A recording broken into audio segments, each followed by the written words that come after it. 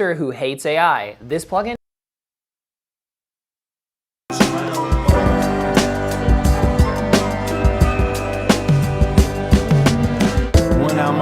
sometimes I think about, does love still exist? Yeah, I have my doubts. On the street, I check out how brothers be living. Yo, let's just say, kid, it ain't no Thanksgiving. We got people shooting dope, ain't never heard of hope. We got others with the gat and the brothers with the fucking scope. As I enter the project center rec rooms, some brothers might see the doom.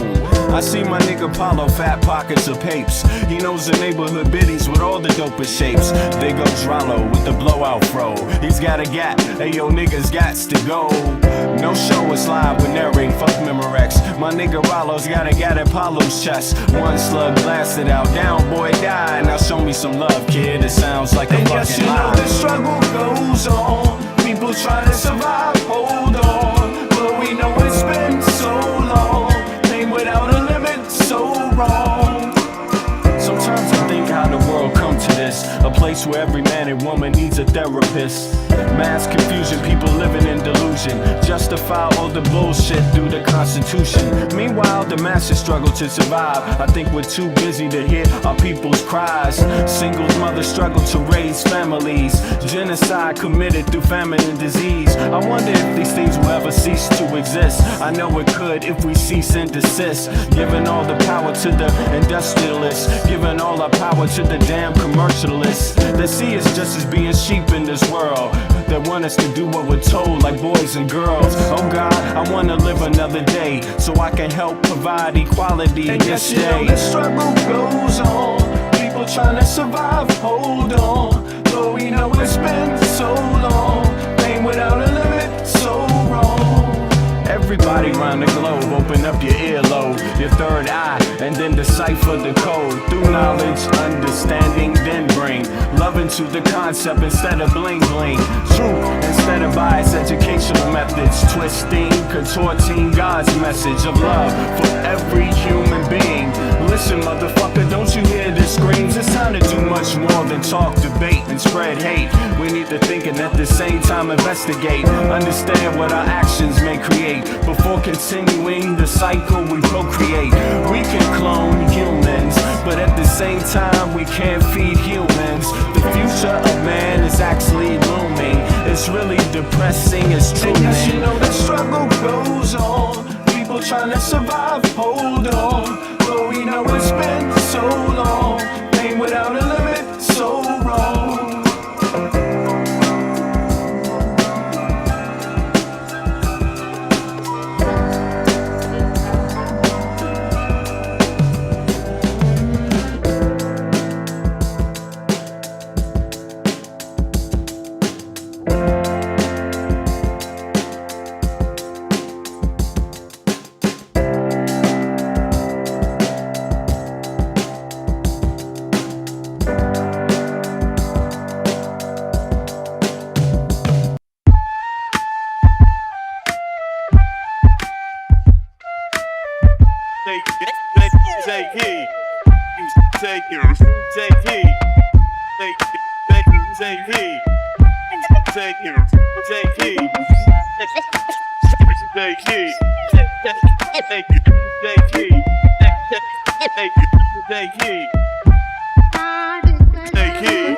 I traveled the globe just to gain perspective, the theory of relativity applied. Of course, it took a while to decide how I should proceed, but even my life is truly based upon need. So I move forward with more deliberate speed, smash corny motherfuckers that stuck on greed. My seed is worth more than $1 million in future stock. The goal is to break the safe, the padlock. Mad cats can't stop it, need a rocket. Your style is boring and cold, mine is tropic. Battles you want, commit, you'll change the topic. My partner stood there to put your beat in the pocket. So this nigga here can proceed to destroy your stereotypical pop rap gangsta ploy. Not hating on niggas from the ghetto, but I'm hating on copycat rappers from the meadow. They procreate bullshit without paying the price. That's like talking about CeeLo with no dice. I drink milk, but that's about it. I won't compare dairy MCs to dope shit. I want you full undivided in this here place. We came to entertain and to educate your bum ass niggas and your non-believers. You know we change your membrane every time you see us. Stars can't stand when we nigga with ease. The way we getting love from the finest ladies. Oh my son, oh here comes another one. Love to take it to the place that lies under the sun. Style All witty, right. come from Chocolate City. Today I'm on the march shit. with. I invited a million from the million. All right, here we go. Damn, you know what? I like that song right there. I like that song right there. I mean, it's a nice introduction song, you know, to my live performance, and also the LP Love and Madness. If you haven't checked it out, go check it out. You know, it's got some pretty fly tracks, you know. And but lo and behold, y'all, I'm sorry, I was delayed today because I was working on some new music, and I got to say the shit. If you like the stuff in Love and Madness, then this next one, Grand Rising, is like, it's a step, maybe just a little bit, if you know, a step up. You know, the music is even more cold and wild. You know what I mean? Like, I'm really happy with how it's turning out. I mean, I think you all gonna love it, but nonetheless, that's what took me so long to actually get back and do this live, get started on this live. Now, listen, y'all, a lot goes into, you know, this conversation about what's happening in the Middle East. And look, let's be honest. The Middle East has been a conflict zone, and regardless of whoever you support, you might support the U.S., you may not. You might support Israel, you may not. You may support Iran, you may not. You might support China, you may not. You might support Russia, you may not. All the different, you know, you might support Hamas, you might support Saudi Arabia, you might, whatever. All these, you know, Azerbaijan, there's a whole, you know, there's a whole thing that's been going on for quite some time. And it does take up a lot of time and space. It takes up a lot of legacy media. That shows you how important the Middle East is, you know. It's very important because it does get in the news. However, the news doesn't stop the death. The news doesn't stop the death. The news doesn't stop the consistent fighting between different groups. I mean, that have been a lifetime. My lifetime. I mean, I'm 55. This shit has been a goddamn lifetime for me, with some of this stuff. And, you know, I have to really say life is more valuable than that, to be fighting people all the goddamn time. Like, you know, I'm talking about war, you know. A little scuffle here and there is nothing. A fight, a physical fight, knuckles and all of that shit, that's nothing, right? A argument, that's nothing. But goddamn bombs and shooting, killing, bomb, you know, every single, you know, just on and on and on. Yeah, I'm just saying, thank God I grew up in a place that doesn't have bombs. I mean, the U.S. has some violence, and every once in a while, I actually know somebody got a fucking grenade thrown in their house, like straight up in D.C., you know, in the 90s. But that's the closest I've ever really been to bombs is a goddamn grenade. And maybe, you know, some of these pipe bombs every once in a while, these extremists, you know, anti-abortion extremists do, or, you know, as we know, the pipe bomb that got left on Jan 6, right? Was it Jan 6? Or was it? Yeah, it was Jan 6. You know, these kind of things, they do exist. But I'm talking about, you know, the shit in the Middle East is a step above that. And groups have been fighting, and we've been hearing about it. But one thing that doesn't seem to get on a lot of people's radar is Sudan. Sudan has been in a conflict for quite some time also, and it just makes me wonder, like, is reportedly there's much more life lost, you know, reportedly there's more life lost by the day, right, in Sudan, and but then Gaza, right, that's what they say. And but for some reason it just doesn't seem to be something we can analyze and really talk about. You know, a lot of attention goes on, and I don't know what that is about. Is it because Iran is so important? Is it because Israel is so important? Is it because Saudi Arabia is so important? Is it because, you know, why is that? And is it because Sudan is so not important? Or is it because, what is it? What do you think it is? You know, so in any case, I want to go through some data regarding that, and then take it from there.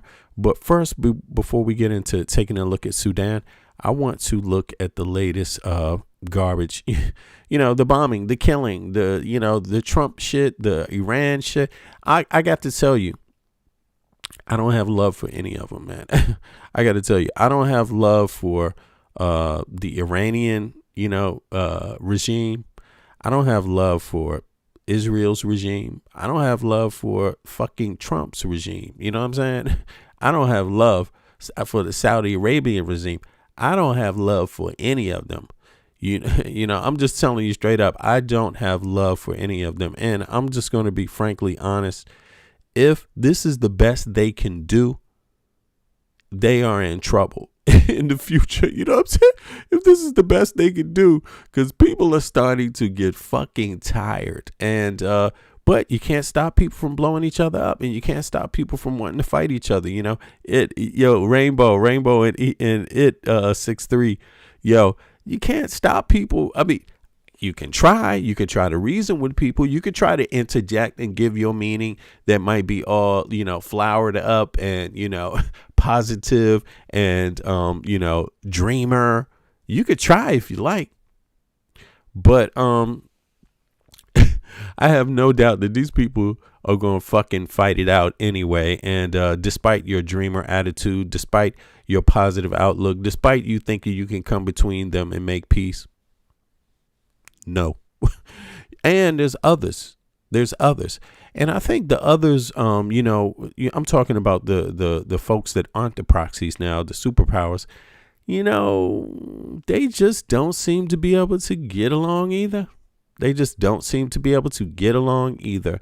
And therefore, I'm not really thinking these proxies, what they're doing is that original. The only thing that I think about it is that it's sad because it shows you that proxy war can dominate generations. It shows you that proxy wars can dominate generations of people's fucking lives.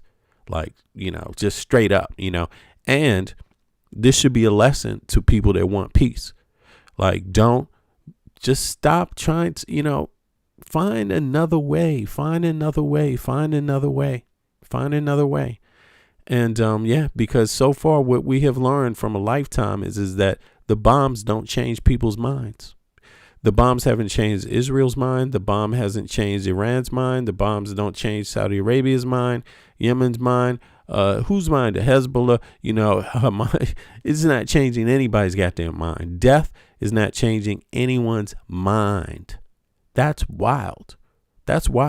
So I would have to submit something's happening there that's not happening in other places. Nonetheless, it is happening in Sudan. And it's really weird because when you juxtapose it and you look at the persons involved in the Middle East and then you just look at Sudan, it's the same. It's the same people pretty much involved in both conflicts. But yet one of them doesn't even get mentioned. It's like the arm of the same conflict is Sudan. What is going on in the Middle East right now is happening in Sudan right now, except people don't seem to give a fuck. Man. You know what I'm saying? People don't seem to give a fuck. And I just wonder, like, why is that? What is it about what's going on in Sudan that is so not important to folks? And I just really wonder. But you tell me, because I want to learn. You know what I mean? I've gone through some of the data, but I want to learn because I'm not a Shiite Muslim. I'm not a Sunni Muslim. I'm not a Orthodox Jew. You know what I'm saying? Or a Jew, Jewish. I'm not Jewish, whatever kind, Ashkenazi, whatever kind they have in Israel. I'm not one of them. I'm not, for me, it's just like, this is so foreign.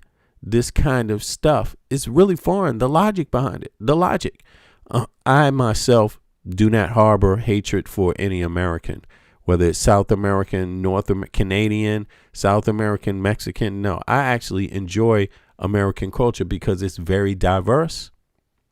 It's like a smelting pot.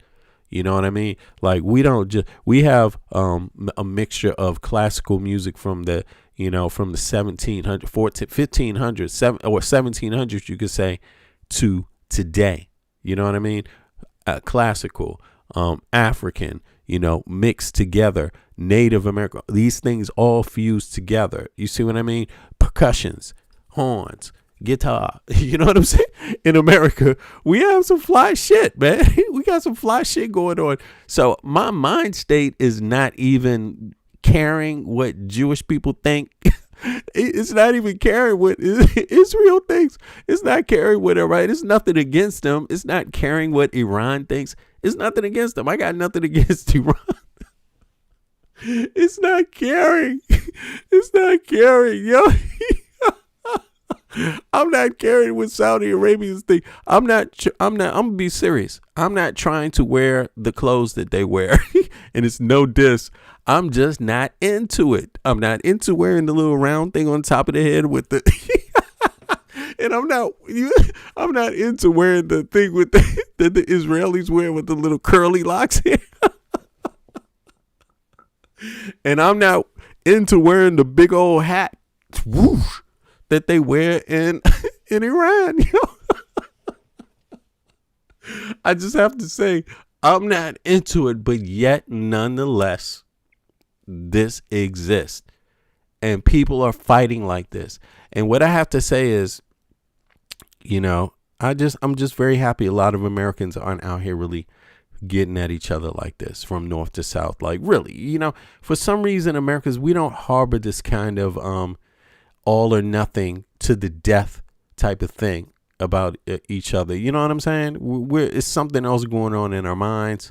Yeah, it's hard. Look, it's hard to get Trump to do what he wanted to do. Trump has worked the right wing has worked really hard at crystallizing some kind of group that could attack the other Americans. But it's not working out too well because Americans just don't want to do that. You know what I mean? Americans in the U.S. don't want to attack Canadians. We don't even want to fucking attack Mexicans. We don't want to attack any of these. What would the point be? We still vacation in Mexico. What the fuck? We vacation in Colombia. We vacation in Brazil. What the fuck? Why would we want to blow it up? You know what I'm saying? Like, seriously. But I'm just trying to hold on, let me see here. Somebody Paul G, I'm not sure what you mean by Somali people don't assimilate. Yeah, what do you mean by that? What you talking about? They don't assimilate in Somalia? Who assimilates when they go to Somalia? Do you assimilate? Do you assimilate, Paul, when you go to Somalia? Okay, but in any case, yeah, Somalis assimilate very well, man. You should stop being bigoted. No group of people, are that, are like a monolith, man. You see what I'm saying? First of all, so when you say Somalis, that's a whole lot of different clans. We're part of Somali. What Somali people are you talking about? You talk about the ones in Djibouti? You talk about the ones in Somaliland? Are you talking about the ones in Mogadishu? Which ones? And there's more. Which ones are you talking about? In what country, man? Don't be stupid, But in any case, I'm going to tell you what, though, Paul, you better assimilate. Because you're on my page. You better assimilate to what's going on here. Okay? All right. So, to each his own. But damn. Now, let me see. Yeah. I'm not into that bigoted stuff, man. To be honest with you, I don't get down with that thing, any type of attacks on Somalis. That's too, how can I say this? Boring. You know what I'm saying? Like, boring. I'd rather get into Somali history, and they got a rich, vast history, East Africa. So it's not just about Islam, you know what I mean? And Somalia has a history, not long ago with a lot of different Christianity, Judaism in Somalia and Islam, but they have an old history of Islam. I don't know if you know that. So, yeah, they have an old history, and not just that, Eritrea does too. With Christianity and Islam, you know what I mean? They're kind of interconnected, these groups. So, yeah, but they also have previous religions as well in history that predate that, like the land of Punt. You know what I'm saying? Part of, I don't know how much you know about East African history, but yeah, the land of Punt, Somali. You know what I'm saying? So Puntland, you know what I mean? And so they have different stages of history and advancement, but they're pretty well known in history. So sounds like you might have joined the learning center. No, man, I'm just into history. I'm into history. Life is a learning center, my friend.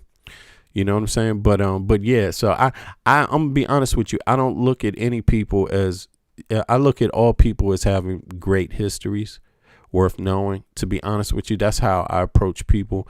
And yeah, I really do mean that. History is full of a lot of interesting things, events. You know what I'm saying? And I find that not being a bigot, it's easier to explore those histories, you know what I'm saying, and understand them for what they really are, So I'm more into that, and it doesn't matter who it is, whether you're talking about Europe, Asia, Africa, anywhere else, America. You see what I mean? I find we have more in common and should be needing of respect and deserving of respect. But listen, this is not how everybody looks at it. There's a lot of people that don't want to respect others. And there's a lot of people that seem to think blowing up shit and beating people, even in the U.S., beating motherfuckers, ICE and all of this, like that this is some sort of great contribution to history. It's like, nah, man, you're just fucking killing people. You know what I'm saying? You're just killing people. And that's savage, and that's how I look at it, to be honest with you. And I personally don't want to be around people that promote war and are into savage shit. I really do. And the reason why I say that is because I've been around long enough to where I believe that, listen, if you don't know how to resolve conflicts, it's because you are a bad leader. And I think, there's a lot of bad leaders out there. And bad leaders tend to be the ones that have been in power, but they leave their country in the same situation. You see what I mean? There's no positive change, And when you're dealing with violence, your people can't just take being blown up all the time and, all of this shit. What the fuck? That just totally fucks you up from the inside. So for the sake of having a real life, putting down the arms is a good place to start, and be, not being so willing to pick up the arms against a neighbor is probably the best thing you could do. Yeah. And neighbors, be kind to your neighbor, share with your neighbor, don't only think about yourself, think about the region you live in. Remember, the only thing that's different from you and the next person is that there's a line, some imaginary line somewhere. You see what I mean? Most people are interrelated and things like this. So it's just shameful when you see this kind of stuff. I would also advise people to go out and get a fucking DNA test. You know what I'm saying? Especially people that find themselves caught in war. Like, just go get a DNA test, find out who you are. Because a lot of times that resolves a lot of this warring shit. People get some insight and they're like, damn, you mean my ancestors come from the side I've been killing people on? You know what I'm saying? And so, it's good to get a DNA test. It's good to live in reality. Don't live in make believe. You say make believe will have you doing a whole lot of crazy shit. And for a long fucking time, make believe will have you doing a whole lot of crazy shit for a long, long time, trying to justify it when really it is the most stupidest, ignorant shit on earth. And yeah, so that's how I look at it, personally. But yeah, maybe I'm privileged, right? But I refuse to be running around spending my time warring. You know what I'm saying? I just refuse to. There's too many other better things to do. You know what I'm saying? With my time, like what the fuck, man? What can you accomplish when your country's been in war for goddamn for fucking 20 years, 30, 40 years, 50? What have you accomplished? Yeah. Anyway, yeah. Yo, I'll see you later, Paul. take it easy with your comments and fixation on Somali people, man. I hope a Somali comes and kicks you in the fucking ass. Now, let's go. Let's move on with this program, yo. Let's move on with this program. I'm almost tempted to play some of my new music, but yeah, I can't do it right now. But in a couple of weeks, I'll be able to. In 2 weeks. But let me see here. Let's get on to something exciting. Now, where's this at, man? How come this didn't come up? I got the wrong one. Boom. Is this what it is? Here it is. All right. So let's get going, y'all. Here we go. Let's see here. We're going to start off in what's happening in the Middle East, and then we're going to segue over to Sudan. And I'm going to drop the link. Actually, the link is up there for anybody that wants to hop up using Discord. You can get up on the live and talk instead of just being in the chat. So let's go.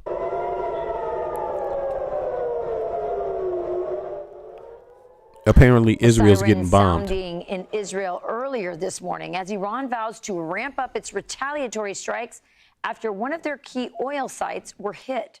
Chief Foreign Correspondent Trey Yingst joins us now from Tel Aviv with the latest. What's the latest there on the ground, Trey?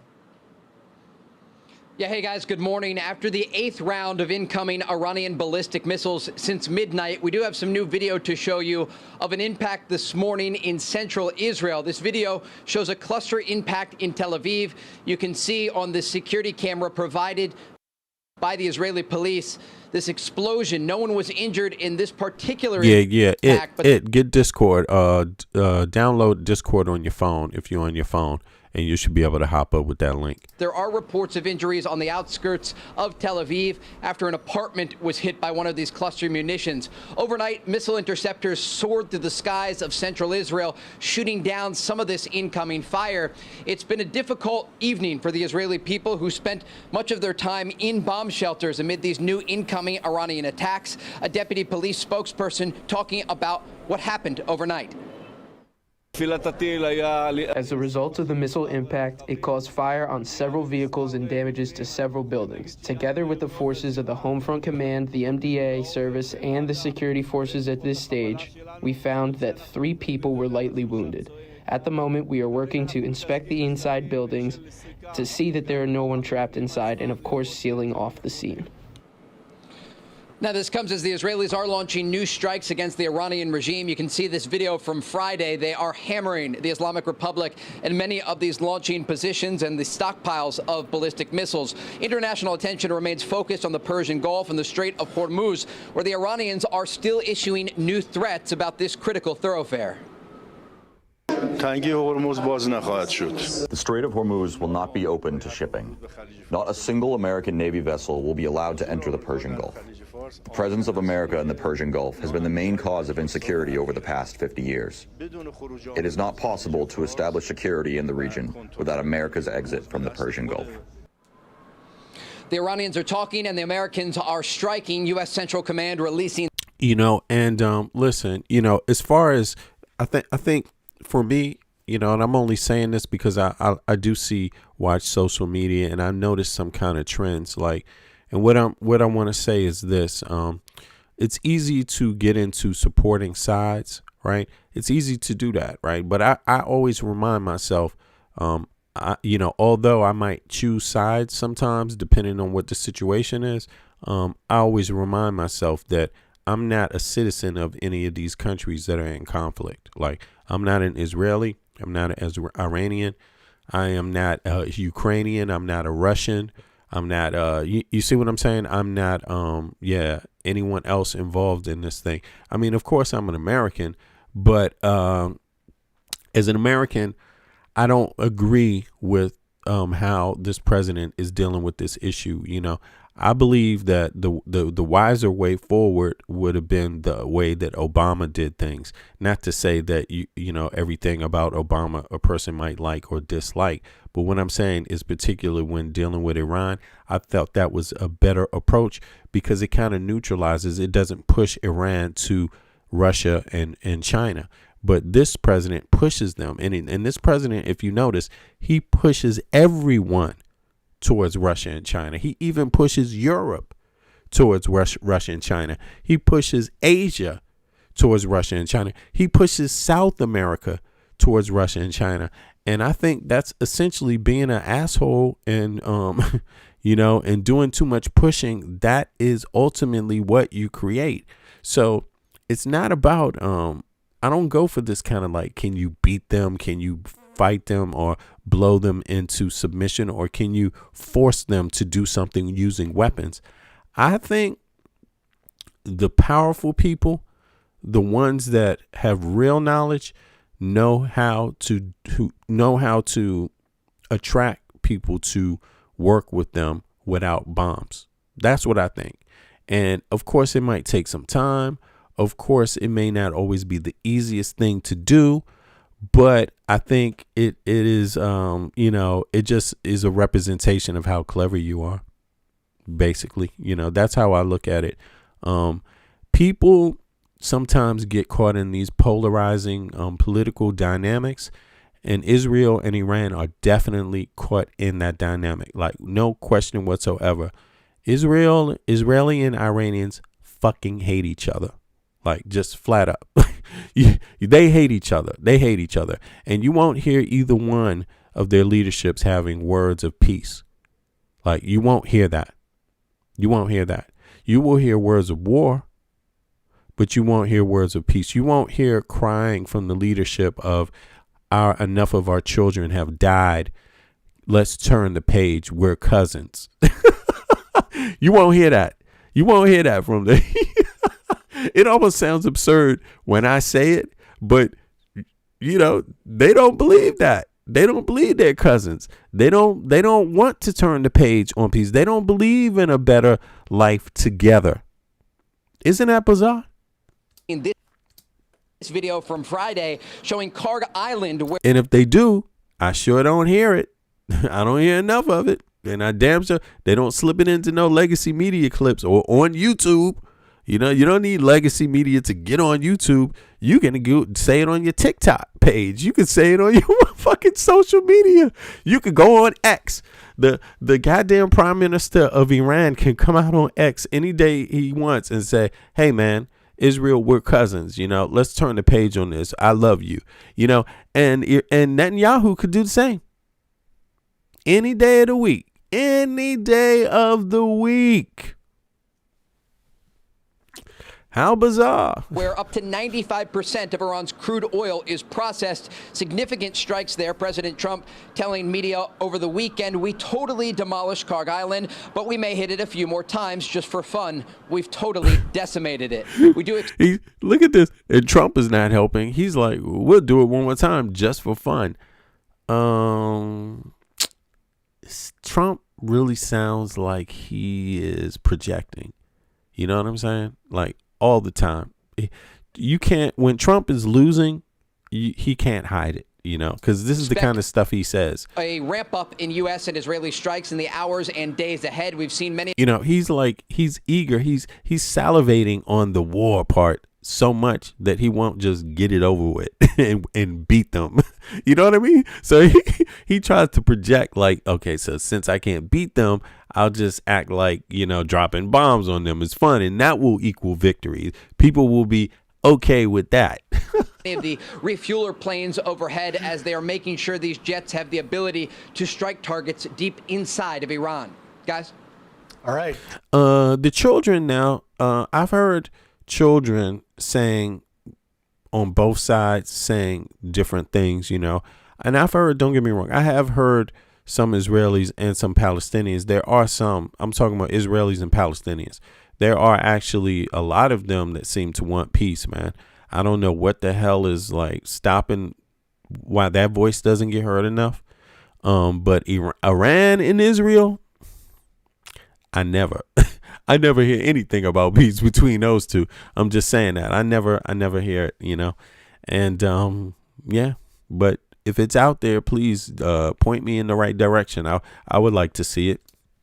Trey Yingst, live for us in Tel Aviv. Trey, thank you very much. Thanks, Trey. And with that, let's bring in Fox News Sunday anchor and Fox News chief legal correspondent Shannon Brame. And Shannon, you saw Trey's report there, but back here at home, we've had 4 different terror-related attacks in New York, in Michigan, in Texas, in Virginia, and yet you have DHS funding still not being done. Democrats, with the exception of John Fetterman, everyone is. Oh, look at this bullshit. Now they got to talk about, they want to mix up the domestic shit, like the Democrats having to fund it. Well, the Democrats help fund this goddamn war package. Okay, so get off the Democrats' nuts. You wouldn't be able to have Iran getting blown up. Thanks to the Democrats and the Republicans, basically, who agree on giving $1 trillion. Matter of fact, let me just look that up right now. Let's see here. What was the vote?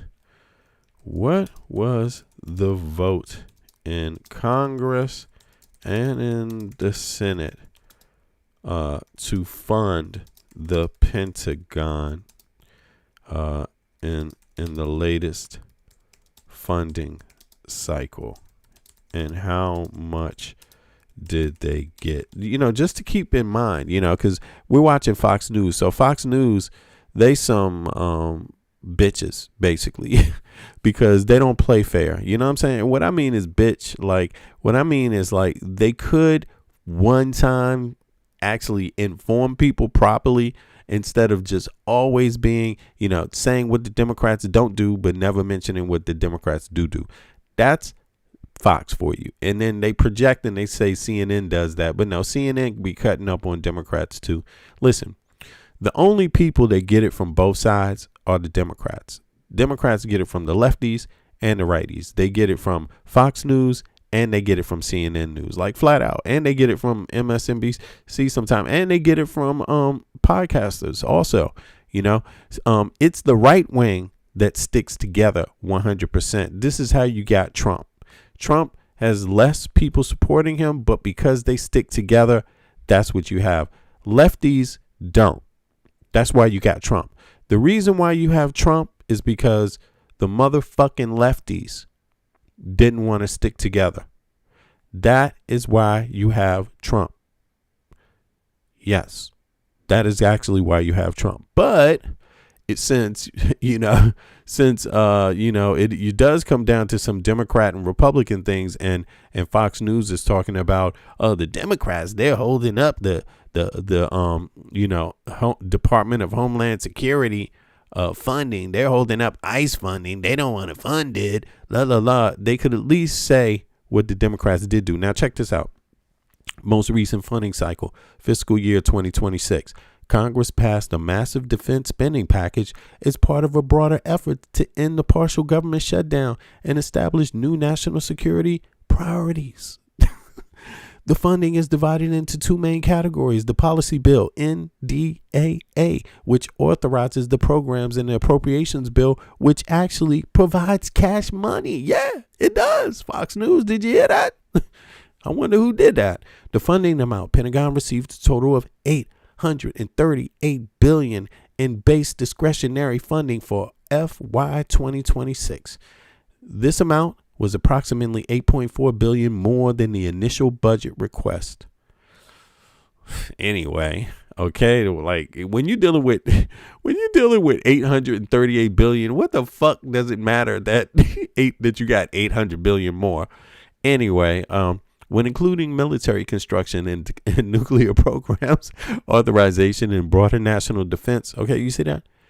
Including military construction and nuclear programs authorized in the broader National Defense Authorization Act, NDAA, the total top line for the national defense sits at approximately $900 billion.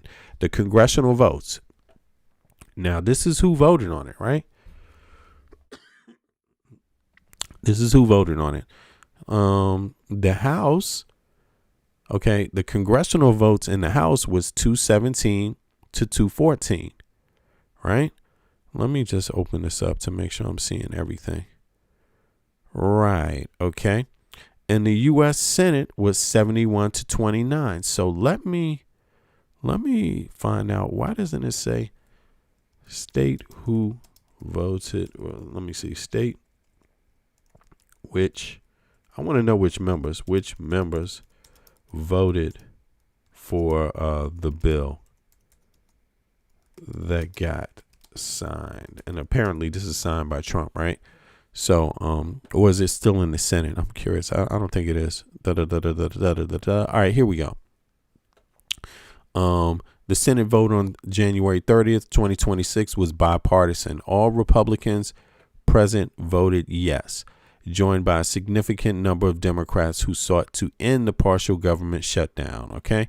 Key yeah votes: Republicans John Thune, Majority Leader Mitch McConnell, Susan Collins, Roger Wick, Katie Britt, and Lindsey Graham. Key yay votes from the Democrats and independents: John Fetterman, Christine Sinema, Joe Manchin, Maggie Hansen, and Mark Warner. Notably, nay votes: Bernie Sanders, Elizabeth Warren, Mike Lee, that's a Republican, Mike Lee, and Rand Paul, Republican, a mix of progressive concern about the budget size and libertarians. So, that's the thing about it. This bill, this money for this war that you're seeing right now, I mean, it's not really for this war, but it helps them engage in this war, knowing that they already got another billion. You see, right after Trump got that billion, he engaged in this war. Think about that, right? But in any case, both Democrats and Republicans voted on this bill. All right. So maybe it was a little tight at some point, but in any case, the House vote for February 3rd, 2026 was much tighter. Republican leaders had to hold their caucus together to pass the bill. Okay. So Dems tried to shut it down in the House. Right. But, it didn't matter because enough Dems voted for it. Only 21 Democrats crossed party lines to vote yeah. Damn, these were primarily members of the Blue Dog or New Democrat coalitions who cited military readiness and pay raise for troops as primary reasons. Okay. Yeah, so there you have it. Now, Hakeem Jeffries voted no. Catherine Clark voted no. Right. And the vast majority of Democrats voted no. Republicans, 0. In this final vote, no Republicans voted against the bill. Okay. So, But in any case, it took both parties to get this done, and it got done because both parties supported it, or members from both sides supported it, Let's see here. Out, Chuck Schumer doesn't seem to realize that this sentiment is growing, that DHS needs to do its core mission of security for the homeland. What do you make of what's going to happen in Washington this week? In any case, I don't even want to hear about it. Let's find out. Yeah. Now, let's see. There's more going on as far as Israel. Let's see here, Pete. It's day 16 of the United States and Israel's war on Iran, and the consequences of Operation Epic Fury continue to be felt around the world. The US and Israel have launched further wide-scale strikes on Iran, targeting what they called regime infrastructure. Residents of Tehran also reported explosions overnight. Well, the US President Donald Trump says the US is not ready to make a deal to end the war. Overnight strikes in southern Lebanon killed at least 4 people, as Israel said it was pressing on with its campaign against the Iran-backed Hezbollah. The French President Emmanuel Macron has already said the Lebanese government was ready to engage in direct talks with Israel, and he offered to host the negotiations in Paris. But the Israeli foreign minister has said his country has no plans for talks at this stage. Well, a wave of missiles has struck central Israel. Cars were burned out and overturned in a district of Tel Aviv when it was hit by a missile with cluster munitions. Iran's Revolutionary Guard has threatened to target the Israeli Prime Minister Benjamin Netanyahu, saying he would be pursued and be killed. Well, as well as ruling out a deal, President Trump said US attacks had demolished most of Iran's main oil hub of Khark Island. He hinted at future strikes there, which he described as just for fun. Well, the island, which is critical for the economy of Tehran, has become very much a focal point of the war. Well, let's get the latest now from our correspondent in Riyadh, Frank Gardner. A US Air Force B-52 taking off from RAF Fairford this morning. Its destination, Iran. This war is now in its 3rd week and showing no sign of stopping. These oil storage tanks were hit in Fujairah yesterday, part of the United Arab Emirates. While oil and gas tankers are backing up, unable to get through the Strait of Hormuz without fear of attack by Iran.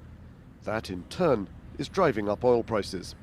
I think it's a priority for the world that the strait is reopened. Obviously, the best and simplest way to do that is to de-escalate the conflict, and I think it's important to underline that. Yet the stakes have been raised after the US bombed Khark Island, Iran's main oil export terminal in the Gulf. They think that by striking Khark or some of the islands, they can put pressure on us.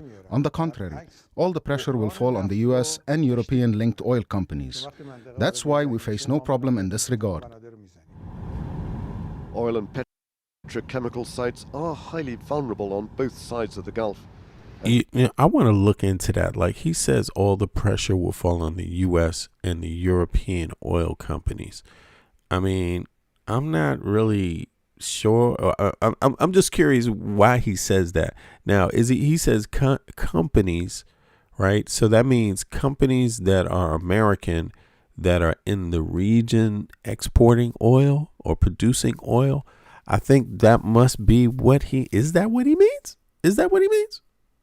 Is that what he means? I mean, I guess that's what he means. So I'm going to check that out too. Let's hear some more. No, this could still get worse.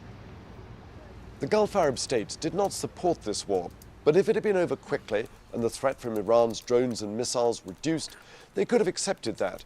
But that hasn't happened. And every day that it drags on, they worry more about the damage to their petrochemical industries, the global economy, and stability in this entire region. Tel Aviv was targeted again by missiles last night after Israeli warplanes carried out numerous airstrikes on Iran. Israel reported some light injuries, while Tehran has vowed to step up its attacks. And the Lebanese capital Beirut was hit by Israeli airstrikes today as they target the Iranian-backed Hezbollah militia.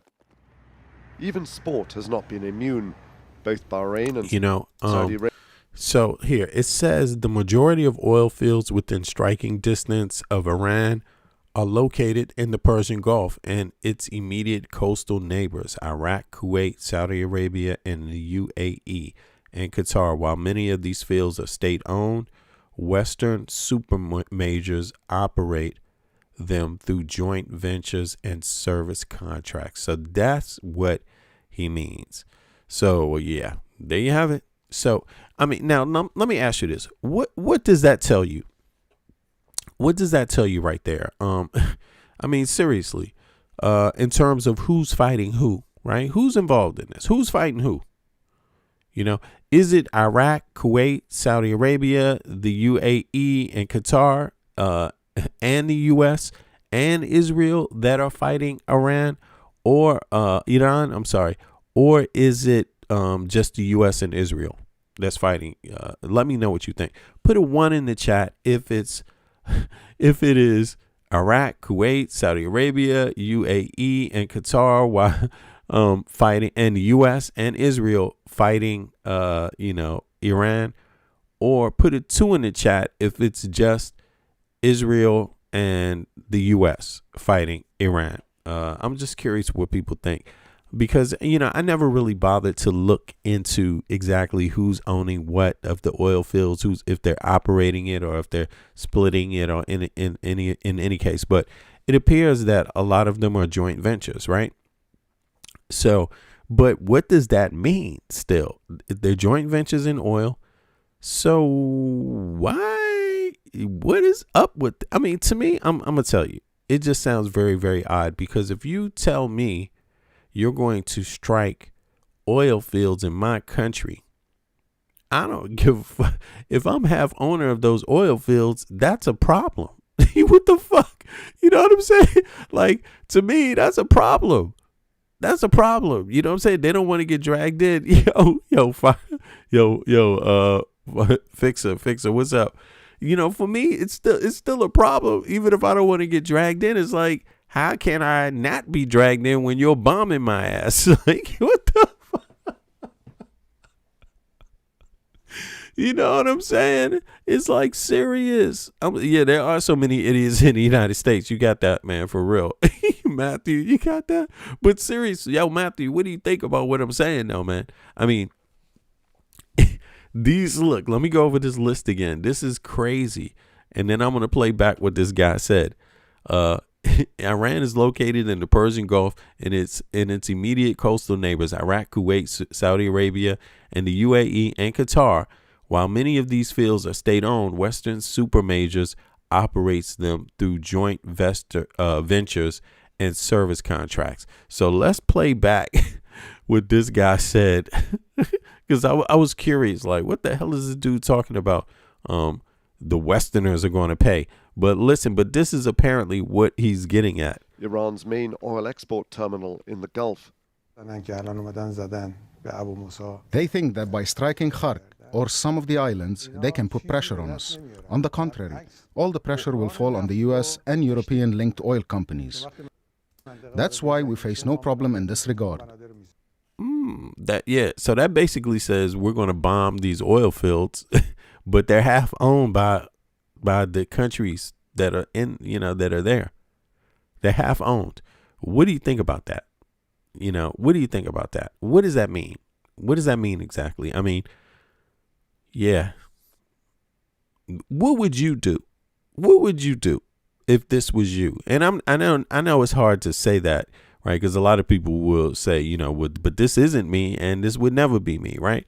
But I'm just curious here because I don't know. It seems like it seems kind of like a bad deal.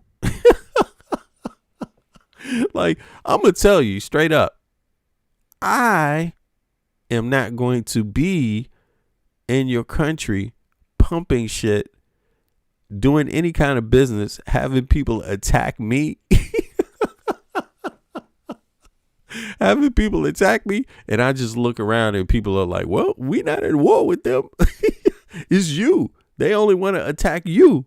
But I'm like, it's half of your oil. Half of it's going to you, man. So essentially what it sounds like here is that for whatever reason, it doesn't even matter who wants it, because I'm not even sure that Netanyahu or Trump even wants. Is it that they want more? I mean, what is it? What do they want? If you already have these joint ventures, why are you fucking up these joint ventures? Why are they fucking it up by going to war against Iran? They had joint ventures in all these countries, and Netanyahu and Trump went to war against Iran. What the fuck? What is that? That's weird. Something's weird about that. Let me see here. Joint investments are not always isolated or really owned by a country yet. So it's kind of makes sense. But the big oil, who has the control of the majority of it, so they are kind of screwed. I mean, it appears, if this is true, like what you're saying, if this is true, then it sounds like Trump just fucked over Western oil companies, right? It sounds like Netanyahu and Trump fucked over Western oil companies because they were pumping oil at will before this attack, before they attacked Iran, and to me, and I'm not trying to belittle anybody, but just the way the guy said it, he said it at leisure. He doesn't even sound like he's the one who thought of this theory.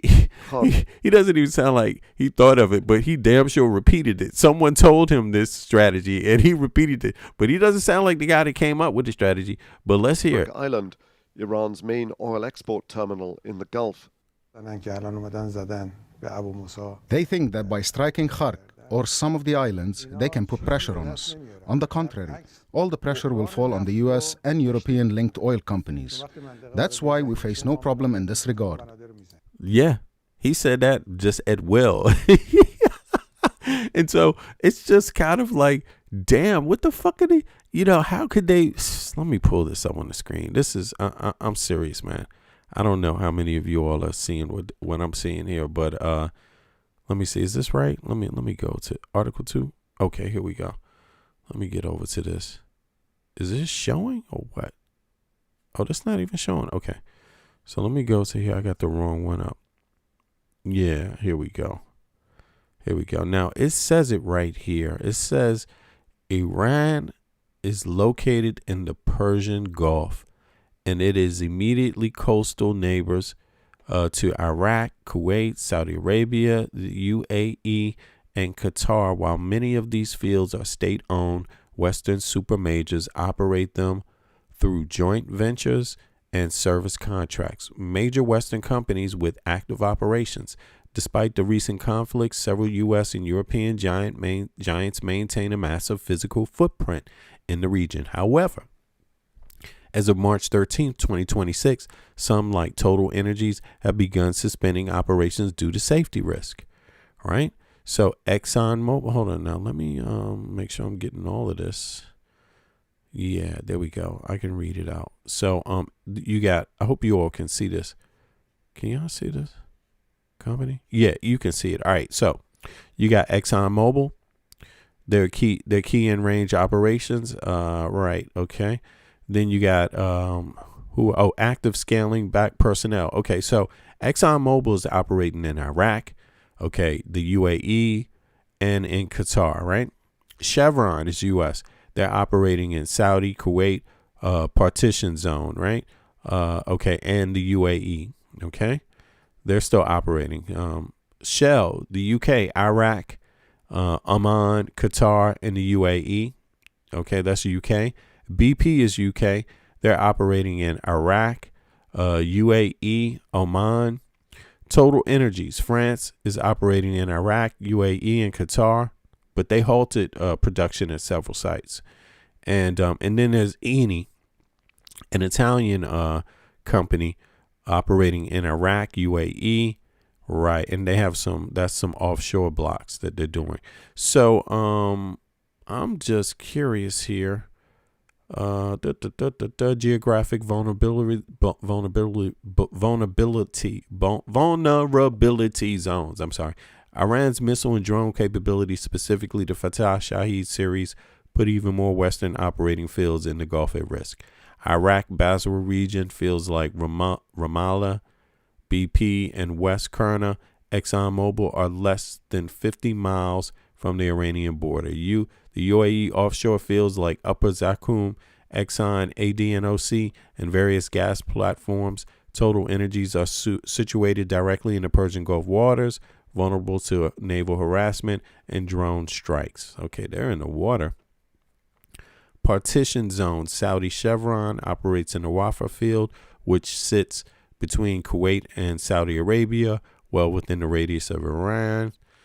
Okay, current conflict impact targeting hideouts. Iran has explicitly named U.S. assets in the UAE and Kuwait as legitimate targets. Okay, so, right.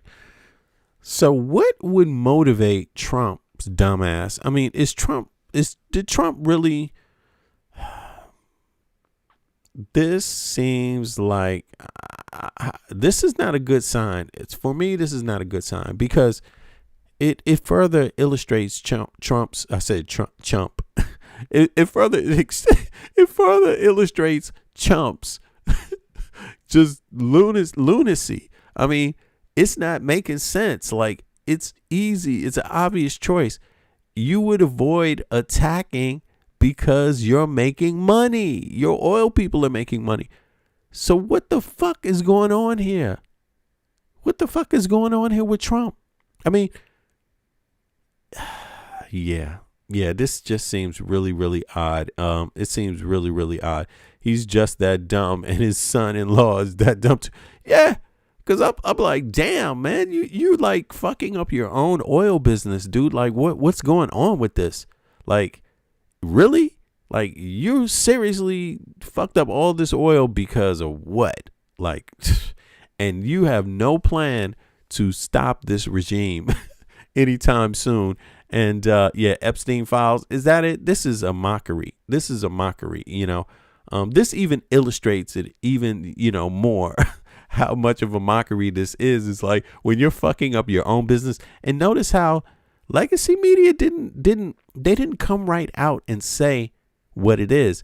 They were like you're fucking up the oil supply. The price of oil is going to go up. Countries need this. But they didn't just ever get to the part where they were saying, and American companies are actually the ones doing the pumping and losing their money. They didn't just volunteer that part. You notice that? Fox News never said that. CNN never said that. You know, Fixer, what's up? Hey, V, did the new leader of Iran die? Or is he in the hospital? I don't know, man. You know, that they're keeping that a secret. I don't know.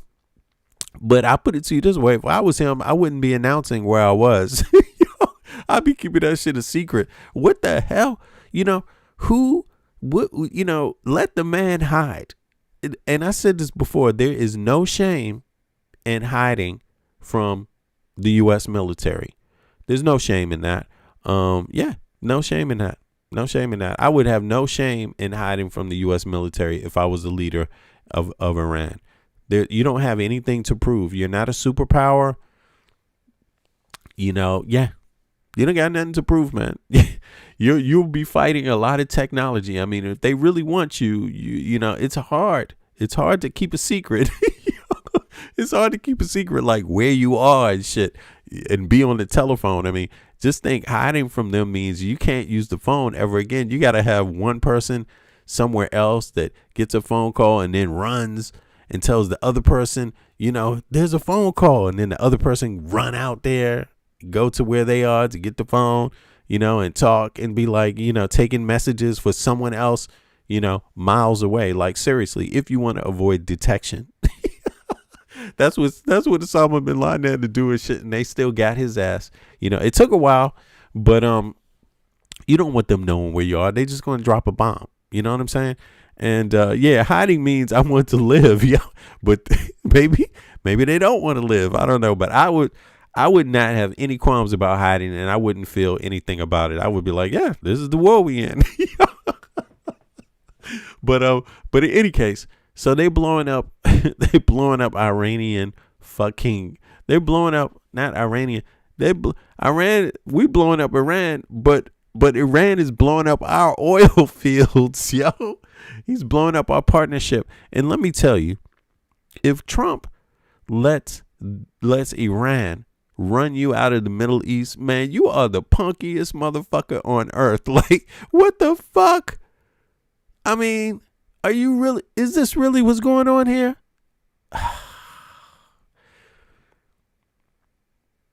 This is embarrassing. This is embarrassing. This man can do nothing right. He can't do nothing right. You know what I mean? He can't do anything right. This is some bullshit.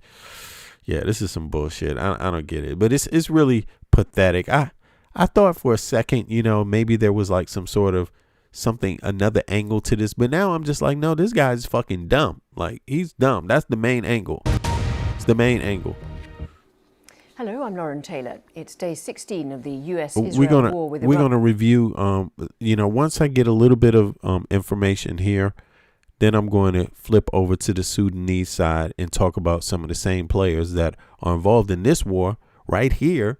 In case people didn't know, the people involved in this war right here, a lot of them are involved in the war in Sudan.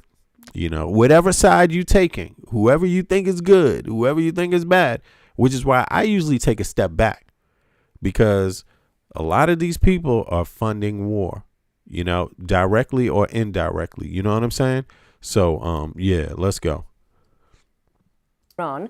Over the next 10 or so minutes, we'll bring you our special program looking at the key developments from today as the war continues into its third week.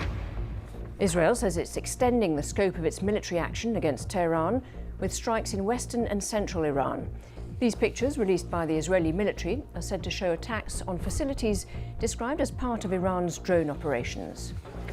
Despite relentless bombardment, Iran has kept up its retaliatory attacks on Israel and across the region. These pictures, filmed by a BBC team, show the immediate aftermath of a missile strike on the outskirts of Tel Aviv. It caused some damage, but no casualties. Iran's foreign minister says Tehran has not asked for a ceasefire with America and Israel. Abbas Araghchi told CBS News that Iran was ready to defend itself for as long as it takes. His comments. Okay, he hasn't asked for a ceasefire, you know, but sure, you haven't asked for a ceasefire. I really believe that's true. But is there any shame in a ceasefire at this point? I mean, is there any shame? To me, it just seems like you can fight, of course, to the death. Okay, I understand that. But, you know, you usually want to have some fun when you're leading, when you're in charge. You know what I'm saying? Like, what's the point of being in charge when you can't have no fun, when you can't celebrate? You know what I mean? And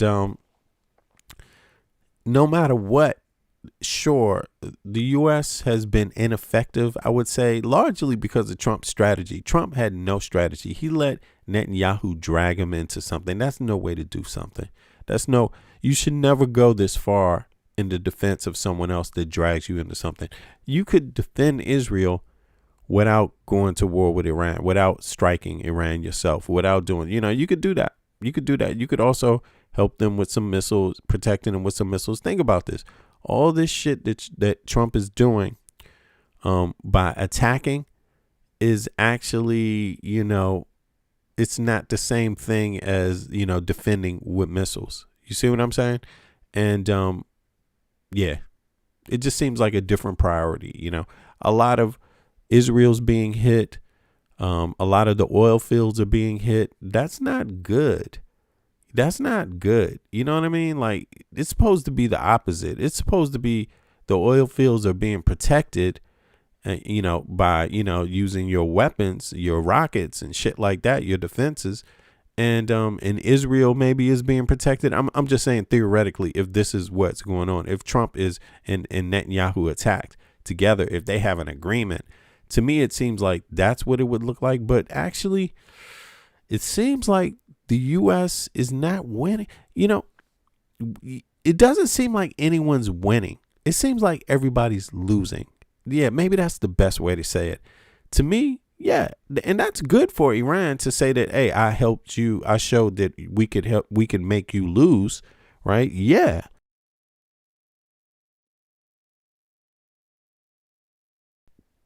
That's true. But they're also losing.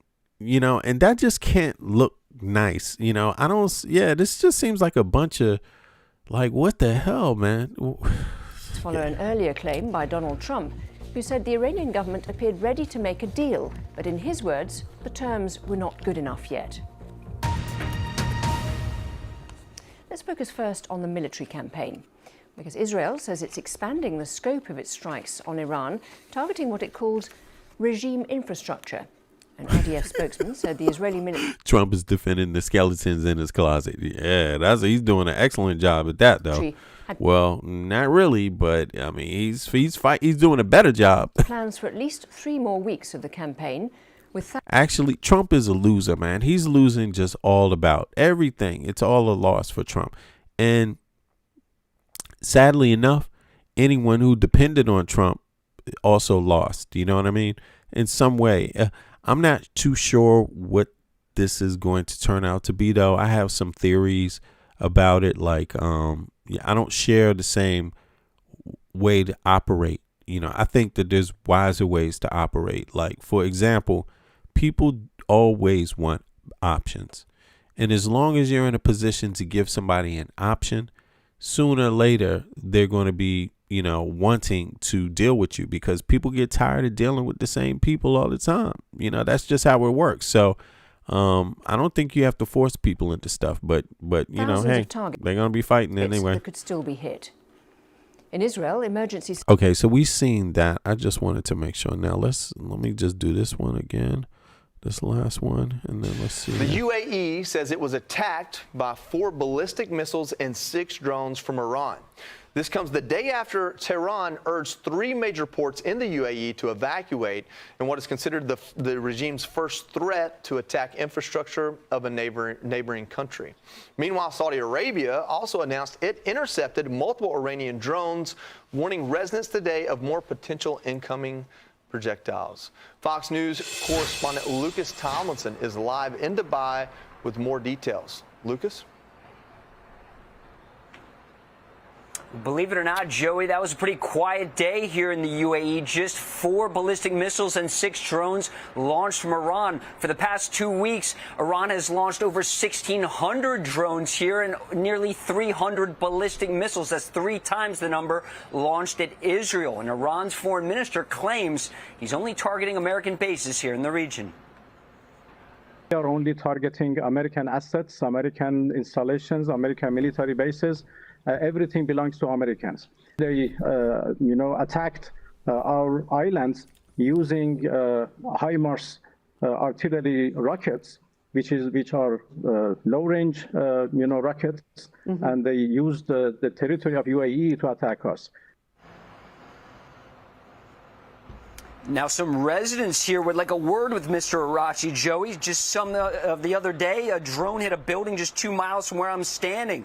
Many swank hotels that Tommy prefers and skyscrapers have also been hit. Now to Arachi's other point, there are satellite-guided rockets that could reach Iran's Harg Island using they're HIMARS excited. Launchers. That island in the northern Fox News, they love to hear that Iran just got hit by a bomb. Oh. Persian Gulf is a choke point for Iran, responsible for 96% of its oil exports. Trump ordered the oil untouched, only military targets for now. Now, after that, America. Why did Trump even say that? Like, I guess, yeah.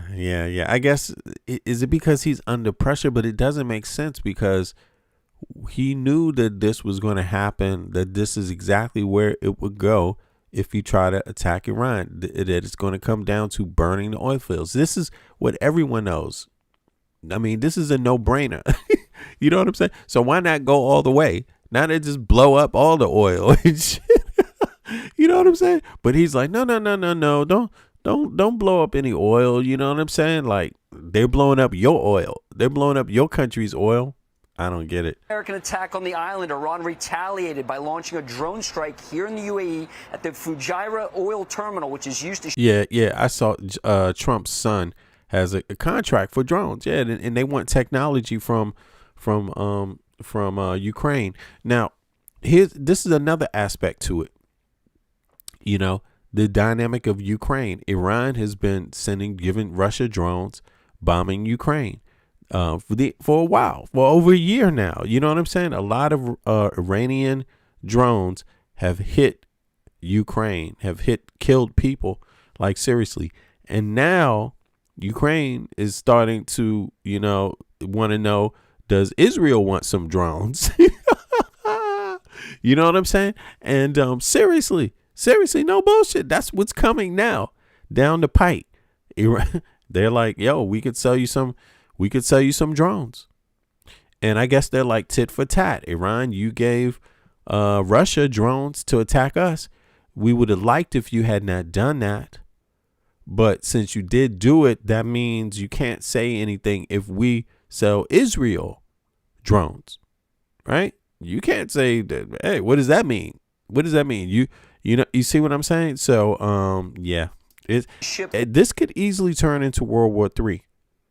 Like, it has all the, I'm not trying to scare people, but it does have all the makings, because there's so many different parts to this.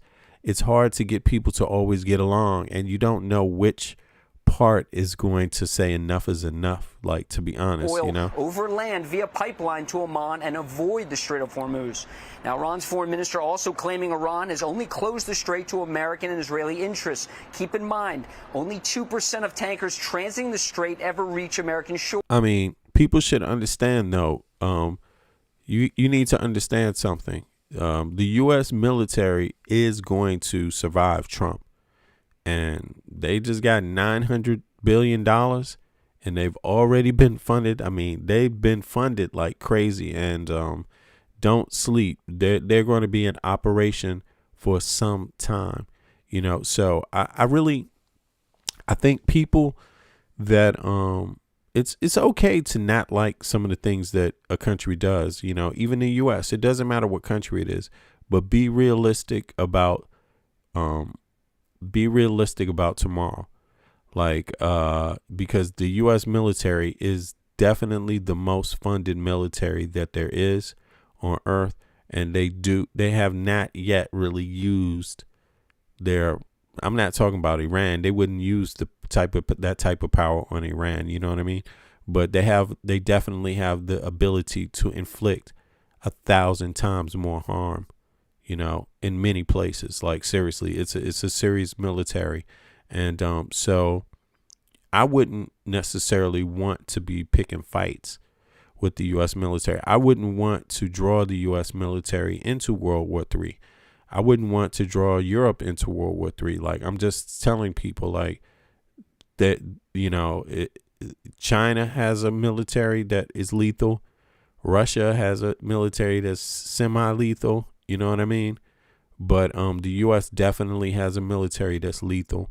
And nobody should want to see any of this stuff, you know. But there's a lot of people that are out there that get their chest stuck out, and they just want, like, I just saw somebody say, "Bring on World War III, H-Buster." Okay, buddy, if that's what you want, World War III, you sure you want that? Because shit can get ugly, and I don't. You know what I'm saying? I don't. You know, I'm a realist. And I don't, but let's hear some more of this. China gets 40% of its oil from this critical waterway. Iran ships 90% through there. Now, earlier, President Trump's energy secretary thinks this war will be wrapping up soon. Yeah, that's true. Iran, I mean, you know, Iran's got like they say 1 million. They have 1 million people. They got some 700,000 something from the militias and active military, and then they have like 300 more thousand or something that they can get active, you know, yeah. But the U.S. can also draft people, you know, the U.S. can draft. And yeah, but it's not even about drafting. It's about, you know, using the bombs you have, using the weapons you have, like, and your willingness to use these weapons. And I just think that people shouldn't want to see that. People shouldn't want to see that, you know. That's all I'm saying, you know. And understand that, like, the U.S. military is not really using that much lethal force on Iran. Like, it's not you, and it's obvious, you know. But it doesn't mean that that's a war that the U.S. military should want to fight. It's not a wise war, in my opinion. It's an unwise war.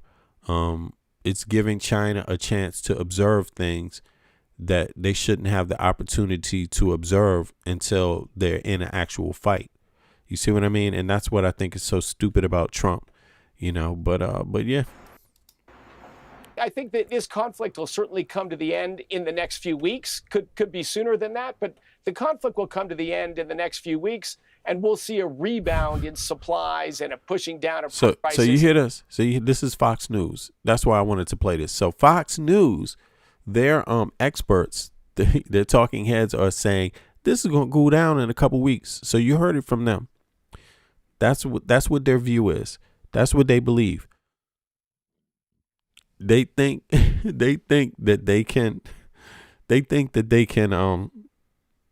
this can be solved in a couple weeks. This is their view of it. And this is what they're selling to the American people. This is what they're selling to MAGA. This is what they're selling to old Trump people, you know, elderly people that live in, you know, in Florida somewhere and live in their little, that myopic space, tunnel vision, you know, where they have a small, what do you call it? Tight, close knit groups of friends and families, you know, and don't really get engaged outside of that. You know, they're speaking to them and they're promising them that, hey, it's okay, man. It's only going to be a couple weeks, y'all. Don't worry. Just keep supporting Trump. It's going to be over. But this damn thing can go sideways because who said everyone wants it to be over? Who said China wants it to be over? Who said China wants it to be over? Why would China want this to be over? I don't think it works that way. And I don't think Russia wants this to be over either. And why is that? Because they're benefiting from it. They are benefiting from this. Russia is selling more oil. The price of its oil is going up. It's making more money for its oil. That's what it wants.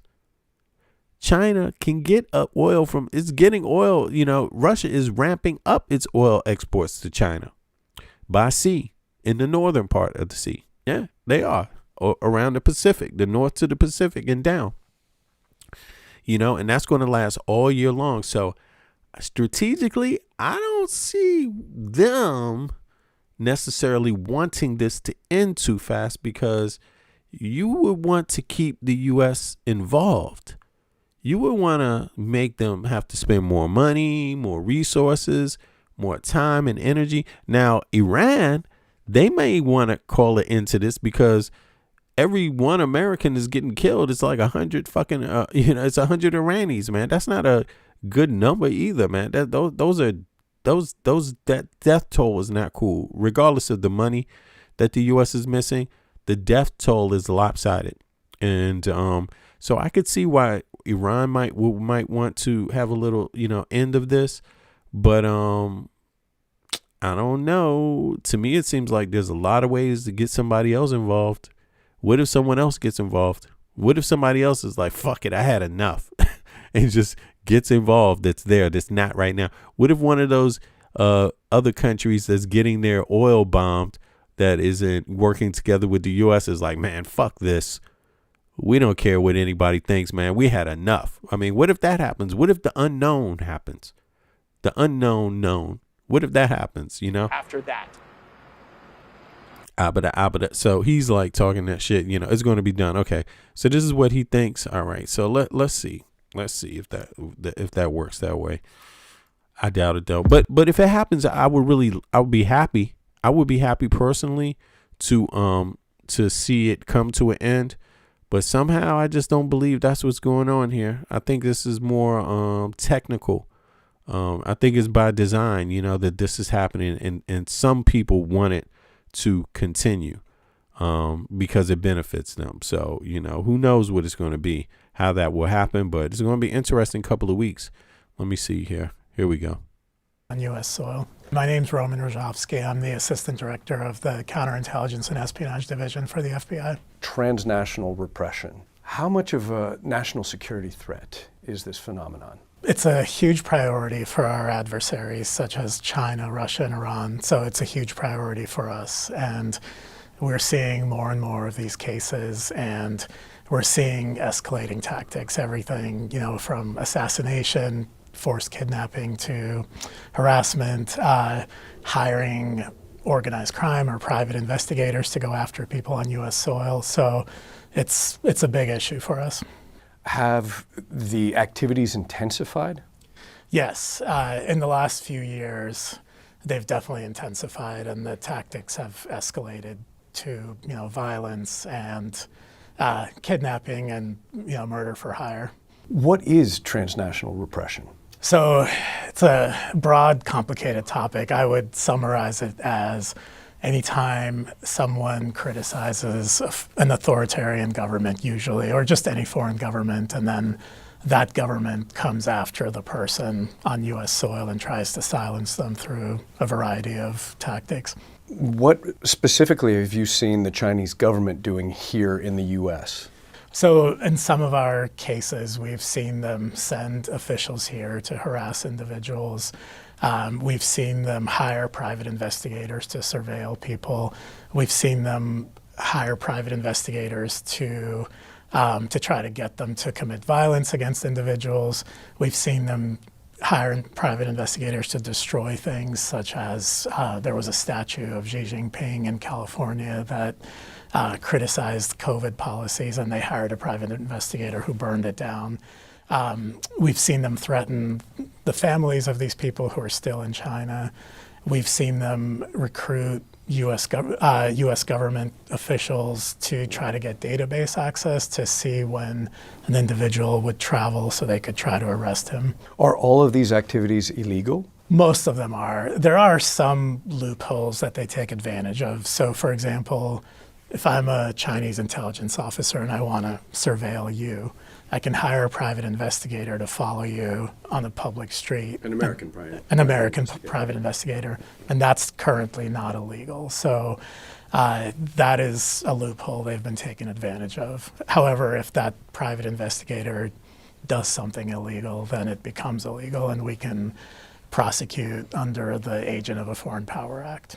There was a case, a prosecution indictment a couple of years ago, and the case is ongoing, involving allegations of a secret Chinese police station. Yes. We had been investigating this before the report came out, and it was a police station that was covertly set up in Manhattan, and we executed a search warrant and arrested and indicted 2 individuals that were running the police station. I can't say much about the prosecutions because they're still ongoing, but I can say that in the indictment we described how one of those 2 individuals I'm not sure who this is. This is a counterintelligence official from the U.S. government.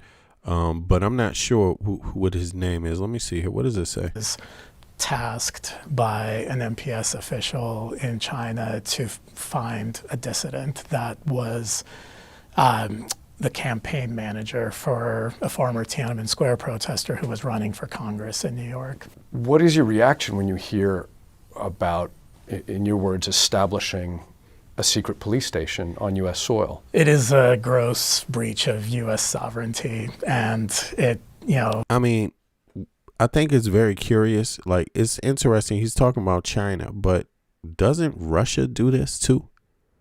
Like, I'm just curious about that. Like, it seems to be this kind of, there is definitely this hands-off thing about Russia. It's good that they, are talking about this, however, because, you would induct that, okay, if China can do it, then Russia can do it too, right?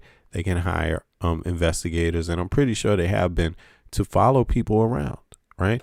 And, and harass them in U.S. officials also. And you never know, congressional members, senators, this kind of thing, right? I'm sure that that's happening all the time, not just from China, but Russia, not to undermine or to understate what's going on here. But it seems like, to me, both of them would be doing that. But he's just talking about China in this one. So we were all surprised when we found out about this. And you can imagine the reaction if the FBI tried to set up a covert station in Beijing. So it's shut down now, and obviously the U.S. government does not appreciate what China did with that. From what I understand, in that particular case, it involves a Chinese kind of home association where you have almost clubs that are people of Chinese origin that still have ties back to home. How much of a concern are things like— All right, I'm curious about that, but yeah, in any case, let's continue here. Let's get back where I was. This is Trump, right? And he's trying to say that he's trying to beg people. He's not trying to. He's begging people to join this conflict. And then I'm going to flip over to Sudan. But here, let me just get finished checking this out Trump real quick. is pushing for allies in the war against Iran, urging nations to send warships to secure the Strait of Hormuz. Now, the UK and France have sent some military to the region to protect countries being attacked by Iran, but they are not escorting commercial vessels through the strait. Meanwhile, Tehran says its fight is only with the US and Israel, and nations hosting what it calls hostile forces. Little or no movement on the Strait of Hormuz for another day, as Iranian strikes whiz across the Gulf region. But the US wants to unblock the route with some help from their friends. Writing on Truth Social, Donald Trump said, "Countries of the world that receive oil through the Hormuz Strait must take care of that passage, and we will help a lot. The US will also coordinate with those countries so that everything goes quickly, smoothly and well. This should have always been a team effort, and now it will be." But Washington's allies aren't convinced and have shown no willingness to sign up to help the US and Israel in their war on Iran. The UK and France have sent military to the Middle East, but have stressed they are not taking part in the war. Both London and Paris remain critical of the conflict, and Iran remains defiant, making it clear whose ships can safely pass through the narrow waterway connecting the Persian Gulf with the rest of the world. Speaking to US media, Iran's Foreign Minister Abbas Araghchi said the key transport route in the Persian Gulf remained open for international shipping, except for vessels belonging to the United States, Israel and their allies. So with Tehran drawing a hard line on who gets passage and Washington struggling to garner support, the rest of the world looks on with growing fear this conflict could spiral out of control and push prices up even further. Right, so for more on this, let's bring in Alex Vatanka. He is a founding director of the Iran program at the Middle East Institute in Washington, D.C. Hello, Alex. Thanks for your time. So Washington wants its allies to help secure shipping through the Strait of Hormuz. What could be the consequences of that? It's great to be with you. Look, it's too early to say because we have a couple of things to point out here. One is the Iranian Foreign Minister Abbas Araghchi was just a few hours ago telling American television that the Strait of Hormuz is open. There's no blanket closure, that only vessels that are linked to United States and Israel are not allowed to go through the strait. So again, whatever that means, because, companies that are linked to U.S. and Israel could mean a lot. And that maybe that vagueness, that uncertainty is exactly what Tehran is banking on. But we've seen the Indians just today, I believe, had some tankers go through. So Iran is playing a selective game here as far as access to the strait is concerned. I think they're thinking in terms of diplomatic gains they can have by working with some nations and not others. But also, I think very importantly for them is to make sure that they don't help create a more of a global front against Iran. So that's why I think being selective and they don't want to be seen as indiscriminate in terms of how they're closing the strait. Right. So if there is no support from allies, can the U.S. and Israel fight this war alone or defend the Strait of Hormuz alone? So look, there's no sign that U.S. and Israel went into this war banking on support from allies, the Europeans or anybody else. The question is why didn't plan for this more carefully before they actually attacked Iran? And that's something that's been debated as of right now. But I'll just point out historically, coalitions that have worked either in the Persian Gulf or in the Arabian Sea, places like Bab al-Mandeb when the Houthis were striking maritime traffic in the Red Sea. Historically, those coalitions have not really been that effective in sort of providing full security for maritime traffic. So again, the United States has the biggest naval force. It needs time to see if it can provide the type of security for maritime traffic through the strait. But we've heard from senior American officials saying that could be an option, but it will take weeks to prepare for that. So we're not there. I mean, that's going to be a huge undertaking. And I don't think, it just doesn't seem wise. When you look at the landscape, let's see here. How would you actually really do that? I saw that Wangzhou Valley, Eric. I saw that. I'm looking at it. Let me see. Let me pull this up real quick. Boom, boom, boom. Yeah. Now, oh wow, is that what it's like? This one? Okay. So, let me. Here we go. So we do this and then zoom out, right? Oops. Let's get the hell out of here and get over to the Middle East. Let's see here. Boom. All right. So when you look at this, come on. I'm sorry, but this is not a big area right here. And to me, it seems like to be able to do that, the only way they would be able to do that is they would have to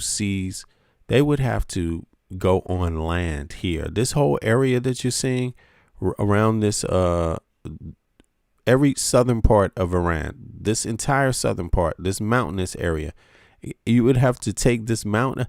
You would just be a sitting duck. How are you going to personally escort things? These are mountains right here. Look at this. This is mountainous. You see that? Hold on. Let me, damn, did I just lose that? Can I go back? That is not, this is a Oh, close that down, right. This is mountainous. Can we actually show the mountains right? Is that it? Yeah. Okay, now you're getting the idea. You see that? Now let's zoom out some more. Boom. Right. Now let's go over here. I'm going to put this up. All of that dark shit right there to the right here, that's mountains. All of that is mountains right there. So you see that? This is mountains, yo. All of this is mountains. Even up here, this is some more mountains. So how, and look, the mountains just seem to go around, right around the part. So I'm not too sure how you're going to be able to, you can't do that. You would have to control this whole area from Xinjiang, right? Xinjiang, maybe even more, maybe Shiraz. From Shiraz, you would have to control all of that, right? To Xinjiang, to Jaruft, right? Here, what is this? Iran Shah, right? Maybe Kash, Saravan, Turbat. You know, a lot of this, all of this would have to be, because to me, it just seems like you would be a sitting duck to rocket fire. You know what I'm saying? I mean, you know, why would you want to risk that? And what would you have to do? What would you have to do to target people in these mountains effectively?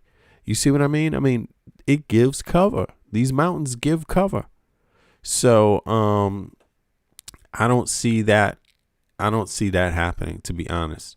That is a crazy endeavor, if you ask me. Now, that doesn't mean Trump ain't going to try it. That doesn't mean, I mean, he might try it because it's not his life after all. You know what I'm saying? He's not the one that's going to sit on the damn boat and be fired at, you know, have rockets fired at his ass. But yeah, this shit just looks ridiculous. It looks like a ridiculous plan. And joining me now is New York Times columnist Thomas Friedman. Tom, welcome back to Meet the Press. Great to be here, Kristen. Thank you. It's wonderful to have you here for some perspective about where things stand right now. I did have the opportunity to talk to President Trump on the phone yesterday for about a half hour, and I asked him to characterize the status of the war. He told me Iran is, quote, completely defeated militarily. How would you characterize where things stand in Iran right now? Well, what strikes me about your conversation with the president, Kristen, is everyone wants to declare we won or we lost, you know, and we're 2 weeks and a day into this, and this is a hugely complicated problem. What I would say, what we're seeing right now is the power of the strong versus the power of the weak. So on the one hand, the United States has the power to inflict terrible damage to Iran's military and infrastructure. At the same time, Iran has the power of the weak, that with just one drone or one cruise missile, we can cut off the Straits of Hormuz, 20% of the world's oil and natural gas. There are 600 ships bottled up there right now. So the balance of power between the power of the strong and the power of the weak is what I'm watching. And I think that's how that levels out is going to be, I think, the determinant. It was interesting because the president said that one of the things that surprised him most was the fact that Iran is, in fact, taking aim at its Arab neighbors. And the president indicating that that was something that they were not anticipating. How have those attacks by Iran complicated the dynamic of this overall conflict? It's become a regional conflict. Well, so they note that Trump, that they're saying they weren't prepared for that. They were shocked that Iran, i.e. when they say the Arab neighbors, they mean, I don't think they mean assets, U.S. military assets. I think they're talking about the joint owned oil fields. Most of those oil fields are operated by Western companies. So I don't know if that's what he's alluding to again. Yeah, I'm not too sure. You know, these politicians kind of speak with a forked tongue. So it's hard to know what he means when he says that, they didn't anticipate it. Was the fact that Iran is in fact taking aim at its Arab neighbors. Because it seems like a no-brainer that they would fire on military installations, but that are U.S. But it sounds almost like really what they're talking about is the oil. It was interesting because the Pizza guy, what's up, dog? Yeah, there's a rumor Netanyahu is dead. It's true. I don't know. I mean, I've been trying to find some information on that, but they say that it's not true, that he's been talking to foreign leaders of other countries all day. You know what I mean? Apparently, there's been some other folks that have been asked about that, and they've confirmed that they've been speaking with Netanyahu. But who knows, man? Maybe that's also something people need to look out for. Who knows? But I also posed this question, like, why is Netanyahu hard to kill? Why are certain leaders hard to kill and others easy to kill and easy to capture? And I don't know if you caught my podcast the other day when I was saying that, no, this is controlled. Like, these killings, there's something up. Like, how could it be so easy for them to target the leader of Iran like that? Why wasn't Russia or China helping them? And listen, this is how it works. They have to monitor through satellites movement of these Israeli forces. They have to also monitor through listening, actually hearing, spies on the ground, things like this. That is crazy that they could just target that leader and know where he's sleeping and bomb him. That, in my mind, is a security failure. But also Maduro, another one of these interesting things. Like, they go in there and pick up Maduro just like that and leave. They know where he is, everything. Like, that seems a little strange to me. But on the flip side, Zelensky is alive because he's getting, Europeans are helping him stay alive. They're giving him, information. He's getting information direct. He's got some good spies and he's got some stuff, people listening for him, and satellite footage. He's getting updates constantly on Russian movements and things like that. Maduro didn't seem to, I don't know. How did they know where he was? They just went in there cleanly and grabbed him. So I always tell people, this is between China and Russia and Iran. This is not a merger of ethnicities. This is not these are not cultures that would normally get along together and function together. This is out of, this convenience right here. Like, they're helping each other oppose Western powers or oppose the U.S.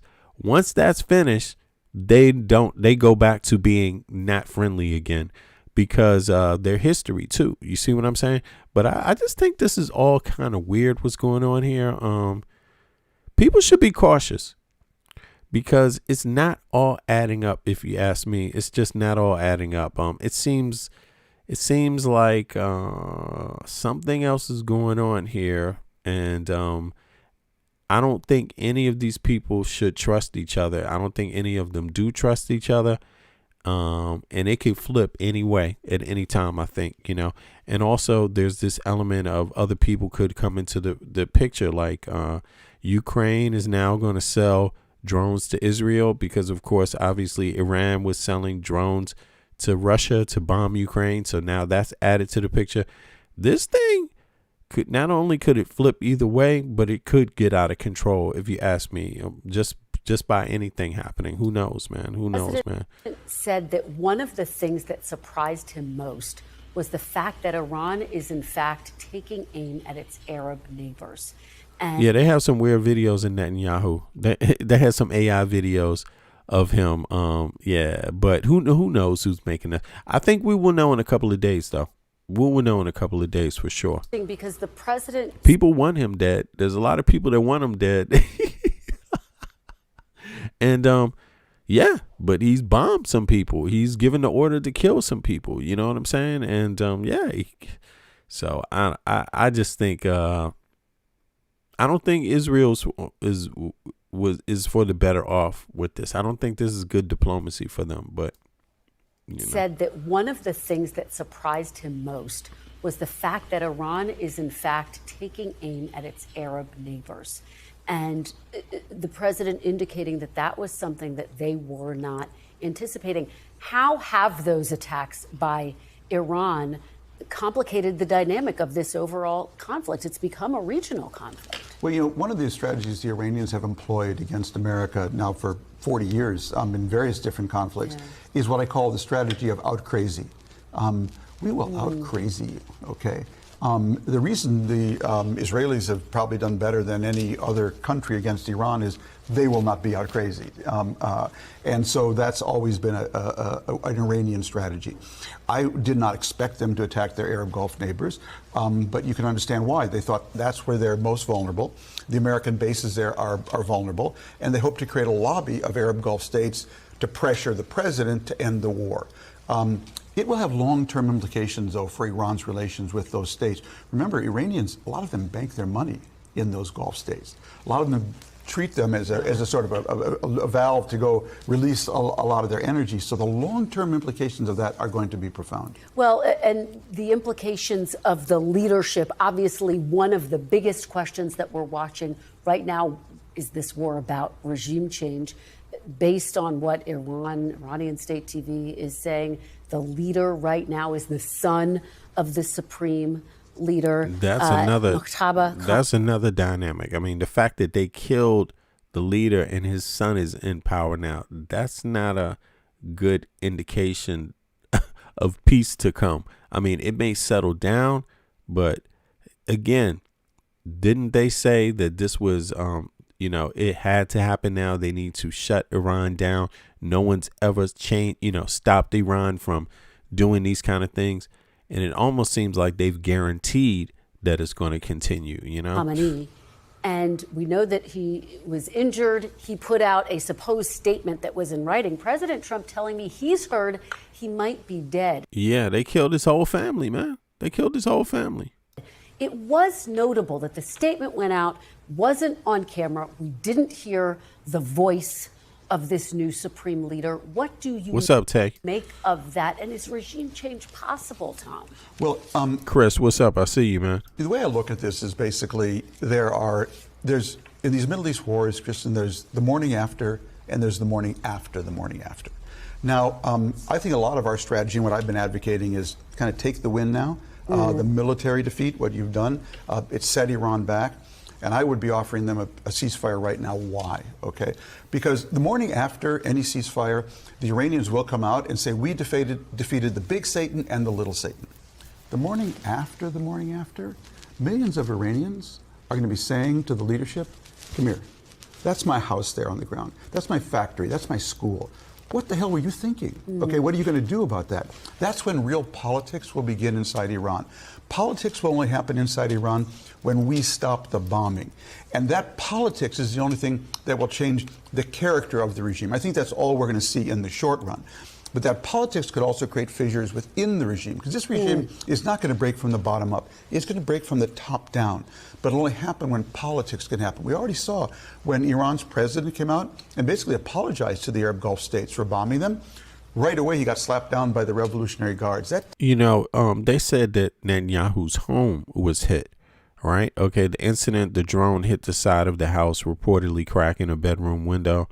The outcome, Benjamin Netanyahu and his wife Sarah were not at home at the time. No injuries were reported, but the Israeli government officially labeled it an assassination attempt. Responsibility. Hezbollah eventually claimed full exclusive responsibility for the attack, though Netanyahu explicitly blamed proxies of Iran. Okay, yeah, so heightened security in safe houses. Since the escalation of the direct war between Israel and Iran in early 2026, nuclear infrastructure and the reported death of the Iranian supreme leader, security for Netanyahu's family has reached unprecedented levels. I bet. Fortified. I mean, you kill a man and his entire family, you should probably hide. Fortified locations reportedly from early March 2026 indicated that the Shin Bet Israel Internal Security Agency has moved several senior officials' families, including the prime ministers, to fortified apartments and secured hotels. Drone surveillance. The Shin Bet has reportedly deployed its own drones to provide 24/7 aerial surveillance over the prime minister's residence to intercept any incoming threats. Allegations and rumors. Okay, the assault claim February 2026. There were explosives, unverified claims made by former security chief Ami Dror recording a violent confrontation between the prime minister and his son Yair Netanyahu. Okay, these reports centered on internal family friction rather than external attacks from Iran or its proxies. Damn, really? Okay, I didn't hear that in legacy media. Okay, there were explosives, unverified claims made by a former security chief, Amy Dror, regarding a violent confrontation.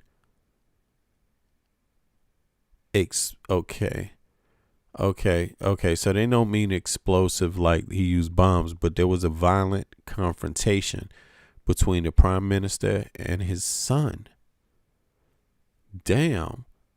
Okay, Iranian media claims Iran state-linked outlets have frequently circulated rumors that Netanyahu or his family members were killed or wounded in missile strikes. As of mid-March, the Israeli government has dismissed all these claims as fake news. Okay, other family members. While Netanyahu's son and Auner have faced significant public criticism, legal debates regarding their state-funded security details, there have been no reports of them being harmed.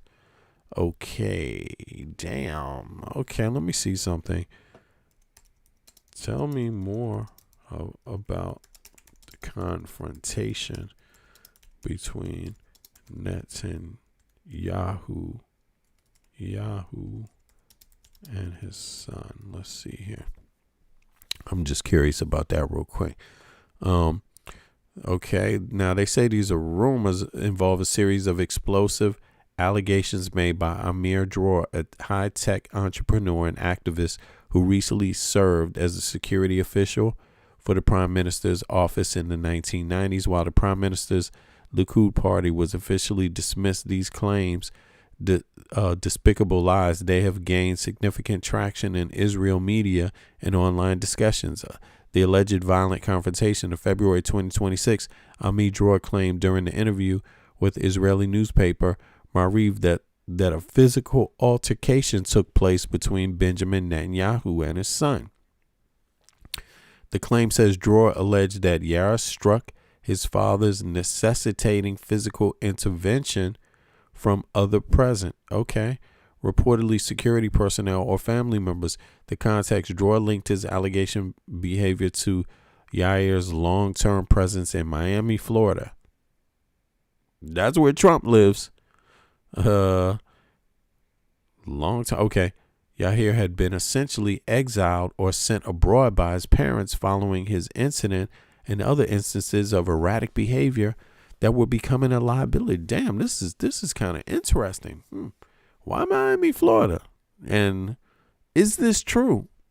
Anyway, let's hear some more. Tells you the kind of fissures we will find out that are there. But politics only happens the morning after the morning after. You know, the president told me. Okay, yeah, well, that's enough. I don't really, I think. Here's my take. This is the same shit back and forth. We haven't learned much. Let me just flip past this. We haven't learned much. Let's start off. It's the same bullshit going on, but let me just see what Malcolm Nance says real quick, and then I'm going to flip over to Sudan. Let's go to the kill board. It's a regrettable name. Again, it appears that a lot of the same players in this situation involving oil, that they're actually, involved in this conflict in Sudan on both sides. So, but that's what we call it. In terms of the number of casualties, that has not really changed. We have, the Iranians are still reporting 1,450 civilians with 18,000 injured. The United States is still holding steady at 14, thank God. That includes the people who were confirmed killed in the KC-135 tanker crash. Interesting note, everyone who has lost their lives has been killed in action is a reservist, no active duty troops. They were all from the Air National Guard or the Army Reserve. Wow. So I'm sorry to hear that. 166 wounded. Israel still stands. Actually, Israel's at 17. Some of them weren't confirmed before, but they are now. Okay. Other personnel is 21. We are still waiting on some tanker results. And Lebanon, yesterday it was 650. What are you at today? No, that was Friday. Now it's 8:26. So what I was saying today, I anticipated it would be like 100 a day, and that's indeed what we're seeing. Okay. Yeah. Sorry to hear that. We have plus 2,000 injured. 2,000 injured. We're going to do a little bit on that towards the end of this. Again, we're going to try to do this as a speed round today so that you can all go home. The significant activities, the American embassy in Baghdad, which was struck the other day, has ordered all Americans evacuate Iraq in its entirety. Everyone, academics, scholars, even tourists up in the north in Erbil, they want them all out of the country. This, to me, does not look like we are winning when we actually are escalating this war into a majority Shia country. Damn, he lives in a $5,000 a month place in Miami. I didn't know that. Okay, good looking out, D. Yo, I see. Yo, some D says I've seen this damage in Israel. Don't know how that can only be 17. Yeah, I mean, you know, I'm not too sure about that, man. You know, again, these are like, I just don't think. I wonder at times. I really wonder what type of support they're getting. Again, I've been saying this for quite some time, and you know, of course, I get kind of jaded a little when I say it because I've said it so much, it almost doesn't seem to change anything. But again, look at the Ayatollah Khomeini. He is dead. He died from a rocket, from strikes. Maduro is locked up. They really did capture him that fast. I wouldn't doubt that this is the exchange in lives. You see what I mean? Again, mostly what Israel's doing is dropping bombs on people, you know, hitting facilities, and also the U.S. And of course, the U.S. has some lethal bombs now. The U.S. is really dropping some lethal, heavy bombing. You know, of course, not a lot, but they are hitting bunker. You know, they're using bunker busters. You know, and when something like that hits a building, it's taking, you know, it's committing a lot of damage. But I do know what you mean. Like some of the things that we see in Israel, you know, it looks like there is a lot of damage, but who knows? I mean, I'm not there. I'm not there in either place. But I'm just saying, you know, I wouldn't doubt that there's some ratio difference. Yeah. And it's always been a ratio difference. Now, who knows how many of those people are military? You know, that's the other thing. You know, look, the U.S. hit a building, a girls' school. That's 200 people. You know, that's 200 people. Are you thinking that they didn't hit that and that there wasn't 200 people in that? You know, that's probably one of the highest death tolls in any of the strikes, 200 people. But I mean, just one single strike. But then again, let's look into it. Let's look into it. We'll see. And I warned about this the other. I don't think. I think Malcolm Vance is just reporting the numbers that are out there. I don't think he has any inside number on the number, inside info on the numbers. You know. The other day, remember I told that story about how my bodyguards go, "Chief, I love you. I named my kid after you. But if the imams tell me to kill you, I have to kill you." It appears that the popular militias which were formed to fight ISIS. These were Shia religious militias controlled, armed, and funded by Iran, may be getting ready to jump into this on a large level. And when we get down to U.S. strike, controlled, armed, and funded by Iran, may be getting ready to jump into this on a large level. And already Shia country. And I warned about this the other day. Remember, I told that story about how my bodyguards go, Chief, I love you. I named my kid after you. But if the imams tell me to kill you, I have to kill you. It appears that the popular militias which were formed to fight ISIS, these were Shia religious militias controlled, armed, and funded by Iran, may be getting ready to jump into this on a large level. And when we get down to U.S. strikes, you're going to see that we are actually attacking Shia militias in Iraq. Yeah, that's what I've been noticing, and I would say there's probably underreporting in terms of numbers killed, because I think the U.S. strikes they've looked quite efficient, and they've only reported 27 killed. Right. I imagine that it'd actually be higher. The trouble is the Shia militia will continue recruiting. They're not going to go home and say, okay, sorry, America. They're going to go even crazier. And as we know, I've followed this stuff since the early 2000s, and they just, change names and blah, blah, blah. They've done that over the years. Yeah. And let me tell you, several times. So.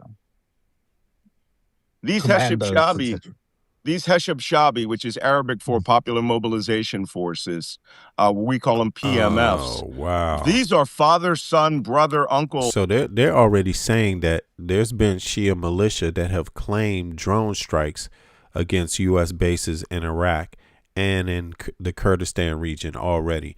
So I think this is the trouble area. Like I was saying, you don't know who else is going to step into this conflict. And right when it looks like it could end, when these talking heads on Fox News earlier were talking about, it's like 2 or 3 weeks, this is going to be done.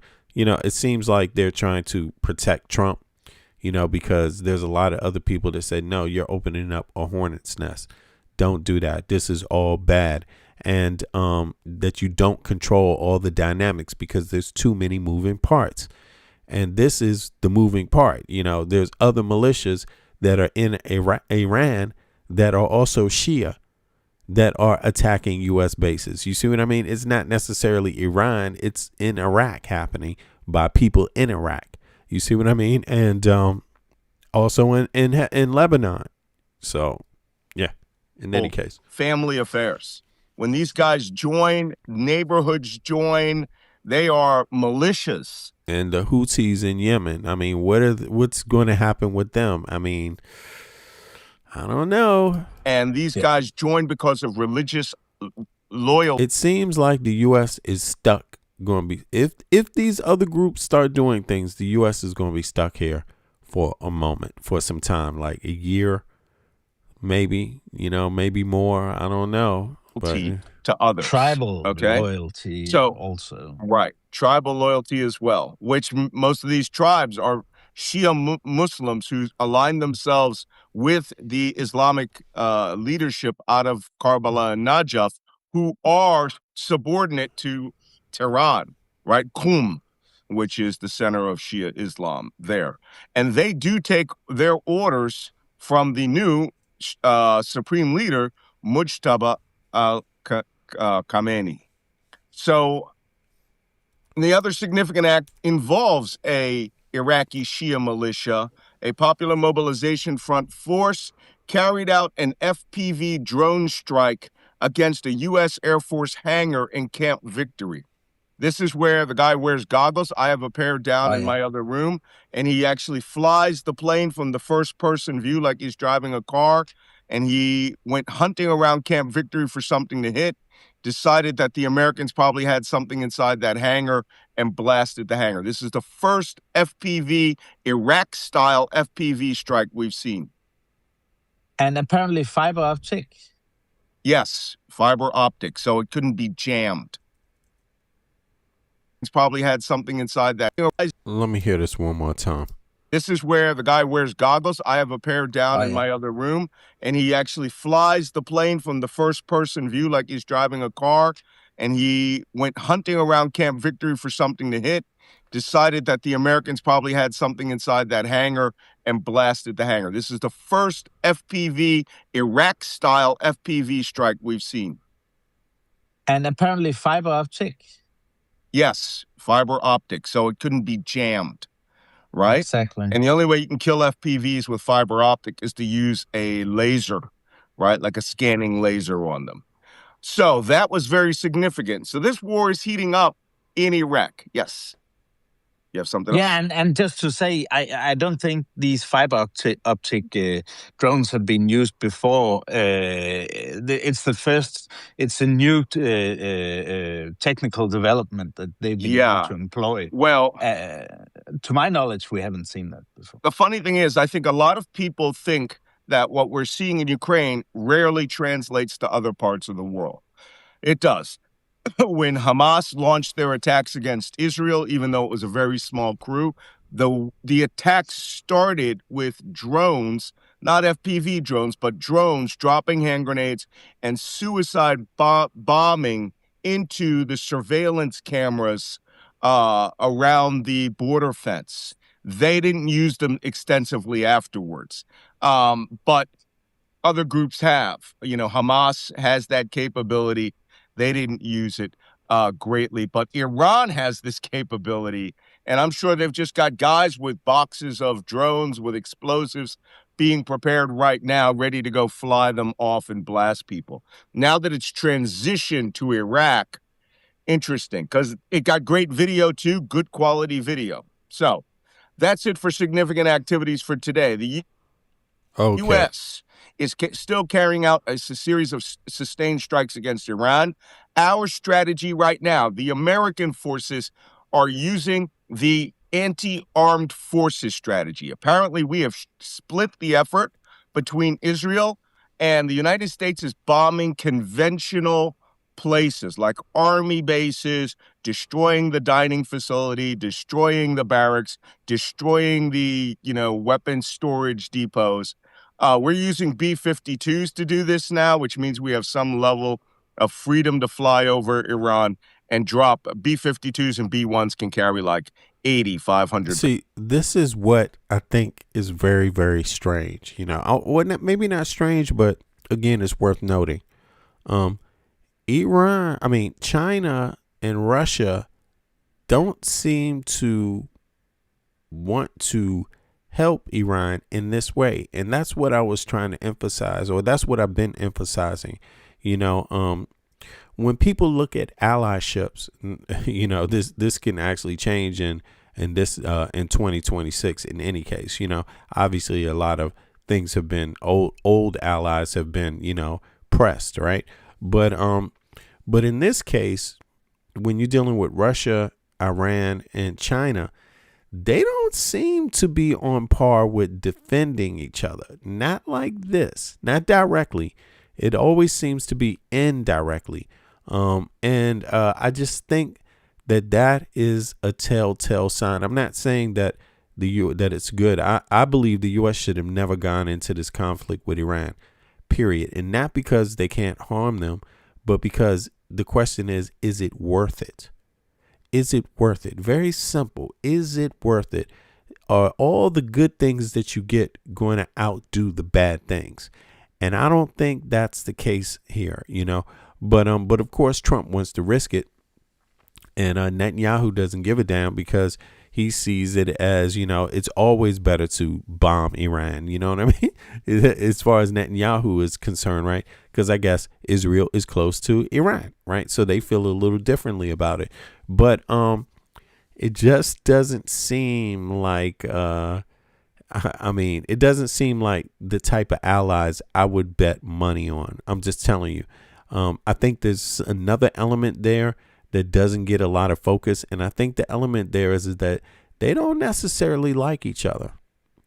It's kind of like the enemies getting together, ganging up on someone on another group. You see what I mean? Not like partners ganging up on another group. I mean, I'm just saying that's my observation. But let's hear a little more of this, and then we continue. Pound bombs, right? Glide bombs.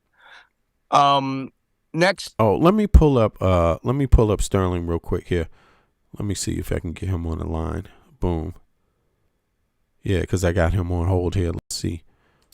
All right. Speaking back to Iraq, the U.S. is now using A-10 Warthog aircraft, strike aircraft, with special operations coordinating them to fight against the Heshab Shabi militias, right? The Iranian-backed Iraqi militias. Remember, Iraq is 85% Shia Muslim, and most of them support the imamate in Iran because they're Shia, right? So that we're actually doing tactical strikes like that tells us we have a problem that's really growing in Iraq. And this could get spin out of control, and it could be Iran's next front of this war. All right. Yeah, that's interesting. Yo, you there, Sterling? Yeah. Can you hear? Yeah, hold on. Let me just adjust the audio real quick for you. Yeah, I can hear you. I'm here. Go ahead, man. You there? Yo, Sterling, you there? He fell out. Sterling fell out. Okay, let's continue with this. Let's see here. Oh, yeah. Okay. Yeah. So Trump, I'm going to save this for last. The big thing about that is for that to calm down and to really get a positive spin off that, it's going to take much more war effort. I mean, it has to take a big surge because these are now, they want America out. Mm-hmm. And that's really what the calculus now is. Do you go in big or do you say, okay, we got to pack our bags? You can't hold on to this with just a few troops the way it's going. Exactly. I'm going to put the map of the Persian Gulf back up here so that you can now see that this new theater of activity is occurring all up here. And in fact, things could go so bad. If the Iranians really, like Mujtaba al-Khamenei comes out alive, makes a speech saying, this is now a Shia Muslim jihad, and I'm calling on every Shia Muslim, you have an holy obligation to stand up in the name of Khalif Ali and Imam Hussein and to strike these enemies dead. The fact that the American embassy in Baghdad closed, it's a sign that they're seeing things at the street level rise up to where Americans can just be killed on the street. And there are a lot of Americans working there. There's oil contractors. There's researchers. It was maintaining some stability. They did have tour groups coming through Iraq. You there? You there? That's all occurring up here. Yeah, can you hear me now? Right? And that could give Iran... Okay, I got you, man. Yeah, you following this? Malcolm Nance, what he's saying? Honestly, I beg your pardon, but I'm having trouble hearing him. Like, it's like really low. Probably it's just me. Oh, you can't hear him? Okay. Maybe, let me see something. It's probably low. Let me see. Let's say they were to collapse. Yeah, you can't hear him? Can you hear that? The Shia government. No, I can't hear that. Okay. Yeah, sorry about that. He's just talking about, well, I can describe it for you. He's saying that right now, it looks like other forces in Iraq, Shiite militias, are going to get involved in this. And he's saying some indication of that is the fact that the American embassy is shut down because they would only do that if they see signs on the street, not necessarily from some airstrikes or attempted airstrikes, because obviously they have some kind of ability to protect it from that, but on the street, you need a number of forces to protect people that are out there on the street from, going after the embassy. So, and he's saying in some other areas too, but what do you think about that? Have you heard about that? Well, I think I did see that headline, and I had also seen a lot of headlines before that said our bases have been destroyed in the whole Okay. area. Okay. So like, so I was surprised to hear you say now that we actually have this base as an option. But I did see where they brought everybody home from it. Yeah. No, not a base. It was an embassy. Oh, I'm sorry. An embassy. Oh, Yeah, our they embassy. saying that the embassies are closing. Yeah, I don't know what bases are open there, but he's he was just talking about the fact that the embassy is closed, and he was saying normally they wouldn't do that. They have some ability to protect from airstrikes, right? But he said that this I did hear that some of the places were hit, but I don't think it's the one in Baghdad that they were talking about before. But I think he said they closed it down. Let me play this back because of signs on the street. I think it was a different embassy in another country that got hit. I'm not sure if it was the one in Baghdad or in Iraq, right? Is that what you heard? The one in Iraq got hit? Honestly, I don't remember now that you say that hearing about any embassies. Okay. I remember when they said that all essential personnel should come home. I thought that was like last week. Right. Right. So maybe this is just a remainder. I was thinking more about bases as opposed to, I guess, embassies. Yeah. Because but let me hear this one more time. Let me see something. 2 seconds. Now, in a Shia you said you couldn't hear this, so hold on. Let me try to see if I can do something about that real quick, just to double check the audio settings. Yeah. It seems to be here. And you said you can't do that. All right, so let me check this one. 2 seconds, maybe. Inputs. Window. Preferences. Device. Okay. Combine 1 and 2. Send direct monitor mix loop back. Check. Can you hear it now? Let me play it. Can you hear it now? Muslim Jihad. And it's still pretty faint. It's faint. Okay, but you can. Okay, I got it. It's faint. Yeah, it's low. It is a little low. Okay. But go ahead. It's just to balance the audio out because yours is a little high, so I had to turn this one down a little. But go ahead, man. What's on your mind? What's on your mind? Well, I've been bouncing around panels here for the last hour or two, and I found a little more challenging chats because they disagreed with me. I mean, not that you aren't challenging, but I know what you mean. It's amazing.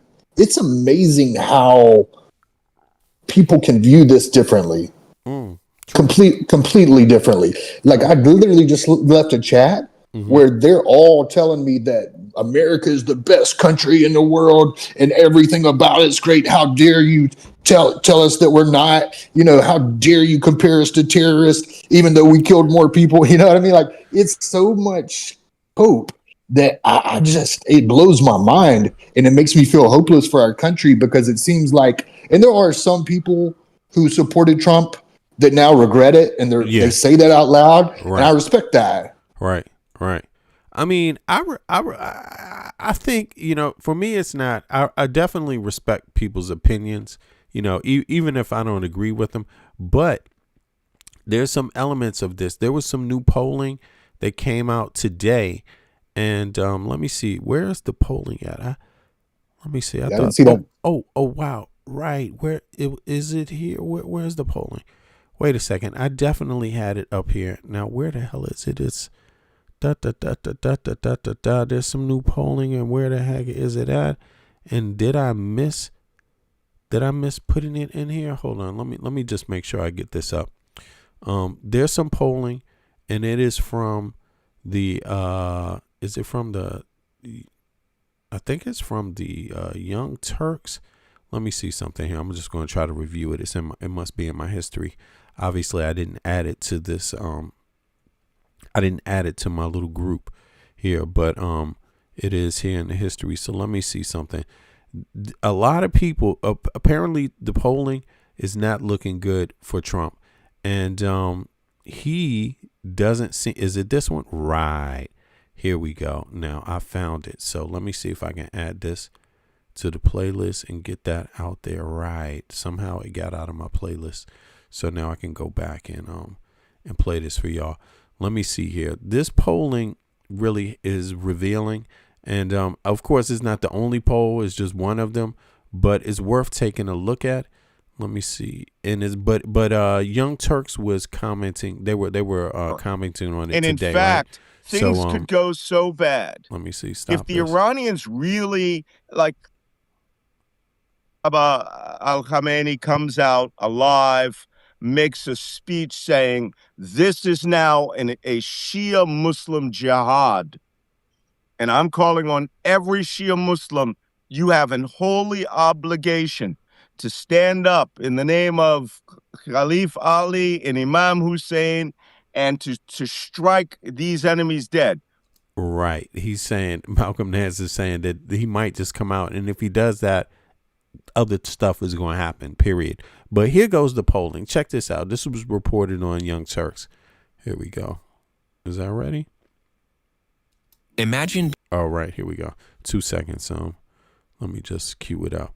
Yeah, this is some pretty revealing polling, but you be the judge. You let me know what you see. An actual poll that's nationally representative, because they were curious to see how Americans were feeling about Donald Trump's decision to drag us into this war with Iran. Now, as we've been talking about on previous episodes of the show, multiple polls show that the war is incredibly unpopular already. But when it comes to ground troops, even among Republican voters, it is wildly unpopular. Now, with the Israelis, we know that this war is very popular because we're the ones paying for it. We're the ones who could potentially send our soldiers, our troops to put boots on the ground. So I was listening to Gideon Levy, one of the most wonderful Israelis on the planet. Okay, he writes over at Haaretz, but he was on Piers Morgan's show today. And he was talking about not only the fact that all of these wars have made Israel less safe, but he was also talking about the fact that, the Jewish Israelis, 90% of them are in favor of the war in Iran. That's what he claimed. In the US, obviously, the numbers are reversed. And so the poll that DropSite did asked if Trump is acting on behalf of Americans or Israelis. And here's what they found. 47% said that he is more responsive to the American people than to Israel. So less than half, 47% think that Trump is more responsive to Americans, and 46% said he was more responsive to Israel. Among independents, these are the kingmakers, these are the deciders in our elections, half, 50 to 45%, said that Trump prioritizes Israeli interests over Americans. Among Republicans, only 17% said the same because they're watching Fox News slop, but I'll continue. Democrats overwhelmingly held that view, 75% versus 17%. So interesting results from that poll. I just, for the Republicans, and I'm talking about normie Republican voters. I'm not trying to get on your ass about this, right? But I am curious. Have you sat down to really think this through? So you see those numbers right there? Let me just pull it back just to the numbers so we can take a look at that. It says among independents, half said that Trump prioritizes Israel's interests over Americans, right? That is independents, okay? And so then Republicans, it's only 17%. So, and then it says Democrats is like 75%. Like, it said the same. Democrats overwhelmingly held that view that Trump prioritizes Israel over the U.S. Now, to me, it sounds like pretty much Trump's strongest base is Republicans. Like, so the people that you're hearing from is likely Republicans, right? Because it seems it seems to me that independents are split, and independents, I don't know how much of the voting electorate they make up, or how many they are in general. How many independents there are? Because you're an independent yourself, so. Right, and if you're counting the Green Party and the People's Party and the Libertarian Party, and you add that to the independent call, I would say in a presidential election, it's hard for all those candidates together to get even 10%. You know what I mean? Like usually it'll be 1%, maybe 5%, somewhere between 5 and 10%. I don't know. Okay, 5 or 10%. Okay. Okay, go ahead. Well, it depends. It depends who the candidate is too. The better Right. the third party candidate, like Ross Perot, they get more, and then the establishment gets really nervous about that. Right, right. Yeah, Ross Perot. That's what I haven't heard his name in a while, actually. That's interesting. Yeah, well, I mean, me, I don't waste a lot. I tell you what, I don't think it's just the these Americans, you know, this type of fringe American Republican, or some of these are independents, right, that seem to have this kind of approach. In my world, I call it blindsided. Like, they're just so far pretty one way about how they look at things. You see what I mean? Me, I'm not one way. You know, I'm kind of more nuanced than that. But I also notice that there's a lot of other people that maybe not are American that do this similar thing, but the opposite way. Not, you know, it's not that there's not a lot of others that, you know, might have different sides of this. There's plenty of people on earth and people take a different side. But one of the things that came up, I noticed when I was talking about this earlier today, is this idea of, like, when Ukraine, I posted something on social media about Ukraine and the drones, right? Ukraine is now approaching Israel saying they can sell the Israel drones if they need help, right? If they need drones, they can help them with that, right? And Ukraine is doing it. And Iran noticed that. Iran, you know, came out and made a statement about it. But the whole thing is that Iran has been selling drones to, Russia to bomb Ukraine the whole time, right? And but when I mentioned this on Facebook, right? I think it was Facebook. I heard the term, like, people automatically connected Zelensky with Netanyahu, being as though Zelensky is Jewish, right? And absolutely, yeah. And I just thought, like, okay, but is that what's going on here? And the person used the term Zionism, right? And I just thought, this is just another form, I think, of a similar thing. I think sometimes that word gets overused. You know what I mean? Like, to explain too many things. And that's what's got me talking about, actually, the Sudanese war, right? And really looking at the people involved, right? Because to care about Ukraine selling drones to Israel and you don't care about Iran selling drones to Russia, right? I'm not really understanding why it could be one way and not the other. You see what I mean? And I'm not sure why the connection has to be that Netanyahu, obviously Netanyahu is Jewish, but that Zelensky is Jewish. Why is that the connection? You see what I mean? And I think the person who told me that, right, I was a little surprised because the person is not Arab.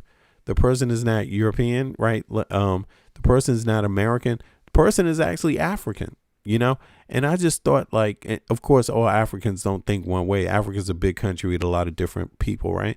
But I was a little surprised because this is a good time to go over to the Sudanese war, because I thought, like, okay, if you make that connection that is Zionist, then how would you describe the conflict like Sudan? How would you describe that? Because it's made up of many of the same players. Would you describe that as a Zionist plot? The war in Sudan? That's a great question and a great subject. I'm interested in it. You know, to kind of go back, I heard people lump Zelensky and Bibi into the same group because I think that what I heard was that we cut off all foreign aid to all countries except Ukraine and Israel. Okay. And they just both happen to have Jewish leaders. Now, whether Zelensky is "quote unquote" Zionist, I'm not really aware of. That's what I mean. That's what I mean. Like, it seems just like, I mean, and I'm not saying this is the only this is like the only way that this is manifested, because I think Americans do it in another way. You see what I mean? We may not even use a Zionist term, or we may not even do that connection point, but we put other pieces together and call it something else, right? But here, when that issue came up, I just thought, like, because some Americans do talk about Zionism, right? And I just thought, like, in my mind, like, why is it that certain groups, people are always trying to make the connection between them being Jewish, when a lot of these groups in the Middle East, they all is Muslims. Right. And so let me, I'm trying to wrap my head around this. Yeah. So yeah. I'm sorry if I'm not doing it. I know I may not be doing a good job at it. You're doing a great job. So Ukraine was interested in selling drones to, who was it again? I'm sorry. To Israel. To Israel so that they can fight Iran. Yeah, exactly. This is a new thing that just came up because obviously, Israel's not the only place Ukraine is offered to sell drones to. They also offered to sell it to the U.S., right? But but Israel now, because of this conflict, now Ukraine has approached them and said, "Hey, we'll sell you drones," but they're saying, "Yeah, we'll sell you drones because Iran was selling Russia drones, providing Russia drones with." To bomb us. And see, this is the thing. Of course, they, if they enter into that arena, that could not only them, but then you got the Shiites on the ground. You see what I mean? It just seems like something else is happening that can't be explained in the way that a lot of the Americans talk about it. Like you said, the ones that you hear, they're pro this war. There's no nuance there. There's nothing in the middle for them to discover. You see what I mean? Just like when we talked, I said today, Trump, they're literally bombing oil fields in Middle Eastern countries. And these are the same countries that are supplying weapons. Now, think about this. They're supplying weapons and other things to fund war in Sudan, right? They're bombing them. And and these are American companies, but Trump doesn't seem to he didn't seem to want to avoid that. You see what I mean? Like it seems like maybe it's just chaos starting to develop, man. Maybe it's just chaos. It could be some of that, but like look, we'll go back to it. Okay. If Ukraine, first of all, like the other thing that I couldn't really wrap my brain around was the fact that Ukraine's trying to get rid of any equipment or any weapons. It seems like they kind of need it right now. You know what I mean? Like I'm surprised they have leftover drones that they can spare. Yeah, I think but I'm not surprised, man, because Ukraine is doing a lot of business. Even though they're in a war, they're actually doing a lot of business. They've been ramping up their production, and that's because they have people to sell them to. European countries want drones. They want drone technology. They got joint ventures and shit with Ukraine. You see what I mean?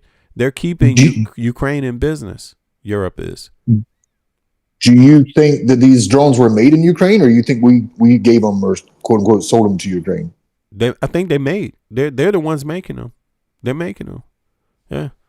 They're making them. And there's other ventures. There's other weapons ventures with EU countries with Ukraine. Yeah. So I think Ukraine they've been able to, they have part of the country is pretty secure, even though you have these bombings. There's certain areas that are way more secure than others, right? And then I think what you see is these bombs slipping in, or these drones slipping in the maybe second, maybe B areas, you know what I mean, that aren't completely, but I think pretty much when you're dealing with the weapons manufacturing and the thing, and where the investment is, where there's Western material there somehow from other governments, I think those are probably very hard to hit right now because Ukraine. But let's look that up real quick. Let me see here. I'm going to pull that up, and then I'm going to go over to the Sudan thing at the same time. Just to connect some of the pieces here. But go ahead. Yeah, thank you. While you look that up, just a little kind of fun fact. Zelensky's a puppet, even worse so than Trump and Boris Johnson are. And I forgot what year it was, but back when Boris was in office, and Ukraine was ready to strike a deal with Russia. They were ready to sign the peace treaty, and I guess the Western cronies sent Boris Johnson over to Ukraine to make him very much aware that he cannot accept that peace treaty. So in other words, go ahead. Yeah. So like the point of it was like, I think that we wanted a long drawn out war with Russia, one that we didn't have to fight, and that would just destabilize Russia. And so it kind of goes back to the comments you were making about just destruction and chaos, and who benefits from that. Like if we can cause destruction and chaos to Russia and China indirectly, it seems like we're always going to do that.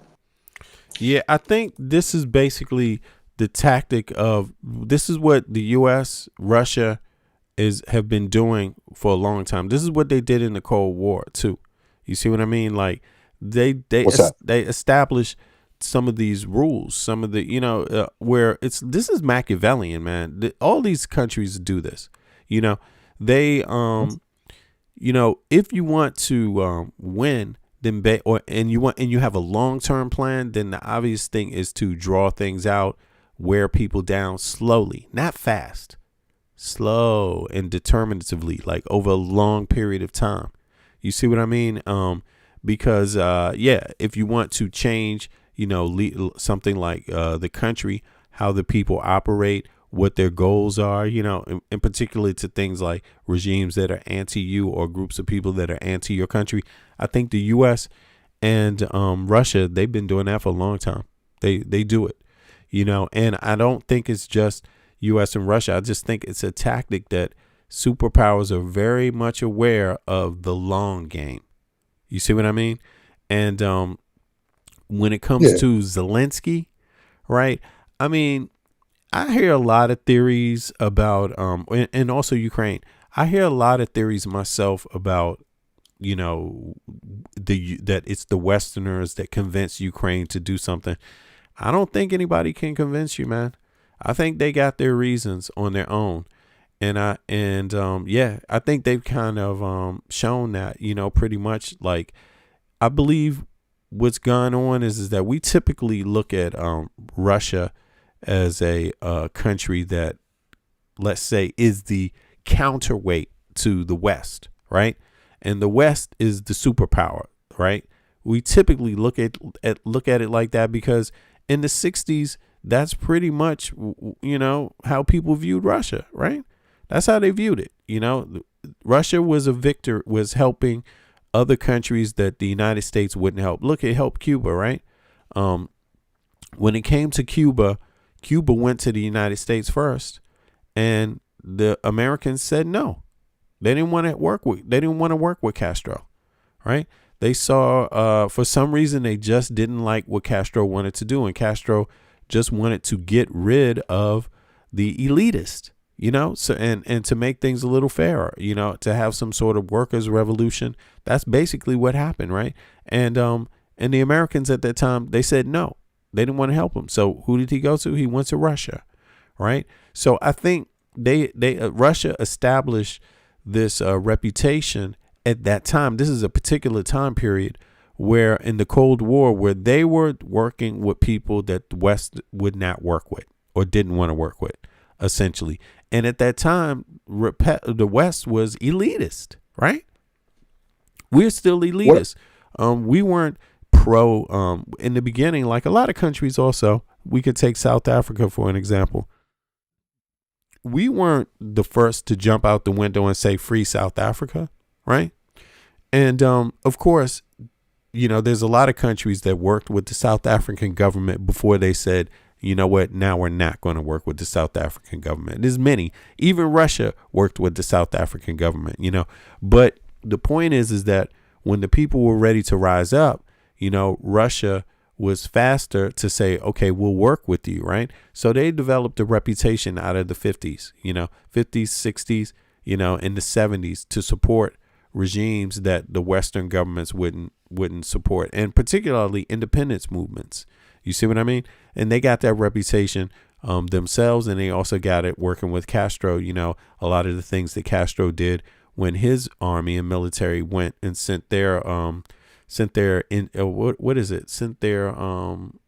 their security folks to train people in Angola, Namibia, Botswana, in these regions to fight against the South African government, right? So they were very effective. So Russia in that time period, they got that reputation. So now it kind of hangs around still. People still see Russia in some way as the good guy. And anybody that teams up with Western Europe is automatically the victim, right? But if you just look at the map. I don't know if you can see this map right here. Can you see it? I can't. I can switch to YouTube though. Hold on. Maybe you can just take a look at it, right? When we look at this map, I got to take my camera off. Here, can I do that? Let me put this up. Right in here. Okay, so when we look at this map, you can easily see Russia, and you should know this, even if you can't see the map, you can just Google it. Russia is the biggest geographical country on Earth, right? It's the biggest geographical country on Earth. And it has a colonial history too, which is why it got so big. You see what I mean? In the first place. And a lot of people, when they look at things, they forget that Russia was once a colonial nation itself. Right.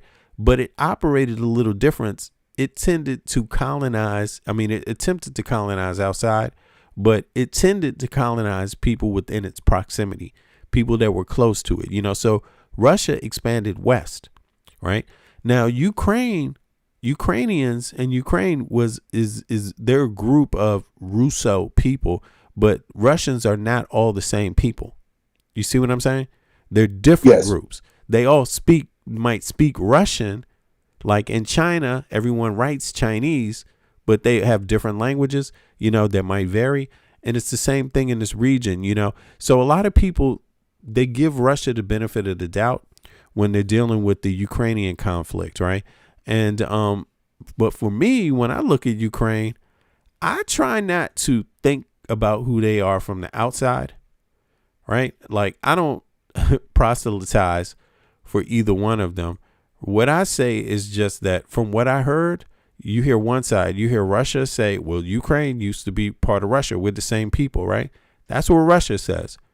And the Ukrainians say, no, actually, we're a different group of people. We might have some things in common. We might have history together, but we're a different group of people. And when I look at it that way, and then I look at the fact that these people, they're actually fighting. They're literally fighting, and dying. I don't look at it like, I just don't take that away from them. Like the fact that they're fighting, you see what I mean? And I think I take that same approach to Iran. Like these Iranians are fighting. Like it would be the same as if I just said, yeah, well, they're part of Afghanistan. Why don't you just join Afghanistan? You know what I'm saying? Like, why don't you just do this? Iran. Some people think Iraq and Iran are the same place. You see what I mean? And it's just, look at the size. Look at the size, man. Look at the size. You see what I mean? Like, Ukraine is bigger than Turkey, damn near. It's bigger than Iraq. It's absolutely. You see, so I just try not to put it all on, the U.S. made them do it or the Western people. I don't think it's that. I think it's Russia's history. I think Russia has a history of colonizing people, and it's backfired now. People are breaking off, and of course, it might be in the interest of others to help them do that, right? And but I don't think you can force them to want to do it. You see what I mean? Well, yeah, I agree with that. And that's what we should be doing. And it sounds like that's what you're saying about Russia and maybe even China, if I could throw that in there, is that they're not always going around the world as the world's police per se, especially with their military conflicts or actions. They want to expand their borders. That's what I've always heard about Russia. Yeah. That they want to, they've been doing that for a long time and taking back territory that they used to own or whatever. And they're talking about the USSR. They're talking about that period. It's like, but of course, they've been colonizing for a long time. So it even goes back before the USSR. But typically, what we hear is lands that they got control of during the USSR, they want to get back. And it's like after World War II. They might have had other countries. They had Poland, for example. You see what I mean? They had a lot of these countries. Yeah. And I know like the annex of Crimea was kind of like where this whole conflict started back in 2014, if I'm not mistaken. Right. Exactly. And I remember hearing that the people of Crimea wanted to be Russians. They considered themselves Russians and spoke that language. Now I don't know. It's been a long time since I studied this. Yeah. But and then I think there are some people. I think there were some people definitely, that wanted to be Russian. You know what I'm saying? No question about it. But then again, there's also the other people that don't. You see what I mean? Like I think that's what that's pretty much what it comes down to. And I think the thing about people, trying to insert like that they are Russian, I think it kind of shows like people don't realize what happened before. You see, so there's a lot of layers to this. It's the same thing as Belarus. Is Belarus Russia? You got me there. You know what I'm saying? I mean, they're right next to Moscow. What language do they speak? Is it a different language, or is it just Russian, or is it just a Russo language? I think Russia is a general term for a big group. You see what I mean? And yeah, and then so when you're talking about language, these groups might fall into the language group. But the ethnic group, I don't think they're all the same. They're not all the same. They don't see each other as the same. And it's typical. It's similar to like even though Persians speak another language, obviously, but all Persians, they got different languages. It's not just one language. You see what I mean? And they might have neighbors. It doesn't necessarily mean that their history is the same. You see what I mean? So I think, but it is complex. But me at the end of the day, I'm like, if I'm not telling either one of them what to do, but I do think it's kind of like overall, when people look at Russia, you got to ask yourself, how did Russia get so big? Right. Like, you want some more land? He's like, what the fuck? Yeah, don't you got plenty? But like, what makes it a little trickier though is that they polled the people of Crimea, and in a landslide vote, they voted to join Russia. And even the international community said that these votes look completely legit. So like in that case, if we're trying to prevent them from joining Russia, then we're just stirring the pot. And I think that same thing could be said for Ukraine. If Ukraine wants to make a peace deal, then we should have respected that. Oh no, they don't want it, man. They don't want it, and I think it's like it is similar to how this is similar to how Israelis and Iranians see each other. No, there's been way too much death. You know what I'm saying? They don't like each other. You talk about Ukraine, Ukrainian deaths? Ukrainians see Russians as Russians want to kill them. That's how they see them. Okay. Straight up. That's how they see them. So it's I don't think they don't want to give up a goddamn thing. And if you look at it here, they if you just kind of look at the map right now, Crimea, I think Crimea might have been the last straw, because how they see it is that the country already existed. They already had an agreement about the borders, and then Russia invaded, right? And took Crimea, right? They had a war, but this was when, Ukraine didn't even have an army. There's a lot to this, and after that, they were like, nope, now we got to build the army. You see what I mean? And then you had even after this thing with Crimea, then you had Putin. He lined up like 150,000 troops on the eastern border, and then said, no, we're not going to invade. What we're going to do is, he said, we're not going to invade at all. There's nothing. Why are you all tripping on us? And then when he invaded, then he said, it's not an invasion, it's a denazification. You see? So yes, yeah. So I think, and denazification is basically, it's a way to threaten and just say, yeah, we're out here to murder you, man. We're going to kill you. And it's also a justification of it.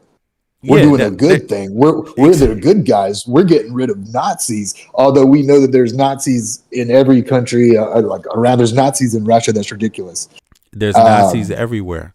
You know what I mean? Yeah. I mean, there's Nazis. I mean, and not even just Nazis. There's people that are extremists everywhere that have ethnic extremism on their mind. You know what I mean? And but I think what's happened here with this issue with Ukraine. I mean, this is just my opinion. When I hear them talk about it, it's like, no, man, it's been way too many deaths, way too many rapes. Yeah, they just have zero respect for anything Russian, to be honest. And yeah, they definitely do not like Vladimir Putin. and you got to ask yourself, why does Putin get this skate? Why does he get to skate free? Why does he get to just be the never-ending president? Why should one person have that much influence? I mean, it's not like that in our country. Trump, as bad as Trump is, he's going to be gone. Yep. In the kind of like Bibi Netanyahu, they have ways of doing it, changing their titles to prime minister, president, whatever. But Bibi's been there too. And I went to Thailand some years ago, right? And they had just recently lost their king, and he was like the longest serving monarch. He had been like on the throne for like 50 years or something, and they loved him. Right. So that just goes back to my point. I don't want to keep repeating myself, but we need to let other countries work it out themselves. We need to let the people of Venezuela rise up. We need to, if that's what's going to happen, or the people of Cuba, or the people of Iran. But and when part of a region says, "Oh no, we don't want beef with Russia. We should respect that," and instead we were agitating them by trying to put NATO forces right on their border, which. Going back to your what you said about the agreements we had about the border of Russia, that was part of it, that we wouldn't put NATO troops on their border. Oh, you mean what NATO troops are on their border? We were moving in. To Ukraine. First of all, they don't like that. Yeah, but there's no NATO troops in Ukraine. That's the thing about it. It's like, Putin has used this fear game, as if what he does is project. He says their plan is to, if we just let them exist, eventually they will have NATO troops here. That's what Putin is claiming. So Putin is doing a preemptive. Before you have NATO troops, I'm thinking and believing that you are going to have NATO troops here at some time. If Ukraine, stays a sovereign nation, I don't want that. So I'm going to attack Ukraine. I'm going to make sure that it's never a NATO nation. But the truth is that there's never been any NATO troops, and they're still talking about it. There's no NATO troops in Ukraine. So, I think what this is that every time people try to listen to Putin's argument, I think the main problem with Putin's argument is nobody believes it, because they're always going to go back to, how long have you been the leader of this country? You've been the leader of this. I mean, don't get it wrong. If you've been in power for 40 years, you probably support Putin. But if you're from a country that has elections, you're probably not. You see what I'm saying? Like, because you could imagine what Trump could do in 30 years. Oh boy. Oh God. Yeah. Well, you could imagine. Most people would be like, no. They would be like, you see what I mean? Like, he could do a lot of damage. you know who else could do a lot of damage? Lindsey Graham, who has been there for like 40 years. You know, Yes. Nancy Pelosi, you know, so like, you know, hey, look, I just don't like too much. I'm not saying you're doing this, but like, I just like to make our system better and not worry about what other people are doing per se. Right. And, you know, as far as NATO expansion goes, again, not expert, but I'm pulling it up right here. And they're saying that Russia feels like we broke a promise, the broken promise dispute. In 1990, we agreed that we wouldn't move eastward. And then in 99, NATO expanded to Poland, Hungary, Czech Republic. And in 2004, the Baltic states, Bulgaria, Romania, and others. Right. I mean, oh, that's what you're saying. So it's not Ukraine, it's just all the other countries. Right. Right. So, right. I mean, you know, and that's the thing. But I mean, I understand that Russia wouldn't want that. I understand that. But again, look at the size of Russia. Just look at the size of Russia. And look at the history of Russia. You know? Like, and maybe if you're in Africa, you wouldn't care about the history of Russia in Europe. Right? But if you're in Europe, you would care about the history of Russia in Europe because it would be of consequence to you. You see what I mean? And most of these people are sitting back saying, you're the largest country on earth. Period. Your space, your geographical space is so huge. You shouldn't be telling anybody what to do. You have 150 million people and you got the biggest geographical landmass on earth. And you're telling other people what they can do. I think that's pretty much what it comes down to. And I think every time people, you know, and don't get me wrong, but I even think, you know, their neighbors think this way. You know, all their neighbors are much smaller and they're basically, you know, they got their own history with Russia and it's not favorable. You see what I mean? So even Crimea. I mean, no, I'm not saying that you're not going to find some people that are in favor. Okay. But what I'm saying is that you could talk about Crimea. What about Kazakhstan? You know what I'm saying? They was like, no, we don't give a fuck what Russia thinks. We're not Russia. Yeah, I'm not. Okay. You see what I'm saying? Like, you know, Mongolia is saying they're not Russia. You see what I mean? Like, you know, there's a lot of countries that's like saying we're not Russia. And they're going to sign any pact that they want. Let's be honest. They're going to say don't sign an agreement with NATO, but they will sign any other pact with anyone they want to. These countries will sign any pact that they want. You're referring to like Ukraine, for example, or Russia, or both? No, I'm saying any of them. Any of them. Any of these countries, they will sign any pact that they want with anybody. Right. Well, yeah. Well, you know, yeah, I kind of agree, but it depends on like who wants it and why. Like, I just put a link in our little chat to where the incident I was referring to, where Boris Johnson would sit down there and Zelensky says that he came specifically to talk him out of signing a peace deal. And Boris Johnson did that. I mean, yeah, he probably. Yeah, well, I mean, I'm not saying that Boris Johnson didn't do that. But what I'm saying is that it's like how you frame it, you know, you know, this idea about whether a country can sign up to NATO or not. Yeah, maybe you had an agreement with Russia to not do that. Right. But, you know, at some point, this is their own choice. You see what I mean? That's what I was saying. Like, you can't force. This is not like NATO forcing Ukraine to do something. You see what I mean? Like, these people have done it. And it's not only NATO. It's not only people that are talking to Western Europeans that have done stuff like this. People talking to Asians have done this to Russia. You see what I mean? They've said, no, we're not part of Russia anymore.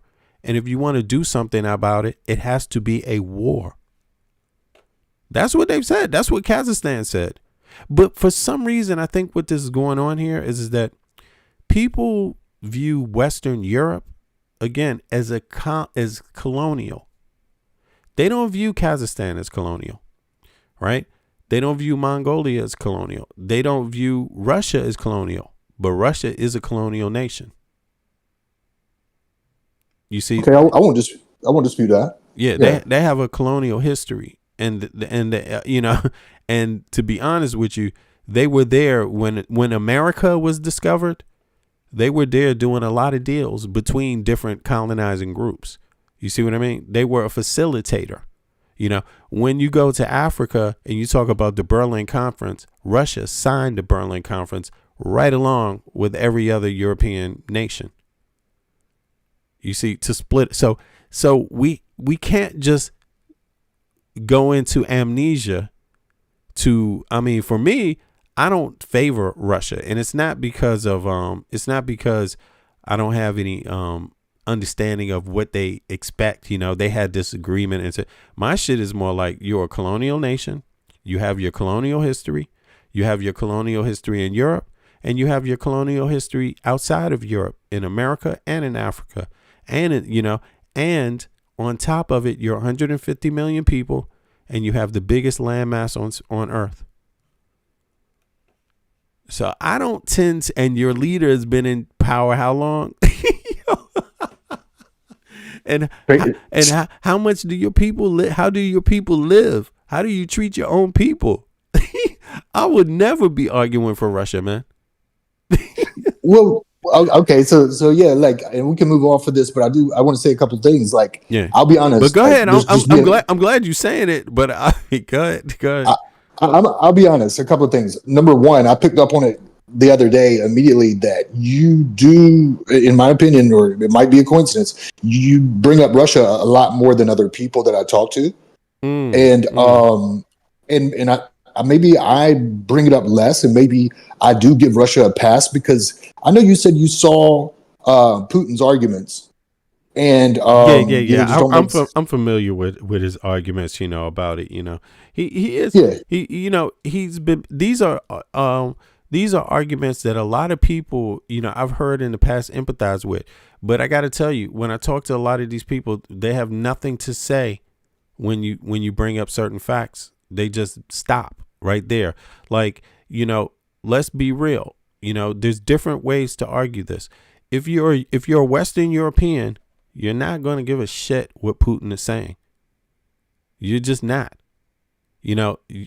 Western Europe has 450 million people. They're the second, they're tied with China to be the second or third largest economy on Earth. You see what I mean? Russia has 150 million people. Western Europeans are immensely proud of themselves. They're definitely not going to stand down.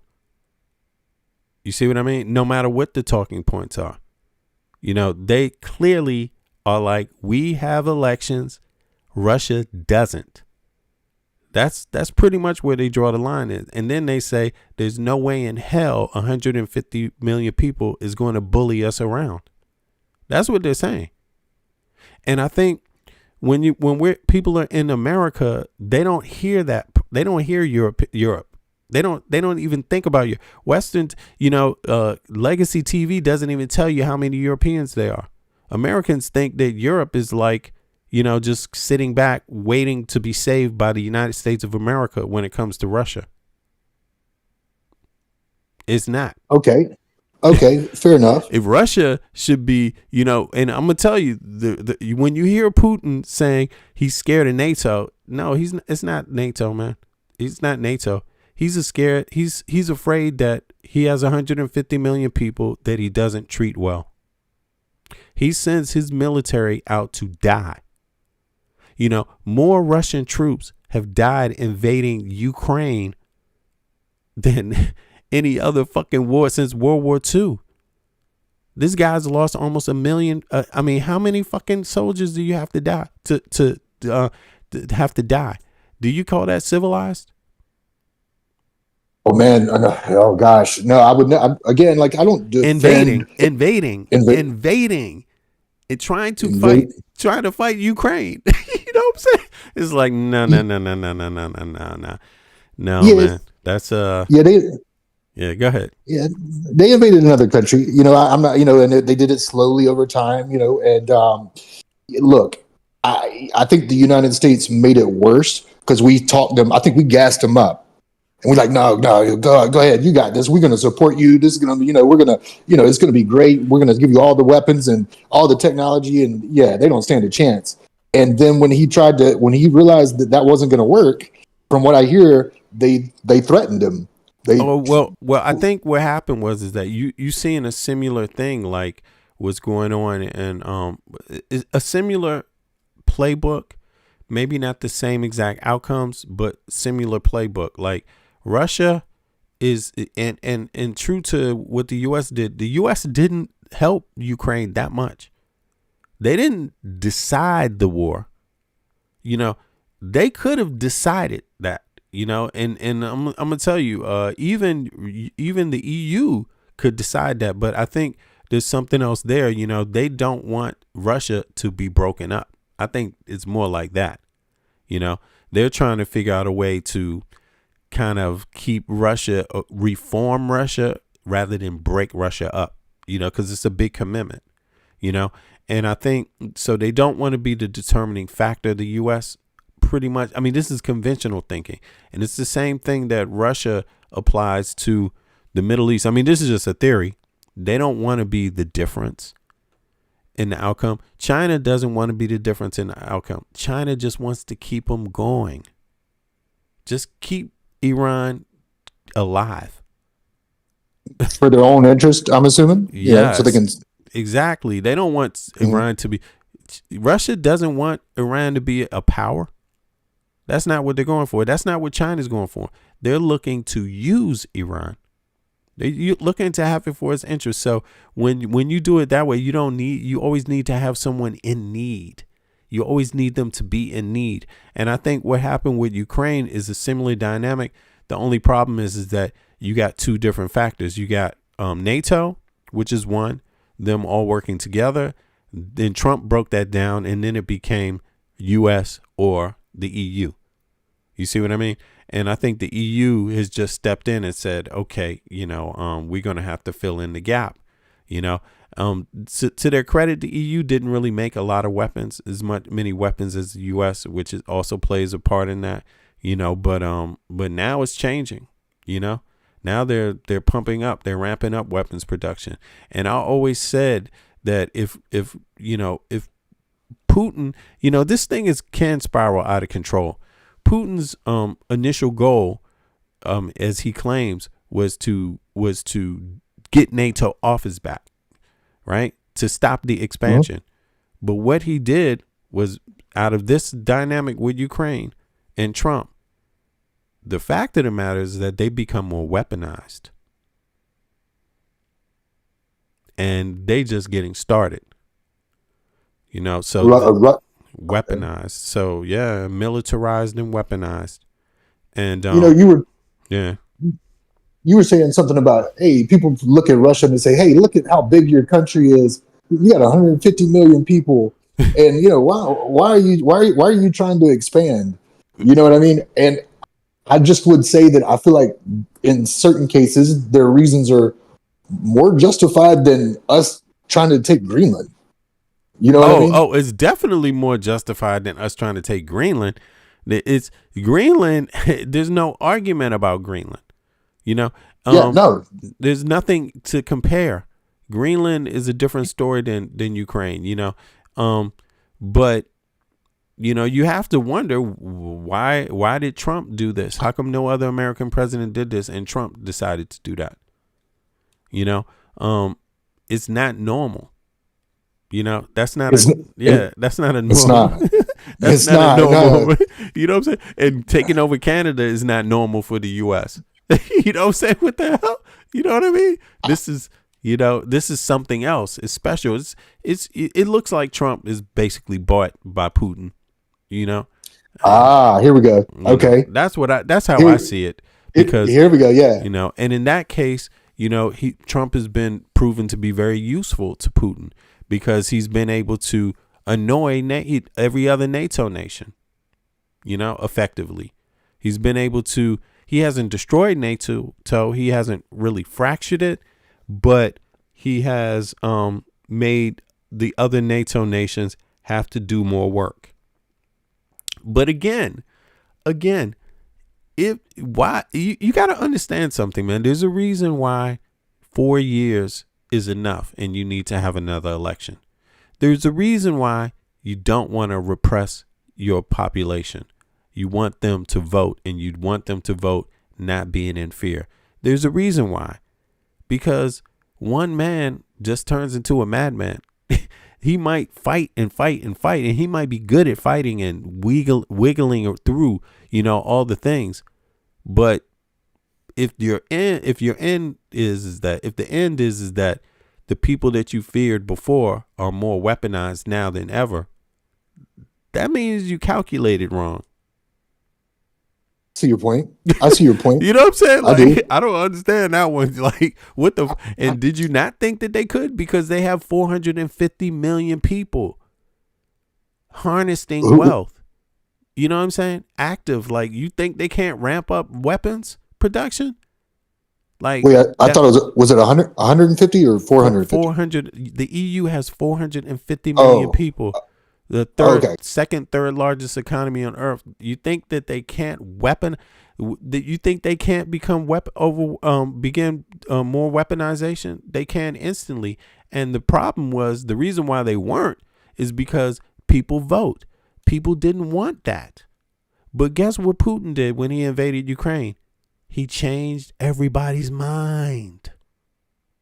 Oh, with propaganda or something? Or no, by invading Ukraine. That was the perfect commercial for, let's go. Now I can be in Denmark and I can say, we need to weaponize more. We need to buy more defense. He was the perfect commercial for EU defense. Mm-hmm. Part of the problem for me is, and I just realized it, was that I guess it was during Trump's first little stint in the White House. Yeah.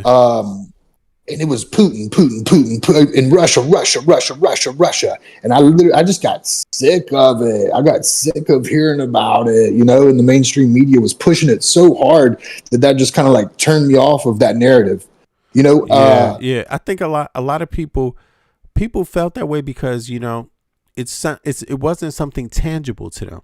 It wasn't something they could reach out and grab with their hands. So for them, it's imaginary. But I think. Well, yeah. Go ahead. Well, and there's more to it. I agree with what you said, but there was things they could point to that it seemed like Trump was voting or acting not in Russia's best interest. With the Ukraine thing is the one example that comes to mind. Oh, say that again. You said that what happened?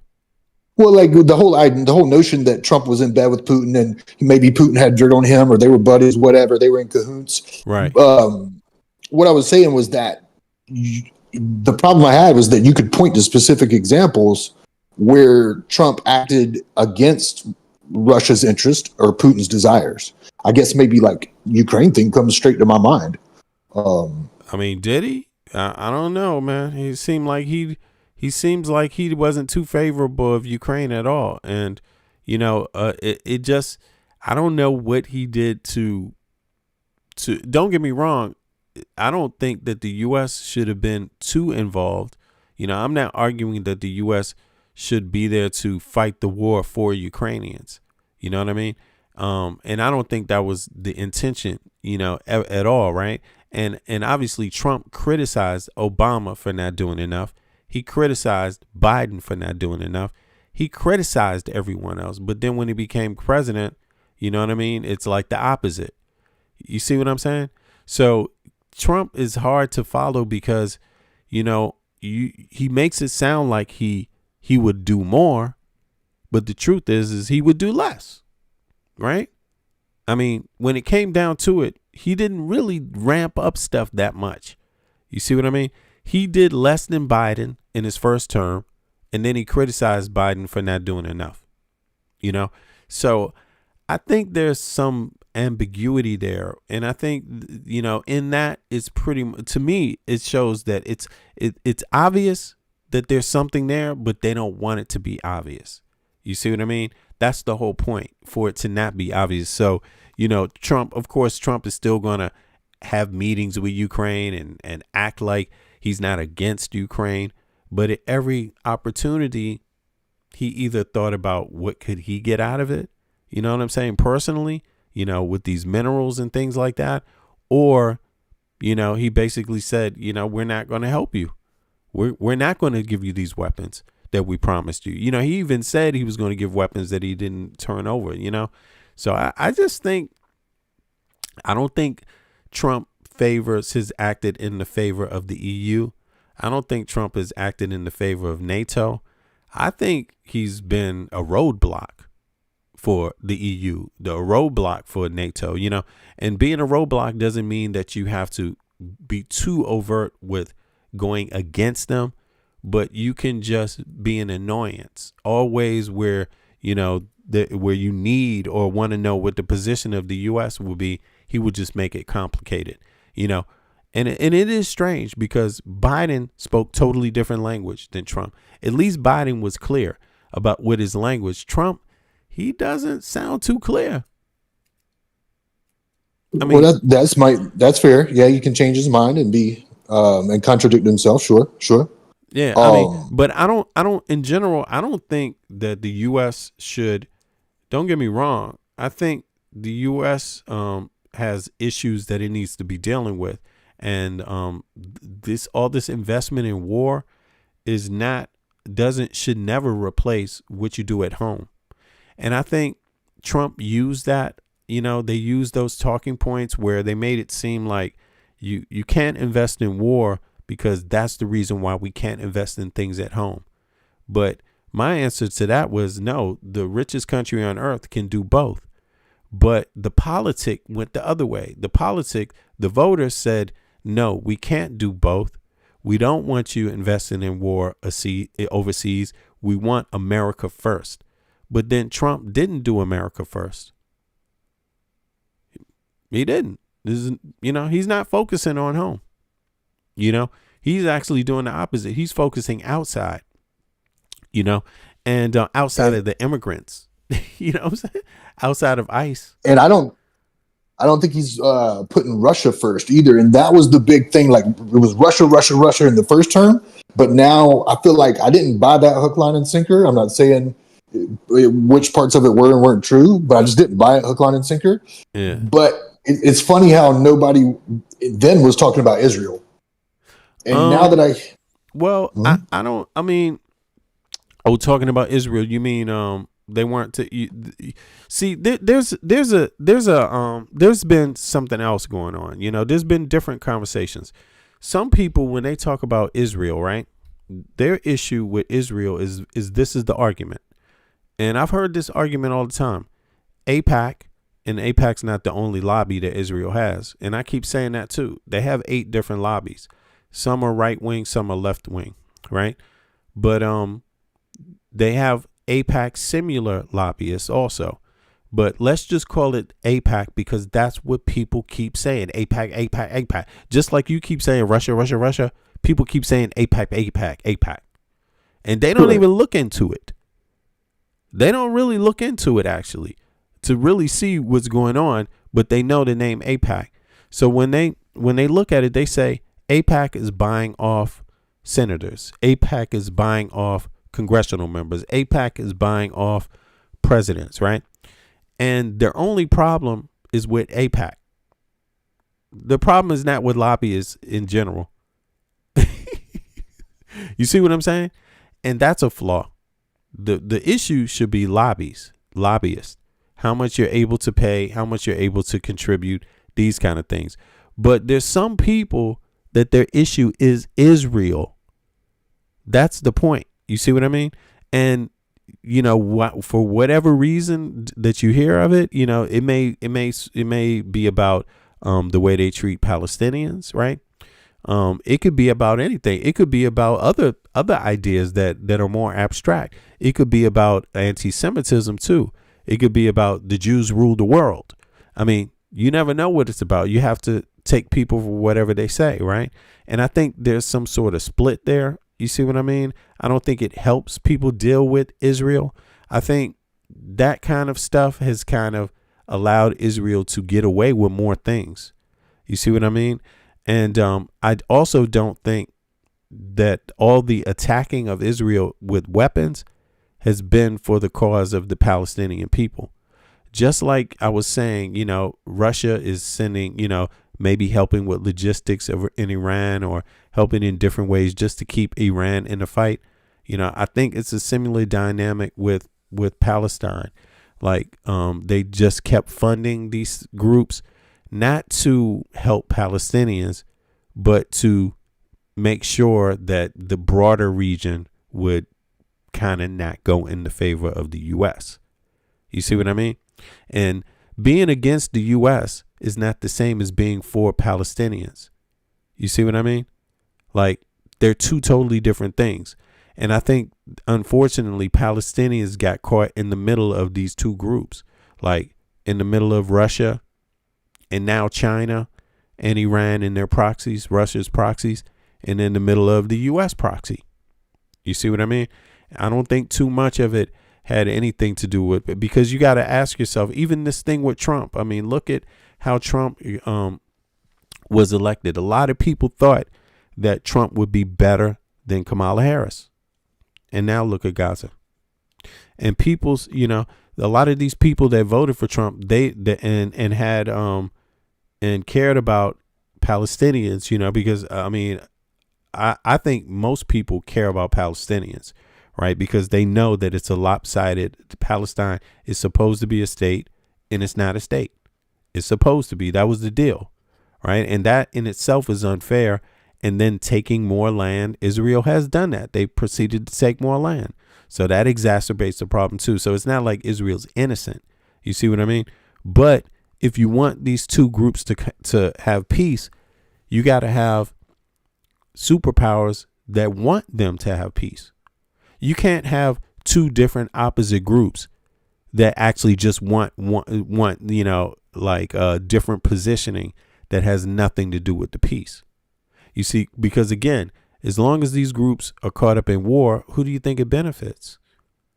You think it benefits them? Even Israel. Do you think it benefits Israel? Or will they always be beholden to someone because they will always need that help?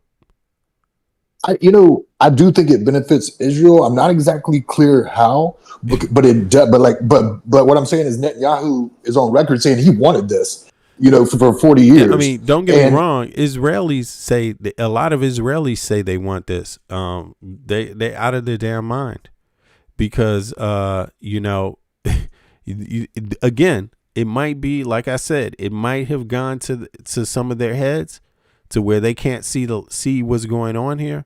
But, you know, they are going to be always in need of someone else's help and protection. Like, that's what the situation they're in. And the reason why is because they're not able to make peace. You know, they're not able definitely. to. Yeah, that, you know, they're not interested in it. Yeah, and that's not they're not interested in it. It doesn't appear to be that, but also Iran's not interested in it. Iran's not interested in that, man. You know, and in peace? No, they're not interested in peace with Israel. Come on, man. And they're also not interested, I don't believe, in the Palestinian issue either. I think it's all about Israel for them. If you could use the Palestinian issue to justify attacks on Israel, great. But either way, they're gonna be coming at Israel, you know. And yeah, it's really sad. But when you go on for years in a generation with this conflict, people don't let go of these conflicts easily, man. Definitely not. Okay, so look, all I'm saying is, and we can move to Sudan after this. I myself, I look at things differently. You know, it shouldn't matter. It's one thing who you support, but don't ever forget to do the math, because you're not going to outmath the math with whatever your feelings are. you're not going to outmath the math, you know, and there's a point where you have to be reasonable about how you go about things. You see what I mean? And the moment you try to outmath the math, you're on a suicide path, man. You know, it's not going to math out. It's not going to make sense. And it's the same thing with Iran. They might be victorious. They might feel victorious. And indeed, in some way they are. But they also lost a hell of a lot of lives. You see what I mean? Like, is that the victory you want to have? You tell me, what is victory worth? What is victory? You know, Russia, they you know, Putin, hey, he felt like Ukraine was part of Russia. Well, 1 million lives later, how do you feel? I mean, is that your idea of a bright idea? I honestly, I feel like if we hadn't intervened, then they would have had a peace deal, or maybe not even going to war from the beginning. But you know, I don't want to beat a dead horse. But it doesn't matter. It doesn't matter because, you know, at the end of the deal, everybody's going to say that if they hadn't done this. Everyone's going to say that.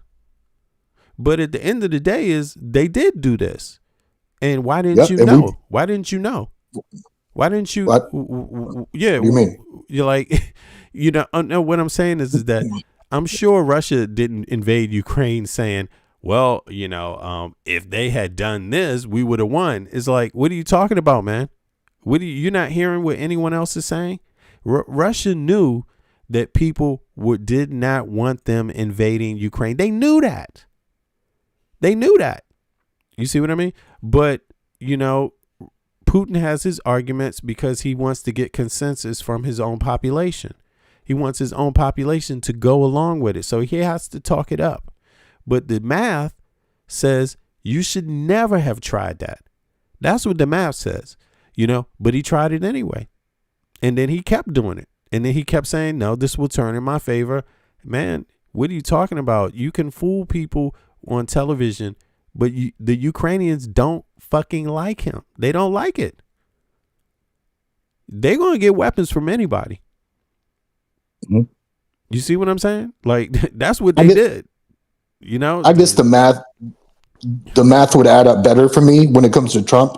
Like, you can't outmath the math. If Trump was on the same side as Russia with that whole Ukrainian conflict, then it would math out better to me. But then when I look at his relationship with Bibi, it seems like he's doing everything that Bibi wants to do.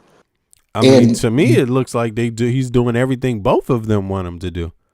And the irony, the problem is that that's not a formula for success either, because they both also have, look, how can you do everything Bibi wants you to do and at the same time you do everything Russia wants you to do? You're basically aiding, both groups are fighting each other and you're trying to aid both. That doesn't make sense. That's what Trump is doing. That would be a problem. That's what he's doing. He is he don't have sanctions on Russia, and he doesn't have sanctions on Russia. Iran is Russia's main proxy. Hezbollah, you know, Hamas, they've been proxies. You see what I mean? And they are actively supporting the group that attacks Israel. The United States is now and has been always supporting the group that actually has been defending Israel. But when it comes to Trump, he has positioned himself in the middle to be like, he supports Israel, but he's not against Russia. But Russia is supporting the people that want to kill Israel. How can he not take issue with that? And don't get me wrong, I'm not saying he should. I'm just saying, to make it make sense, how doesn't he? It doesn't make sense. You got to pick a side, you know, and that's the thing. You can't. It's almost like he's funding Israel, but he's not trying to pick a side against Putin. It doesn't make sense. You know, you have to pick a side against Putin for any of this shit to make sense, but he's not doing that. You know, he's like avoiding Putin for some reason. And in my mind, it's like, just like it's no reason for him to follow Netanyahu into a war, is no reason for him to be, soft gloved with Putin either. There's no reason why Russia should be making more money off of oil right now. Like, why are they doing that? Wasn't it U.S. policy to do the exact opposite? Yes, that's exactly what U.S. policy was. Now that's flipped around. Like, Biden was stopping them from selling oil. Trump is helping them sell more oil than they've ever sold before. Like, why is that reversed? You see, so, I mean, people are going to find out later what the deal is with Trump, but I just don't think he's trapped, man. He has his own personal baggage, whatever it is behind him. People say it's the Epstein files. I mean, you don't think it's the Epstein files? You don't think Putin and Netanyahu have the Epstein files? I think Netanyahu does. I don't think that Epstein was KGB. I do believe he was CIA and Mossad. Oh, I mean, shit. He was out there. He was out there hanging out in Russia too, man. He's been to Russia a few times, But listen, obviously you haven't heard some information, man. Look, Sasha, I don't know if you heard of Sasha Riley's audio recordings. I don't think I have. And sorry, let me interrupt real quick. If you'll give me keep talking, but if you'll give me 30 seconds, I got to step out and I'm listening. Yeah. Okay. Sasha Riley is a guy. He's a vet of Afghanistan war. He said that when he was a boy, between the years of 8 and 12, that Epstein and Trump and others were sexually assaulting him, that he was part of these events as a kid, that they trafficked him through his adopted father, right? And he said at these events, he said that Epstein seemed to be the subordinate of Trump and 4 other billionaires that were organizing these events, right? And he said that that at all the time he was there, the one name that kept coming up was Vladimir Putin. He heard people talking about Putin just through over years of time in a highly respected manner. You see what I mean? Like, as an important person. And you talking about, he said Clarence Thomas was at these events. There's like two different sitting congressional members, or three congressional members that were at these events, people that are sitting in office right now. Trump was at the events. Yeah. So I don't think and also Putin has mentioned something like 1,000 times in the Epstein files, man. Just the ones that have been released. I don't think people should underestimate Netanyahu or Putin. Yeah, and I think judging by how Trump behaves, I don't know why anybody wouldn't think that either one of them would have these Epstein files or have some compromising information. I mean, after all, if you run these kind of operations and you have a person and people that are having parties like this, then, I don't see why Russian, intelligence wouldn't be aware of what's going on. That is actually their job, their main job. So, I don't see how they could resist a good honeypot scheme or being in proximity to it. You see what I mean? So I just think, Jeffrey Epstein, he may have been with the CIA. I know they tried to, he was probably a double agent or something like that, or triple agent, but triple. Yeah, I've heard triple. Yeah. But I don't see 20 years. These people are operating from the mid 1980s to 2000 and what? Yo, man. Sorry, that's 20 years operation. The likeliness of Russia and Israel not knowing about this is very slim, I think. They didn't do well. I mean, this is the biggest sex trafficking, espionage, blackmail scam, 20 years. It spans over decades. If you're Russian intelligence in the United States and you didn't get invited to none of those parties, you're not doing your job. That's what I would think. And the same for Israeli intelligence, And it could be others, man. Could be others too, Could be others. But the question is, who was dumb enough to pull their pants down? That's the real question, Yeah, because as long as you didn't pull your pants down, then, how much trouble could you be in, right? I think that's where it's getting to. So, but there's a lot of people, man. I don't believe in giving passes about global affairs. I don't believe in giving passes. And that's my look on history. When parts of it intersects with history, politics, I just say let the facts speak for themselves. But I think what you got is a lot of people that don't want the facts, man. They don't want the facts. They want a hero. I don't think it's going to happen that way. I think you got to be more reasonable, and people need to look at the numbers and dictate the outcomes, and that's why I always try to go back to just the facts and the numbers. I don't look for heroes in this thing, man, because there's always this finger pointing thing about someone is better. Look, I'm going to be real with you. You can go back in history and let's just be real. Has Iran ever had slaves? Yeah. I'm actually not sure. I don't know. Probably, just like a lot of cultures around the world, man, period. You see what I mean? So the finger pointing thing and this thing about somebody being good or bad, I don't go there necessarily, but I say this: if there's something good that somebody has, we should use that. You see what I mean? We shouldn't just point back and say, oh, well, this is what happened. You did this bad. And so therefore there's nothing else you can offer. You see what I mean? I don't think that's how things work. I think when people create things that are good, you borrow those things and mold them into something that you can use, and then you pass it along, because when you go back, everybody, man, the world has been through a lot, bro. The world's been through a lot. So that's why I try to keep it simple, and that's why I go back to things like the math, the history and the numbers. You know what I mean?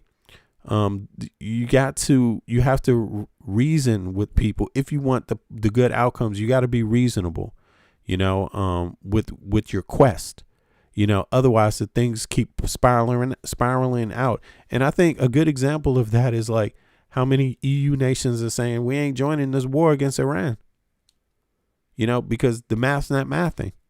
What did they get out of it? Is it worth it? You see what I mean? What's the next battle tomorrow?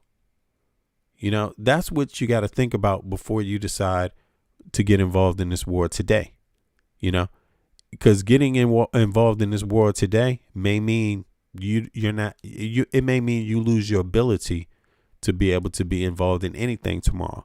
You see what I'm saying? And I think, people are catching on to that, but who knows what the outcome is, man? Who knows what the outcome is? But I know I do tend to talk about Russia a lot. I think it's because it's I don't talk about it in the same way though. I don't stick on the dossier. You know what I mean? I just right. Yeah. I'm not into because to me the dossier is like one little tiny piece in history. That was like one day in 1,000 years. You know what I mean?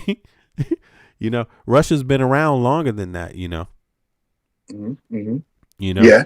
Hey, look. Yeah. If I was just trying to keep it simple and I was going by the numbers, I guess what I would do and what I might do late at some point is make a spreadsheet of when Trump broke with Putin, as it seems to me, and then how many times he agreed with Putin when there was pushback from the states. Perhaps maybe that would be useful.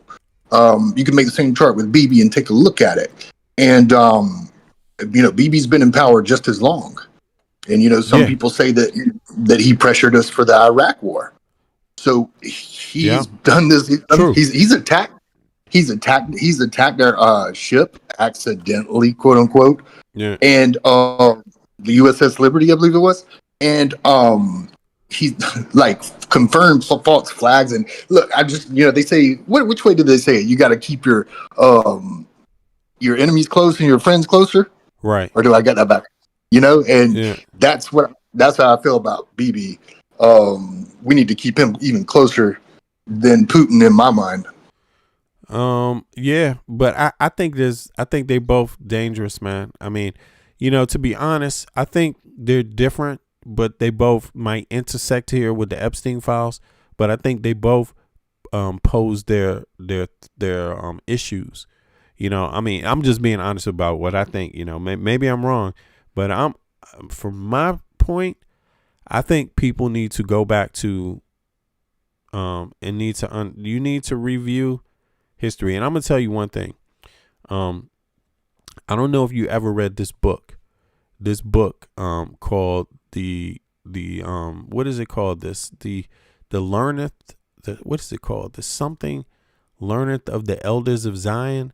Have you ever heard of that book?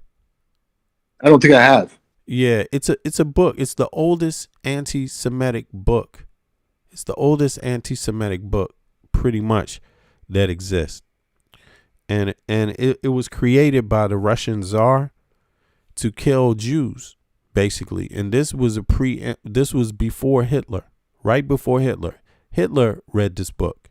And a lot of the ideas that Hitler got come from this book, except it was a propaganda book to kill Jews in Russia, right? And there's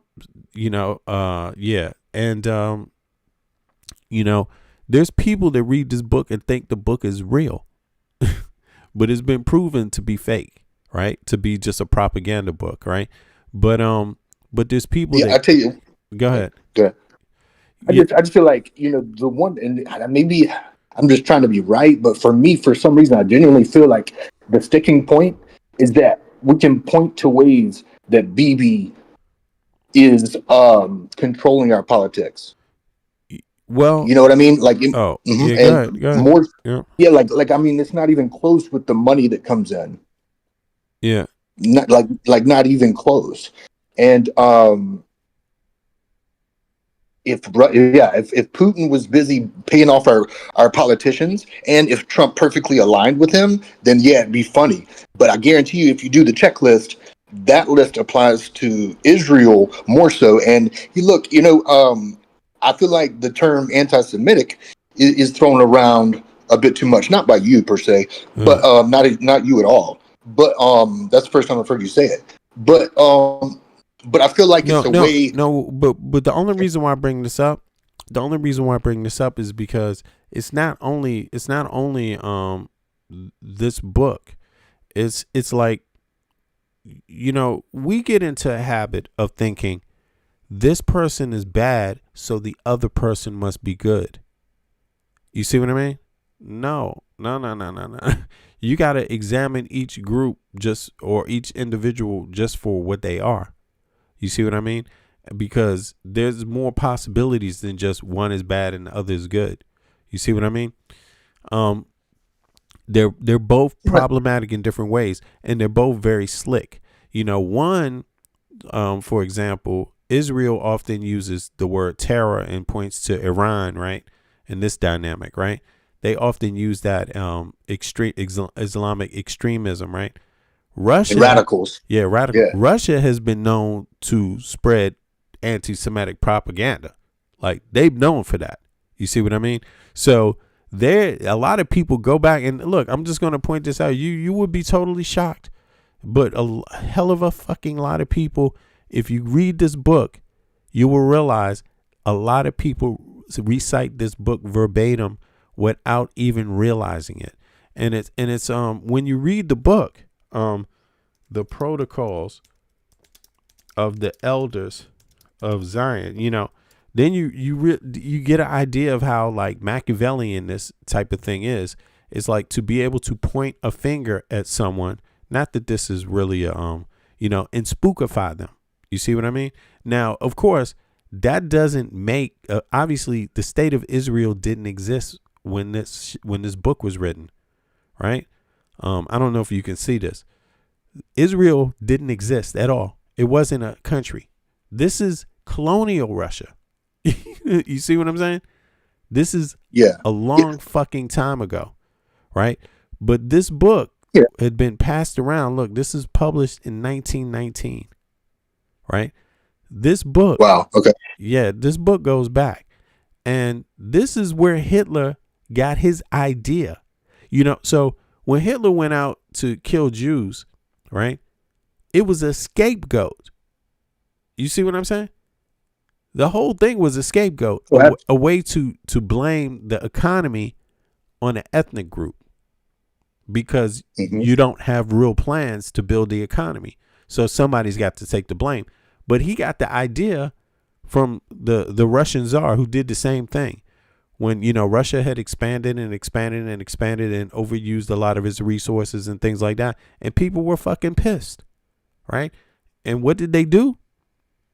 Boom. Produced this book blaming Jews for the economy in Russia. Right. This is before Israel even existed. Right. And they've been known to kind of pump this propaganda. But if you listen to a lot of people that have these ideas about the banking system, the la la la, this is where it started from. Well, look, let me just say that. First of all, you kind of make me feel like I need to like publicly on the record denounce, being not a Nazi. No. But what I'm saying, know what I mean? But like, the only reason why I'm bringing this up is because of this.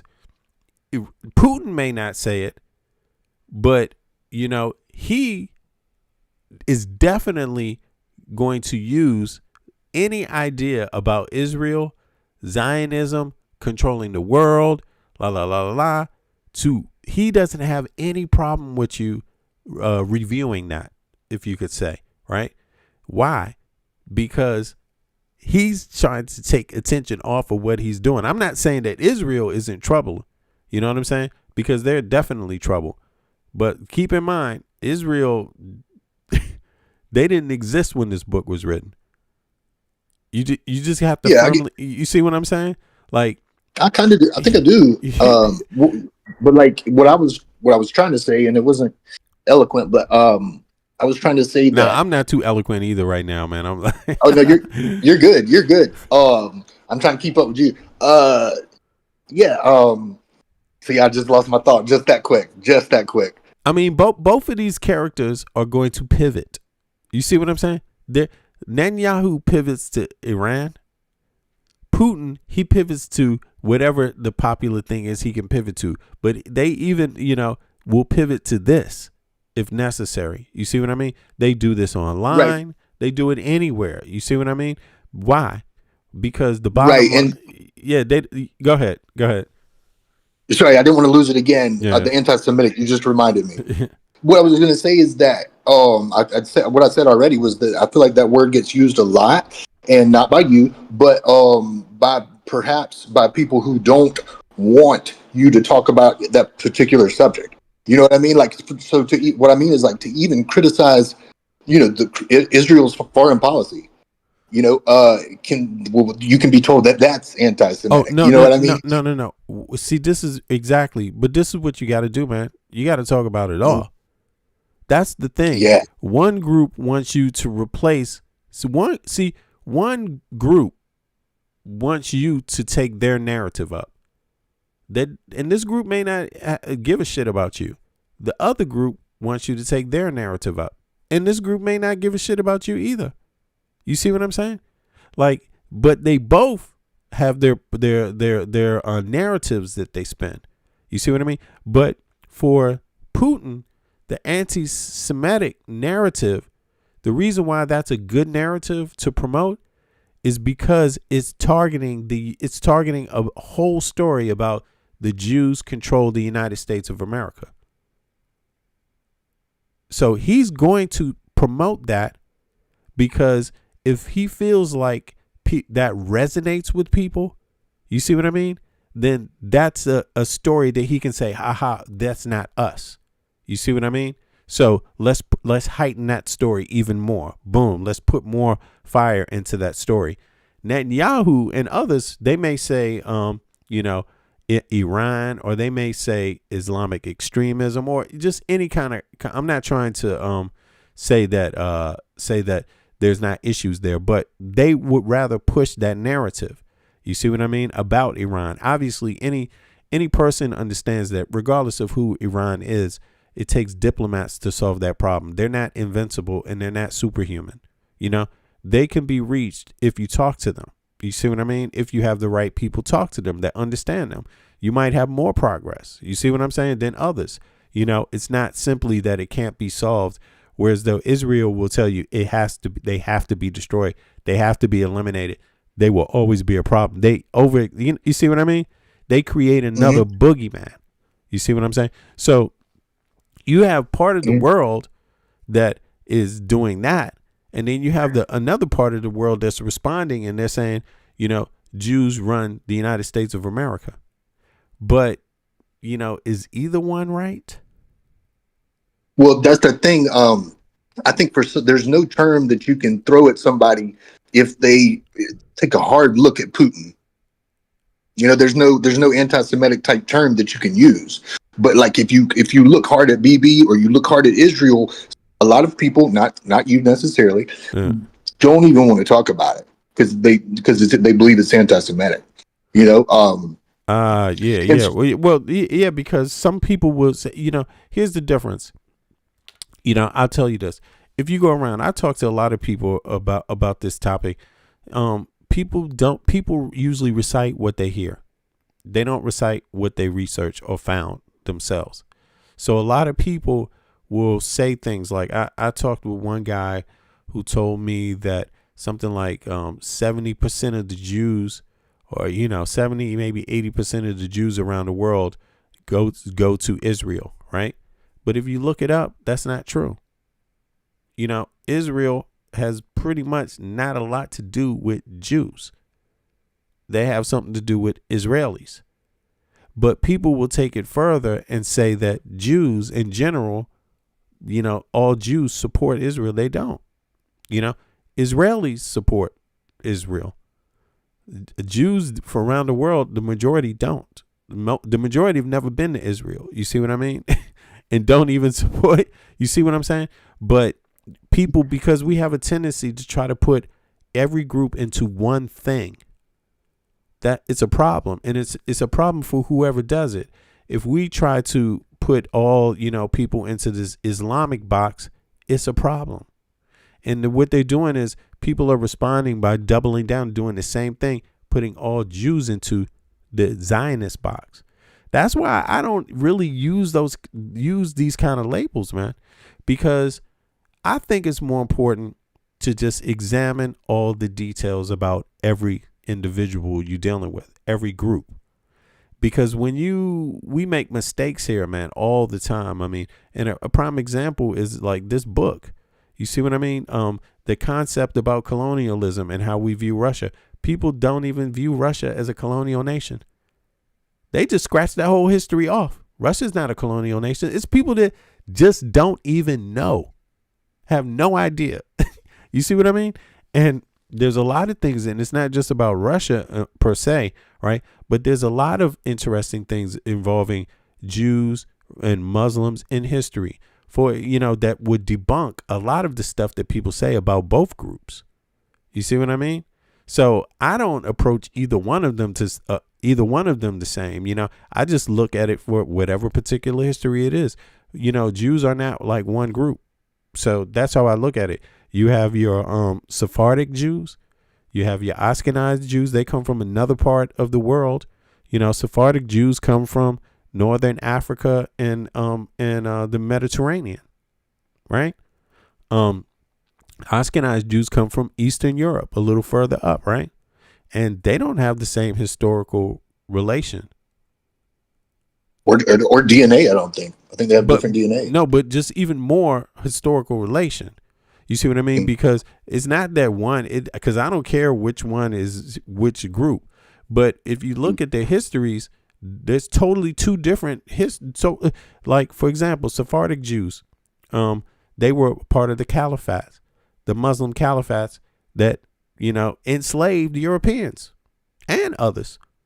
They were a part of that. They weren't forced to convert. You know, they were a part of that.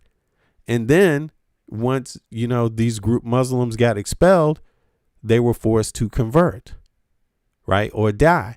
Muslims, a lot of them were just expelled anyway, weren't even given the option to convert, right? Jews were given the option to convert. A lot of them went to America, and also a lot of converted Muslims. You know, there were Muslims that did convert. They're called crypto Muslims, crypto Jews. You know, a lot of them came to the Americas under the guise of Christianity. You see what I mean? They were converts, a lot of those people. But the point I'm trying to make is that to throw groups into these different boxes, it's really like a game that we play, you know. It kind of confuses a lot of people, but I think the more you go back into the history, it just unspookifies it. You know, you just realize that at the end of the day, no, man, you're just dealing with a lot of competing groups that kind of overlap each other. And that's why I always point back to a lot of people had slaves. Like the interesting part is the people that will claim they didn't. That's where you get into trouble. The people that would claim we had nothing to do with it. You see what I mean? There's a lot of people that claim that did. You see? And you gave me something to think about with, like, you know, choosing my words carefully with like Jews versus Israelis versus Zionists, because I do understand that, you know, you can be a Christian Zionist. You know, people say Mike Huckabee is a Christian Zionist, or Lindsey Graham is a Christian Zionist. Yeah, or it's just that too. I mean, I think it is a problem. You know, these extremist groups. To me, they're all the same. All extremist groups are the same. To me, they're all the same.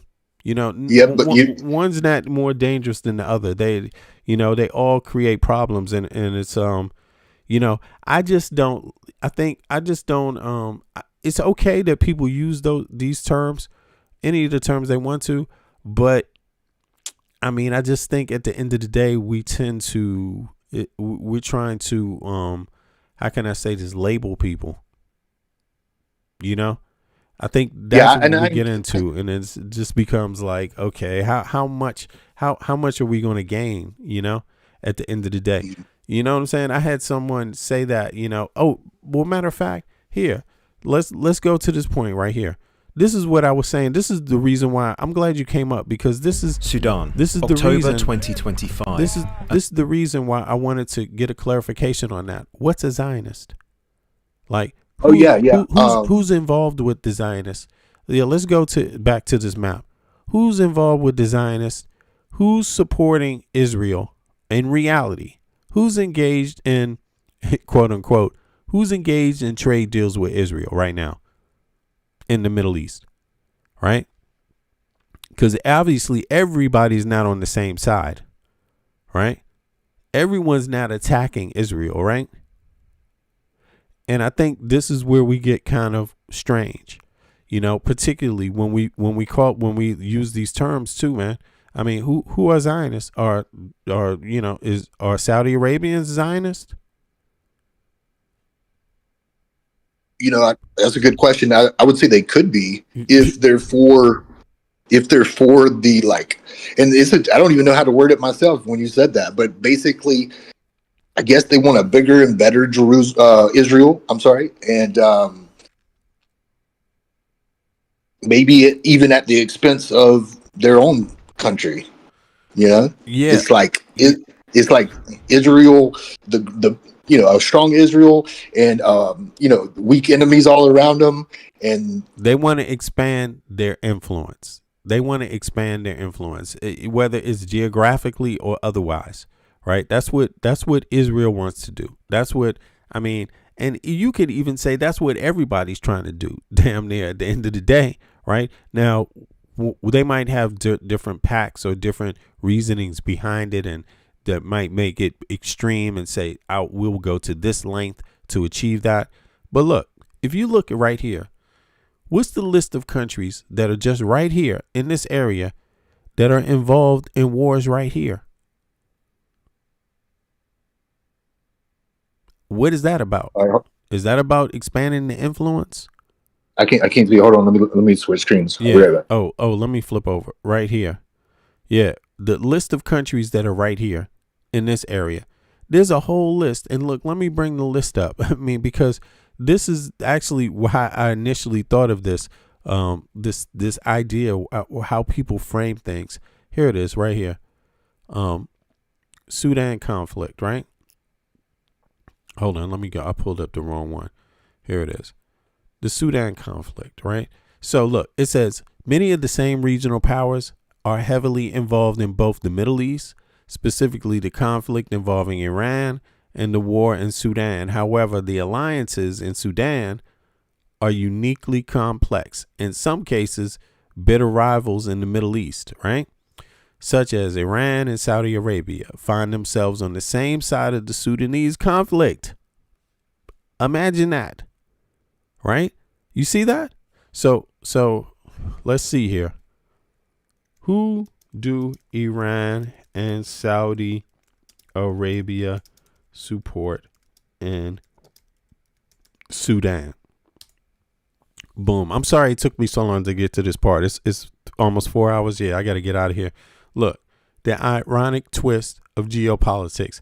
Iran and Saudi Arabia are currently on the same side of the war in Sudan, both supporting the Sudanese armed forces, led by the General Abdel Fattah al-Burhan. You see that? So a lot of times we're like getting involved in narratives, I think, that kind of aren't serving us too well at the end of the day, that are kind of like continuing cycles. I don't know if it's deliberate, if it's made to be that way, but how the hell could these two be? They're basically arch rivals in the Middle East, but they're both supporting the government of Sudan. How's that possible? And it gets even more weird, right? I mean, and again, this is what's going on. And why are they doing it? They're obviously doing it to do what? What's the point? What's the point? You know, because if you listen to their rhetoric, it's almost like they don't even realize that this is happening. If you listen to their rhetoric about what's going on here, it's the exact opposite of what they're doing here. So how much of it is real? What is it really about? You see? And that's why I kind of back up from a lot of the language, because I just wonder, like, why does it not turn out to be consistent? Like, while they're bitter rivals hold on, where is it at? Boom, right, hold on, did I miss this? Okay, right. As of early 2026, two of the primary factions in Sudan are the Sudanese Armed Forces, the SAF, led by General Abdel Fattah, and the Rapid Forces, RSV. Now, let me just go down to this one real quick and then read this one, and then I'm going to go back at the top. All right, an ironic twist of geopolitics. Iran and Saudi Arabia are currently on the same side of the war in Sudan, both supporting the Sudanese Armed Forces, led by the General Fattah, right? While they are bitter rivals in the broader Middle East, their interests align in Sudan for very different reasons. Here's the breakdown of who they support and why. Iran faction, Sudanese army forces. Nature of support. Since restoring diplomatic ties in the late 2023, Iran has become a critical military lifeline for the SAF. It has supplied advanced weaponry, most notably Mohair 6 and Ababil drones, which helped the army regain territory in 2024. True intent. Iran views Sudan as a strategic bridge to Africa and a way to gain naval foothold in the Red Sea. By backing the ASF, they hope to secure future access port to Port Sudan, which would allow them to monitor the Suez Canal and place pressure on the Israeli southern flank. All right. Saudi Arabia support fractions, Sudanese armed forces, the same military they're supporting. Nature of support. Saudi Arabia recognizes the SAF as the legitimate state government. While they have acted as the lead mediator in the Jeddah talks, they have increasingly leaned towards the SAF to counter the rise of rival parliamentary groups, RSV. True intent. Riyadh wants a stable, predictable neighbor across the Red Sea. They view the RSF, the opposing faction, as the militia that causes chaos. Furthermore, the supporting SAF allows Saudi Arabia to maintain influence over Sudan's transition and prevent the country from falling into total anarchy. Okay, so strange bedfellows, right? Here we go. Let me open this one. Absolutely. Here we go. It says, now, in the Middle East, Iran and Saudi Arabia, enemies. Proxy wars in Yemen, Lebanon, and Syria. War in Sudan, aligned, both support the SAF, state army. Saudi Arabia and the UAE. In the Middle East, allies, broadly aligned against Iran. In the war in Sudan, rivals. Saudi supports the SAF, and the UAE supports the RSF. I know you can't see that, but that's what I'm reading. Let me see if I can. Can you see that better? Hold on. Let me see something. I think if I go here now and share your screen or something. Oh, here it is right here. You can see it right there. You see that? So this is what I'm saying. You know, we can't be when I try to use language, I try to not go for the language that kind of put the blinders on, man, because I know like that a lot of groups have picked sides. But I think people pick sides based on the wrong things. You see what I mean? Like, I think people pick sides based on a lot of narratives that they've heard and not based on actually the facts. I'm going to be honest with you.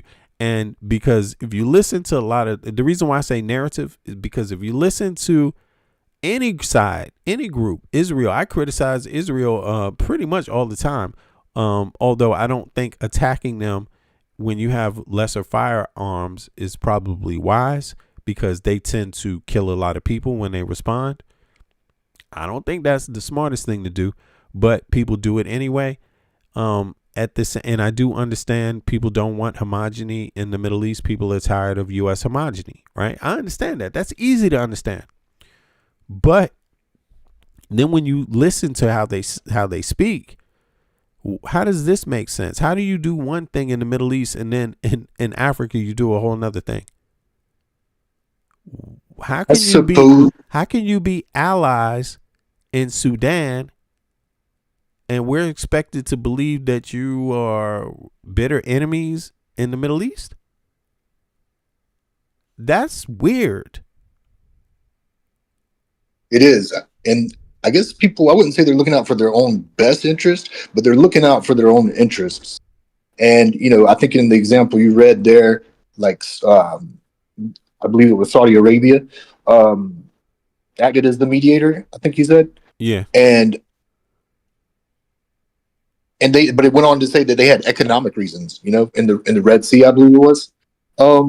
Yeah. So everybody, sometimes you got to follow the money. I mean, follow the number. But they're willing to do this there. They're willing to do this in Sudan, right? And don't get me wrong. I mean, there's more people involved in this conflict. Let me see. I'm curious. Let me see. I think the United States bombed their biggest drug making factory because they said they were making like chemical gases there. I'm not sure if that's true or not. Yeah, that was in the 90s, I think, right? In the 2000s, maybe something like that. Early 2000s. I can't call it. Yeah, that was during the 9/11 thing was with you know, Saddam. Osama. Well, all I know is it was before like these two, the civil wars, which what year did that start? Like 2019, I wanted to say. I mean, there was a civil war in the 90s, but I think the bombing, it has something to do with I believe it was around the time Osama bin Laden was in or around Sudan. But I'm not sure. I think it was around the same time. May not have anything to do with each other, but it was definitely about them making they didn't want them to make weapons, and apparently it was a medical facility. Look at this. Check this out. Both Israel and China are involved in Sudan, but their roles are radically different. Okay. While China acts as a major economic stabilizer, silent partner to the state, Israel acts as a behind-the-scenes power broker with ties to both sides of the war. Right? as of early 2026, here's how they position Israel behind the scenes power broker. Israel finds itself in a delicate spot because it has spent years building relationships with both rival generals to secure the Abraham Accords. Okay, who they support. Israel has maintained contact with both. You see, now that's also interesting. That's also interesting. I mean, it's the same thing. I'm not.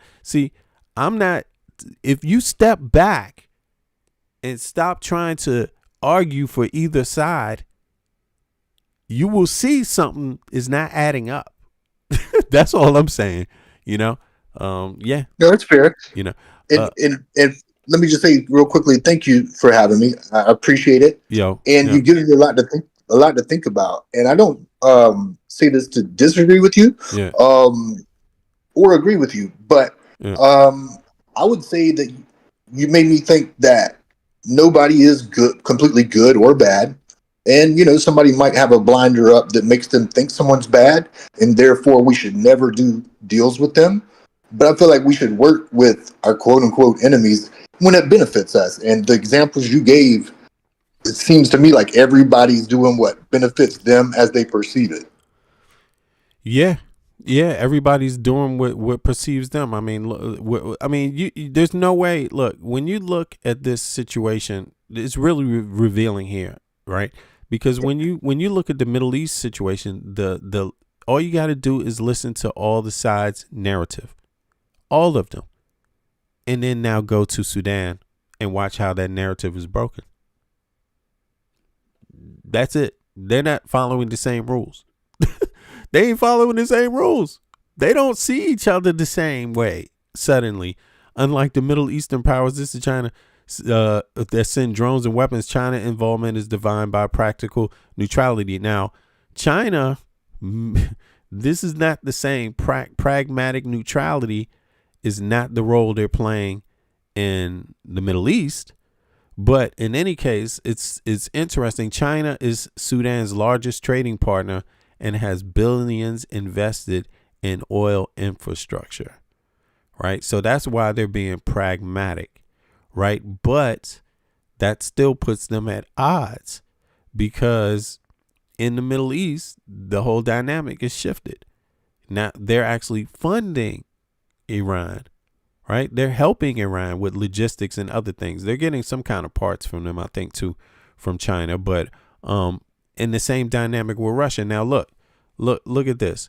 This is something people need to review. I should have flipped the script on this a little earlier because that's what I wanted to do. That was what I was planning to do, to wrap up with Sudan, right? To just show the contrast, right?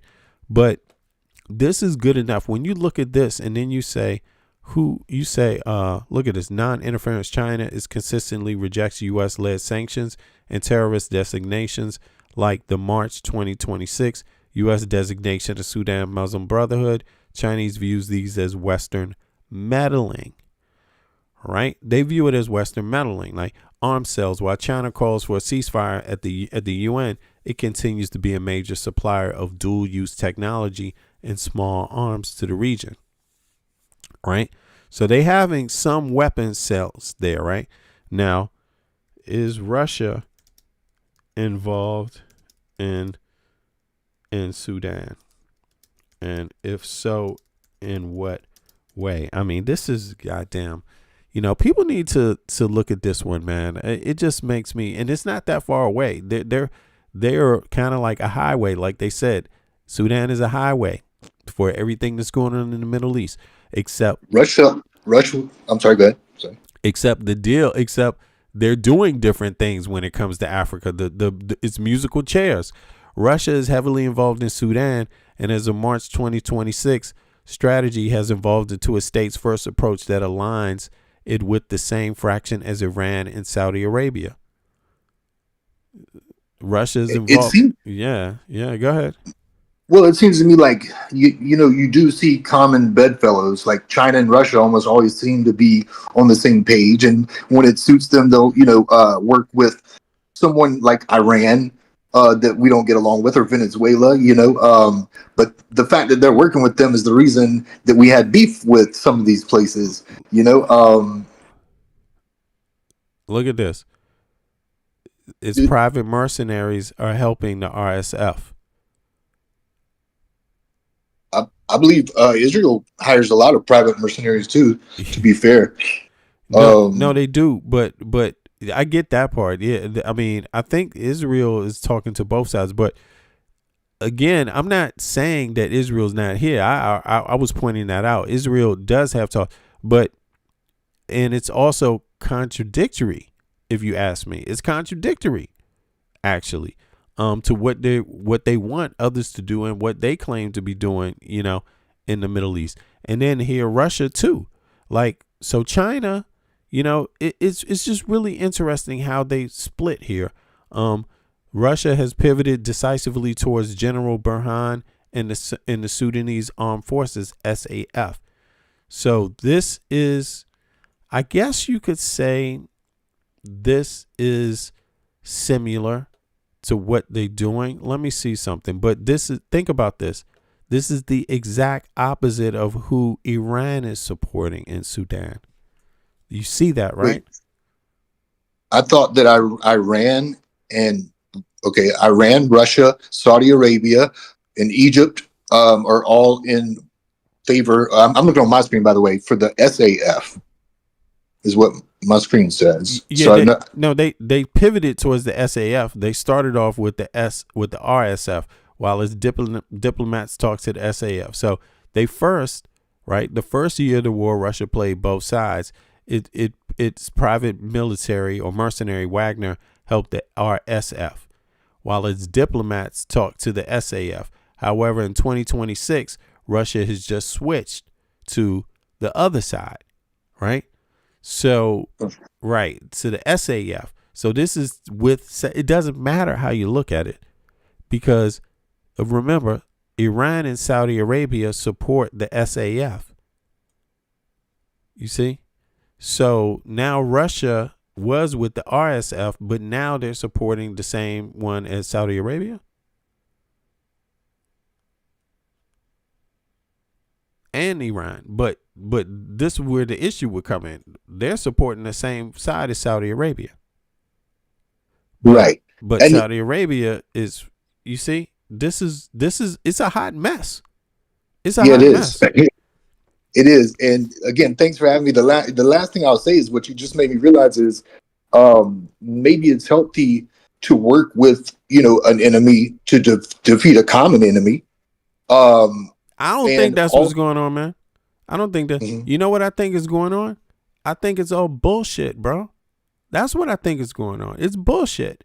What I mean is these groups don't stand for shit but imperialism. That's what I mean. They're playing the same game. It's the same game.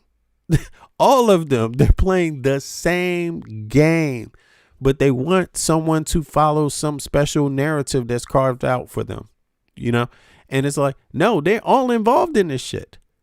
They all involved in it, and you just said it, like, they want to get an advantage. They want to get ahead. They want, it's for whatever they can get. You know what I'm saying? Their own particular interest. Yeah. Yeah, that's exactly what it is. So it's not really, there's no rules to this. This is just about what you can get. There's nothing about who's right or wrong.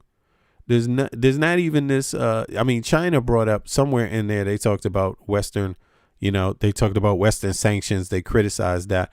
But outside of that, it just seems like a smorgasbord, a free for all. But the rules have changed now. The people that are willing to work together, they've kind of shifted a little bit. Maybe there's some things that have stayed the same, but I don't know, man. To me, it just seems like, nah, it is all selfishness. On one, everyone's trying to get something for themselves, and they just do the opposite if necessary. They do one thing in the Middle East, and then in Sudan, they do the opposite if necessary. Why? Why is that? I just think it's selfishness, man.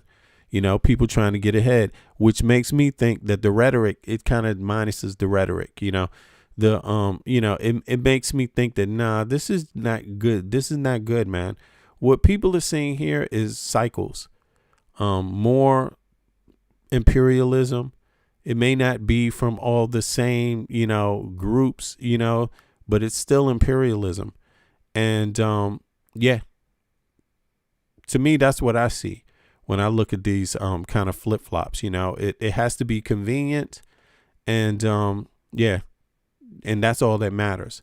At the end of the day, the people that die don't matter, and that's where I'm at with it. I don't see any type of real reasoning to help people here. I don't believe Russia is helping Iran because it cares about Iran. I don't believe China is helping Iran because it cares about Iran. I don't believe the U.S. Obviously, right now, Trump is not helping Israel because it cares about Israel. I don't think superpowers do that. I don't think that's their relationship with proxies, that they do it because of them, And on top of that, everybody has a president, and their president's job is to do for their own people, right? So, to some degree, I think that's what's going on. I don't think there's ideological stuff. And that's why I think these groups, they just flip, man. They're the same thing. They're the same damn entity, just pointing a finger across the aisle. You see, yeah, because why not? It's better to point a finger than to have somebody pointing at you and you don't have one pointed back, right? So you got to think of what to point a finger at. And I think that's what that is. And if I was countries that aren't interested in war and chaos and all of this shit, I would pan back from this. And pan back means pan back from the language, pan back from the belief, because they don't have no goddamn belief, man. The belief is to get what you can get. That's what matters. And people will violate any type of principle over it. That's what I think. And it sounds really harsh, but I'm just talking about the warring groups. The people caught up in this war, I think they're caught up in this war because, yeah, they're into getting land and controlling things. And it doesn't matter what side you're talking about primarily. That's the name of the game. And people's lives are going to be,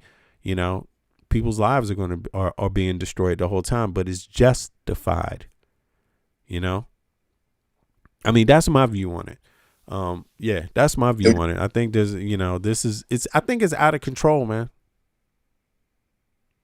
It really is. And you put a lot of perspective on it, and I appreciate you. Shout out to the chat. I haven't been looking at it.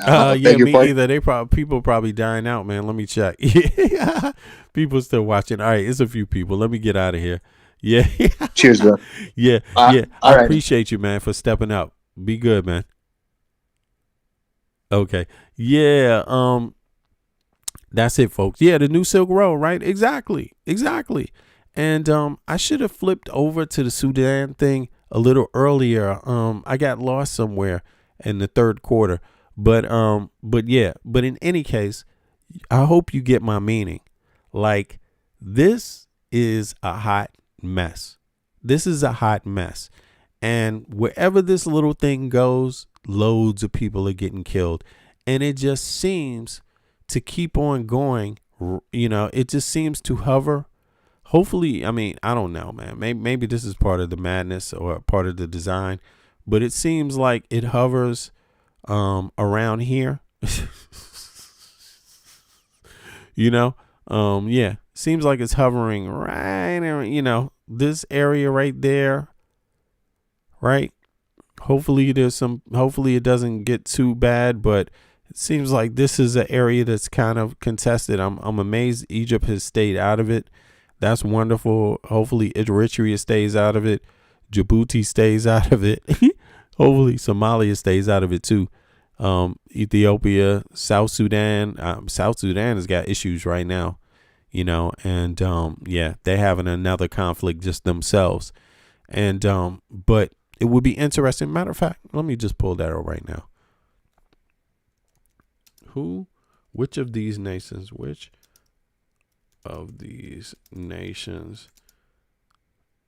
engaged in war in the Middle East are funding the conflict in South Sudan. I'm curious, are there any of the same players? I'm just curious.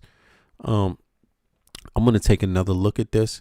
I think on my next stream, I'm going to go right back to this one thing, and then I'm going to spend more time just on this side of it. South Sudan and Sudan are often confused, but they are separate countries with very different dynamics.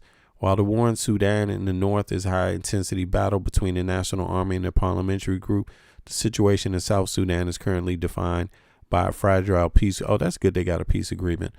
The same Middle Eastern powers that are involved in both, but their roles in South Sudan are primarily focused on economic investment, diplomatic leverage, rather than active military funding.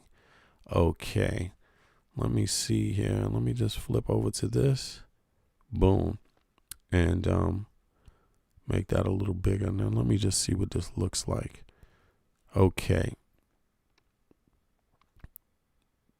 There we go. All right, China, major investor. China is the dominant force in South Sudan's oil sector, CNPC, and recently, February 26, pledged to deepen oil production and infrastructure to protect energy supplies. Right. Okay. So the Nile oil. Okay. Israel, security and technology partners. Israel provides high-tech service, agriculture, tech, and border security tools. Recently, it was rumored to be negotiating. You see this? Yeah. UAE, diplomatic, financial brokering, U.S. humanitarian aid. Okay. To build a sphere of influence across the Horn of Africa. Okay. And Russia. Russia mercenaries, Africa Corps operate in the gray zone border with South Sudan in the car to control gold mines and smuggling routes, to secure illicit gold, to fund the war in Ukraine, and bypass international sanctions. Saudi Arabia, mediator and donor. Riyadh primarily provides humanitarian funding and seeks to keep South Sudan stable to prevent a refugee crisis. Regional stability and Red Sea security. Okay. So, yeah. So that was it. So, folks, so I'm going to be out. I appreciate everybody for coming through. Yeah. And it's actually been pretty interesting. I'm glad to get Sterling. To get him that he popped up. That was great. And I'm still getting some more people. So anybody that in the future wants to hop up, the link is up there. You click it once you're in the Discord system, then I can call you up at any time. But I appreciate people coming out. I appreciate the continued support. Lebanese casualties are growing, man. And yeah, I see that, man. Who is that? Yeah, and everybody's concerned elsewhere. What about America and the NBA predicament? That's so funny, man. That's so funny, Billy.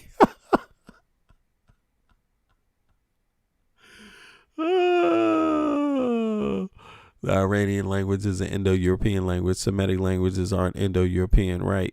Yeah. You guys are having some serious convo here. Let me see. South Sudan split from Sudan because of war waged by the exactly. Yeah, well, I'm out, folks. It's about 6:55. Damn, I was only supposed to be on here. I came in late, and then I wanted to do another stream at a different time at 9, but I can see I'm not going to be able to make that. I gotta get some sleep. But I appreciate everybody for coming out again, and yeah, I'm going to follow this Sudan issue and try to connect the dots again in a little more concise manner. But I think people get the point. I think if you saw this part, you get the point. Something, I don't know. All I can say is this. Let's stick with the facts, not the narratives. Let's stick with the facts, not the narratives. I mean, at the end of the day, if we want to avoid problems, we're going to stick with the facts, and we're going to stick with with some really pinpointed, detailed data points. The narratives, I don't buy them so much myself, as you can tell. And but that's not to say that that there's not a lot to criticize, and that many of the things people bring up aren't worth noting. You know what I'm saying? But I think we're in a situation where I don't have too many fans right now in the Middle East. I'm not in favor of the Iranian regime.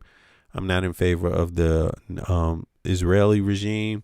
I'm not in favor of the Saudi Arabian regime. I'm not in favor of too much of how this is being handled. I think that they're all problematic. And my advice would be, there's no reason why you all can't work together for a better Middle East, but you refuse to for greed.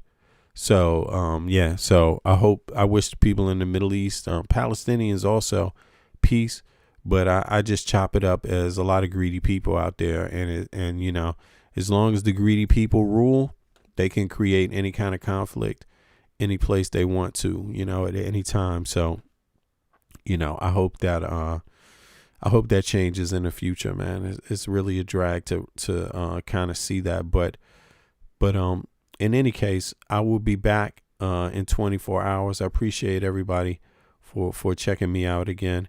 And damn, where's this track at? Yo, I don't even want to play one of my new tracks.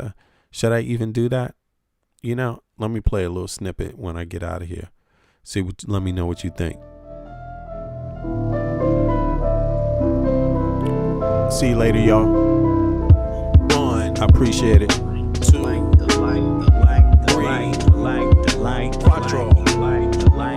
4, 5, yes.